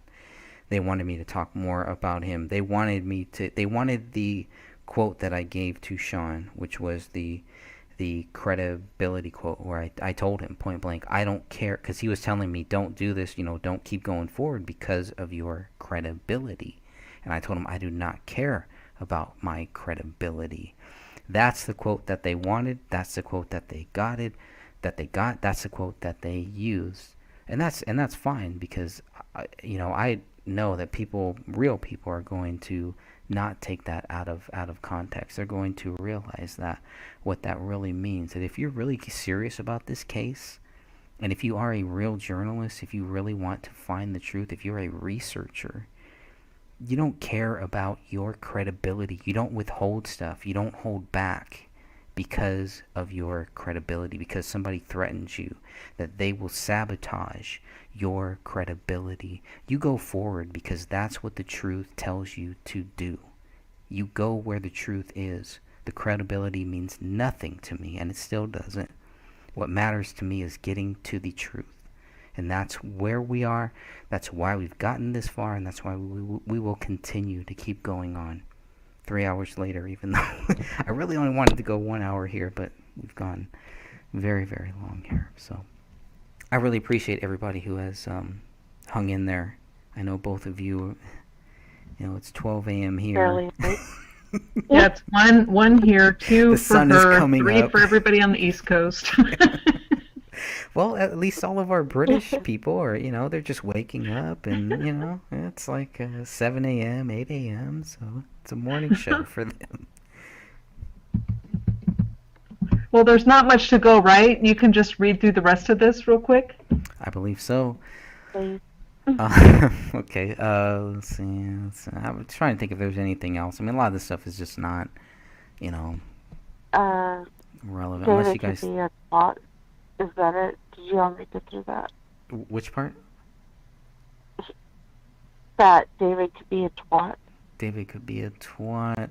Tension with David and The Kamel. garage sale. Oh, the garage sale, yeah. He could be kind. Yeah, they focused a lot on the garage sale. The early news reports focused a lot on that, and I didn't really think there was too much to that garage sale, but apparently that was a big deal. I don't really know what that was about. David would go to the garage and smoke weed, MD smoke, and tell her to fuck herself, go look after the kid. I don't know where that's coming from, so... I mean, unless it's coming from Kamel or from David, who knows? This is just hearsay. It's all hearsay, and it could be things that people are fed. That's it, So I don't know. I don't know what relevance any of that would really have, but you can see what she's trying to do. She's just trying to get people to think that there is some distance, that there is something here when there really isn't. There's nothing there, She's trying to show emotional abuse. Right. And then ignoring all of the facts, ignoring all of the documents. There's nothing in here about the documents. There's nothing in here about the BCA reports, about the DNA evidence. I haven't seen anything so far here. It's all hearsay. Yeah, I mean, I was hoping to see, well, hey, they've, David did it, blah, blah, blah, but it's nothing like that. It's all just rumors, speculation, all things to just cast doubt, and it sounds like Tony realized, you guys are full of crap. Now here's an interesting one, where she says Sean, Hendricks, Peck, and Adam Schaubauer all got taken under David's dad's wing, had TV series planned, and documentary took Sean 2 years to convince David to do a supporting documentary, The Rise. This is why Sean Wright did not want The Rise put out there. They rough cut because they wanted to make money off of it. And eventually they realize you can't do that because we have it in David's own words not to do that. This was damage control. And what this Gibson person is doing, what some of these other people are doing, is trying to ride the coattails of damage control. So while they may say that Danny August Mason is riding the coattails of David Crowley, they're doing something even worse. They're riding the coattails of people that are riding the coattails that are riding the coattails of David Crowley. And they don't even realize that. They're right there with them. You know, except Danny August Mason was actually there. These people are just riding coattails, adding things that they cannot prove. But here's where she says, this is a big one here. So you tell me which Joe she's talking about here, because it's Joe was tampering with, and this is a direct quote from Gibson too. Joe was tampering with stuff and found something about the Gun Plus store. Okay, first of all, tampering with stuff. I mean, why would you need to be tampering with anything? There's no need to be tampering with anything. Sounds like a crime to me. I believe it was Joe T. I mean, and found something about the Gun Plus store. I mean, is that the Gun Plus store? Is that the one document that the police gave us that shows that she purchased the gun? We don't really know what it means. She doesn't even know what it means, if anything. We haven't got anything with the Celebrate. We're just sending the group. We're just sending the Justice group into a spin. So it's there's their goal. So everybody that is in our group, in the Justice for David Crowley and Family Facebook group, if you've joined that group for whatever reason, that is their goal. It's not to find the truth. It's to send you into a spin. Why would you want to join a group like that? I honestly don't care what they have. I'm working on my own to get my own stuff. So they can sit there and pretend to have whatever. I mean, she pretty much, she's admitting they don't have anything, but they're trying to send the group into a spin, and it's not working. Though that's the other thing, it's not working. But they get off on trying to send people into a spin. It's just like, well, why don't you try to get people to understand why you believe David Crowley is guilty? Focus your efforts there. That's why you're frauds. That's why you're phonies. That's why nobody takes you seriously. That's why you fail. Because you're not focused on that. You're focused on a spin. You're focused on these lies. You're not focused on truth. That's why nobody takes you seriously. They may act like they do. They may be fishing you.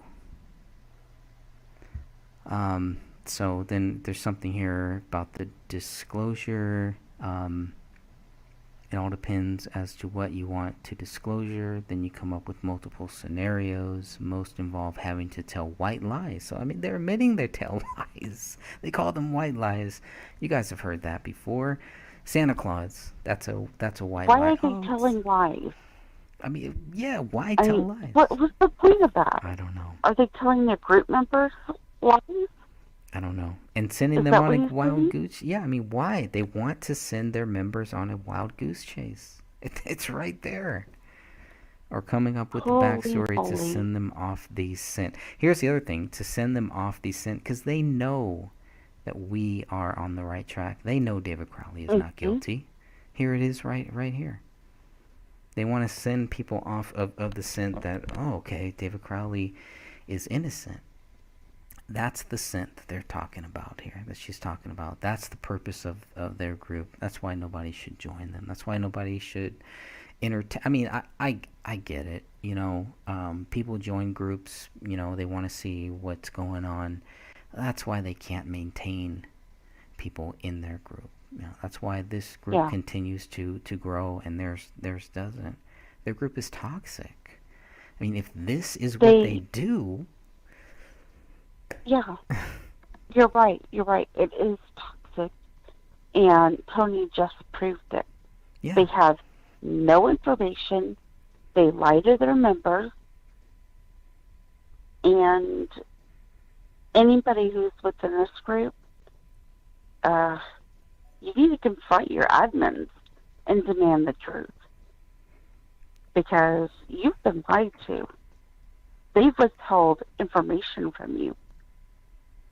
And they're lying to you about information that they say that they have. So They have no problem sending you on a wild goose chase and coming up with the backstory to send you off of the scent. Powerful words right there. Man, it doesn't get any more clearer right there. You got burned. You got burned. Yeah. Yeah. And with your own words, and there it is. That is the truth. What you're seeing here, Tony presented you the truth. Okay. Final thoughts, final words. Everybody's still with us. Wow, somehow we still have 9 people in the chat, in the live chat. I don't know how. I'm really sorry. I did not expect for us to go this long.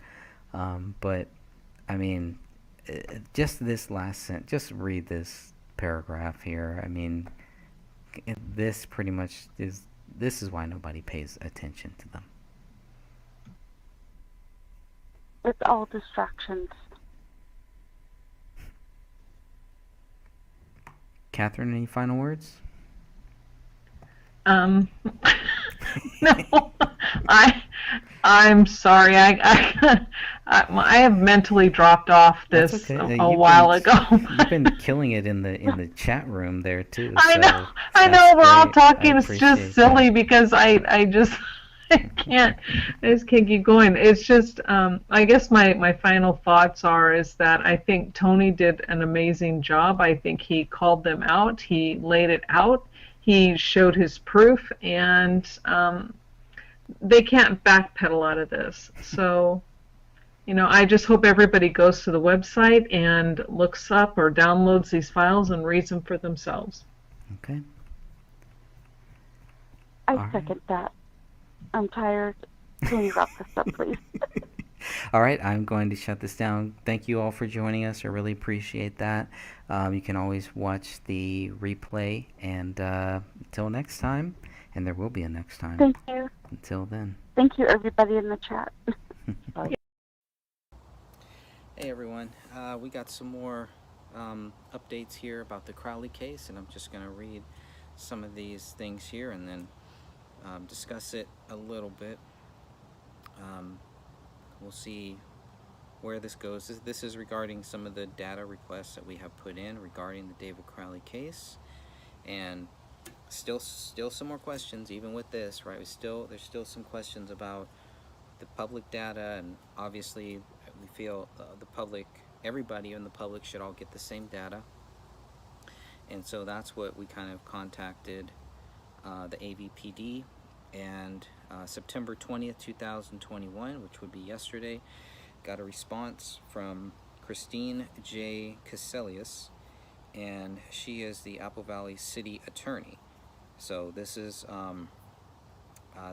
very important here, and I'm just going to read some of this stuff. But hope everybody is doing good. And another day here on Rumble. Of course, we're going to always try to put the latest stuff here on Rumble first. So appreciate everybody joining me here, and then it will be uploaded to YouTube and to the Gray Stage podcast, probably as a bonus show, most likely. So, but hope everyone's doing good. It's a beautiful day here, and no complaints on my end. As I sip this nice little white wine that we have here that will accompany us here. So this was sent to me yesterday, as we said. This is in regards to the recent requests for data in the Crowley investigation. Now the attorneys are actually at the top here too. So it's Doherty, Molina attorneys. Doherty, Molina, Solfest, Hills, and Bauer, PA. So pretty official, and once again, I found the whole thing, we are going to read this here, I found the whole thing to be very professional and respectful.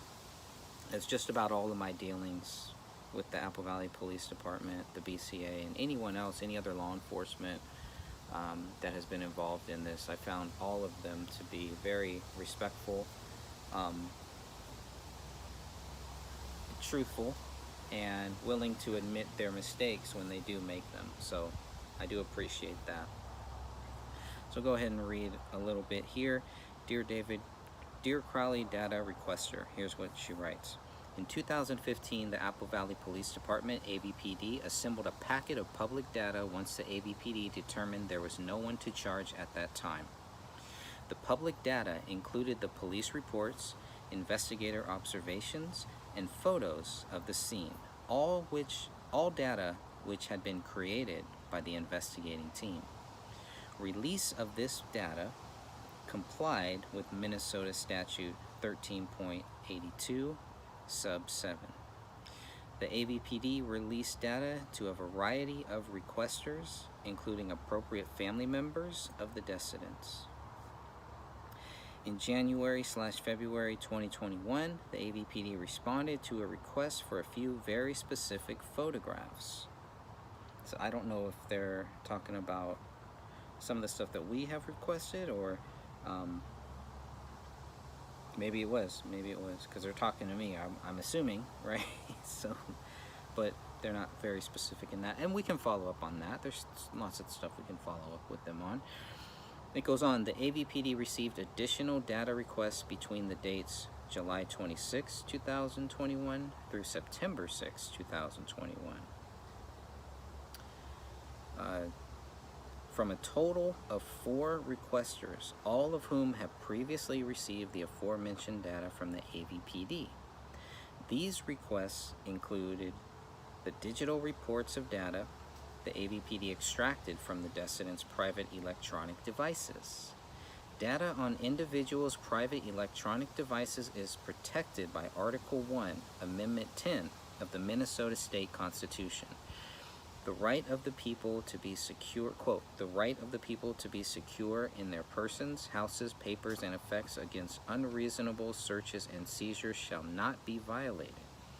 Also see State versus Barajas, 817 NW 2nd 204, 215-216, Minnesota CT APP 2012, REV.denied. The AVPD was required to obtain a search warrant before examining the family's electronic devices. We will make sure that you can read this whole thing fully, and if you have any thoughts, any comments on that, please feel free to go ahead and add those too. It goes on. The Constitution protected the Crowleys' personal electronic data from collection by the AVPD while the Crowleys were alive. Thus, their personal electronic data would have been classified as private while they were alive. I mean, we're talking about dead people here, but they're very thorough. So, remember, they're lawyers. I'm not, so they know what they're talking about. I'm just trying to understand what they're saying here. The AVPD will not be releasing any data from the dissidents' devices because it is private data on dissidents. So even though they say it's private data while they are live, it still sounds like, based on those cases, it's still private data even though they're no longer with us. She goes on to say, we are reviewing the remainder of the recent requests to determine whether there is any additional data the AVPD can release. So that's good. So we, they told us that this would take time, the data that we've asked for, et cetera, would take time. So they're still looking at what they can release, if there's any additional data that they can release, which should be the stuff that Tony Floyd got, the stuff that Tony Floyd posted. That stuff should be part of the data that we should be able to get if other people have it and it's all public stuff. If it was released to the public legally, then obviously we should have access to it too. If it's not released, if it wasn't released legally, that's a whole nother legal issue that this lawyer, this attorney, and the Apple Valley City attorney may want to think about. Goes on, also a document entitled Examination Report, which was allegedly written by AVPD Detective Shane Klokonis, was provided to the AVPD by one of the recent requesters. Thank you for bringing this absolutely false document to our attention. I'm going to read that again. Thank you for bringing this absolutely false document to our attention. Enclosed, please find an affidavit by Detective Klokonis affirming this is a fraudulent document. yours, very truly yours, Christine J. Caselius. So we will be following up with her. The AVPD was also CC'd on that as well. But so I was like, okay, what are they talking about? Okay, the examination report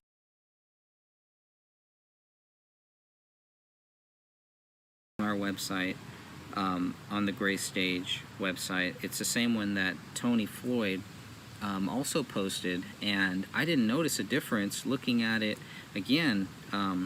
It was pointed out to me to look at it a second time, and the one that is on Tony Floyd's website is different than the one that we got from the Apple Valley Police. So this is the 5-page one here now. Let me just go to my website so I can, if anyone wants to quickly find it and kind of look at it. But this is where it gets a little interesting here. So I'm on my website, take a look at that. But this is what was confusing to me. So I'm glad they're still looking into it, so that's great. Data requests, all that. Sounds like anything that is from their phone, you know, like the actual text messages, things like that. It sounds like we won't be getting that.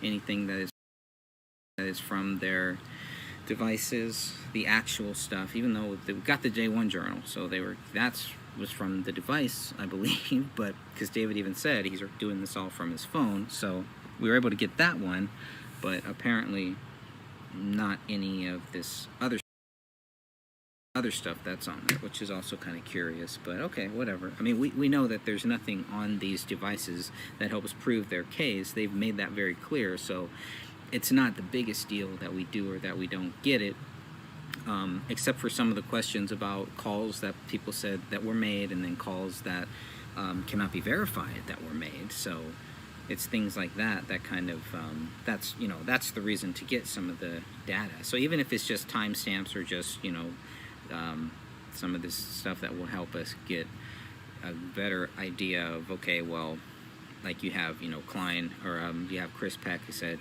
there's this call was made, and then we have what the phone records that we have show that call was never made. Things like that. David Crowley's father, same thing. And so that's the type of stuff that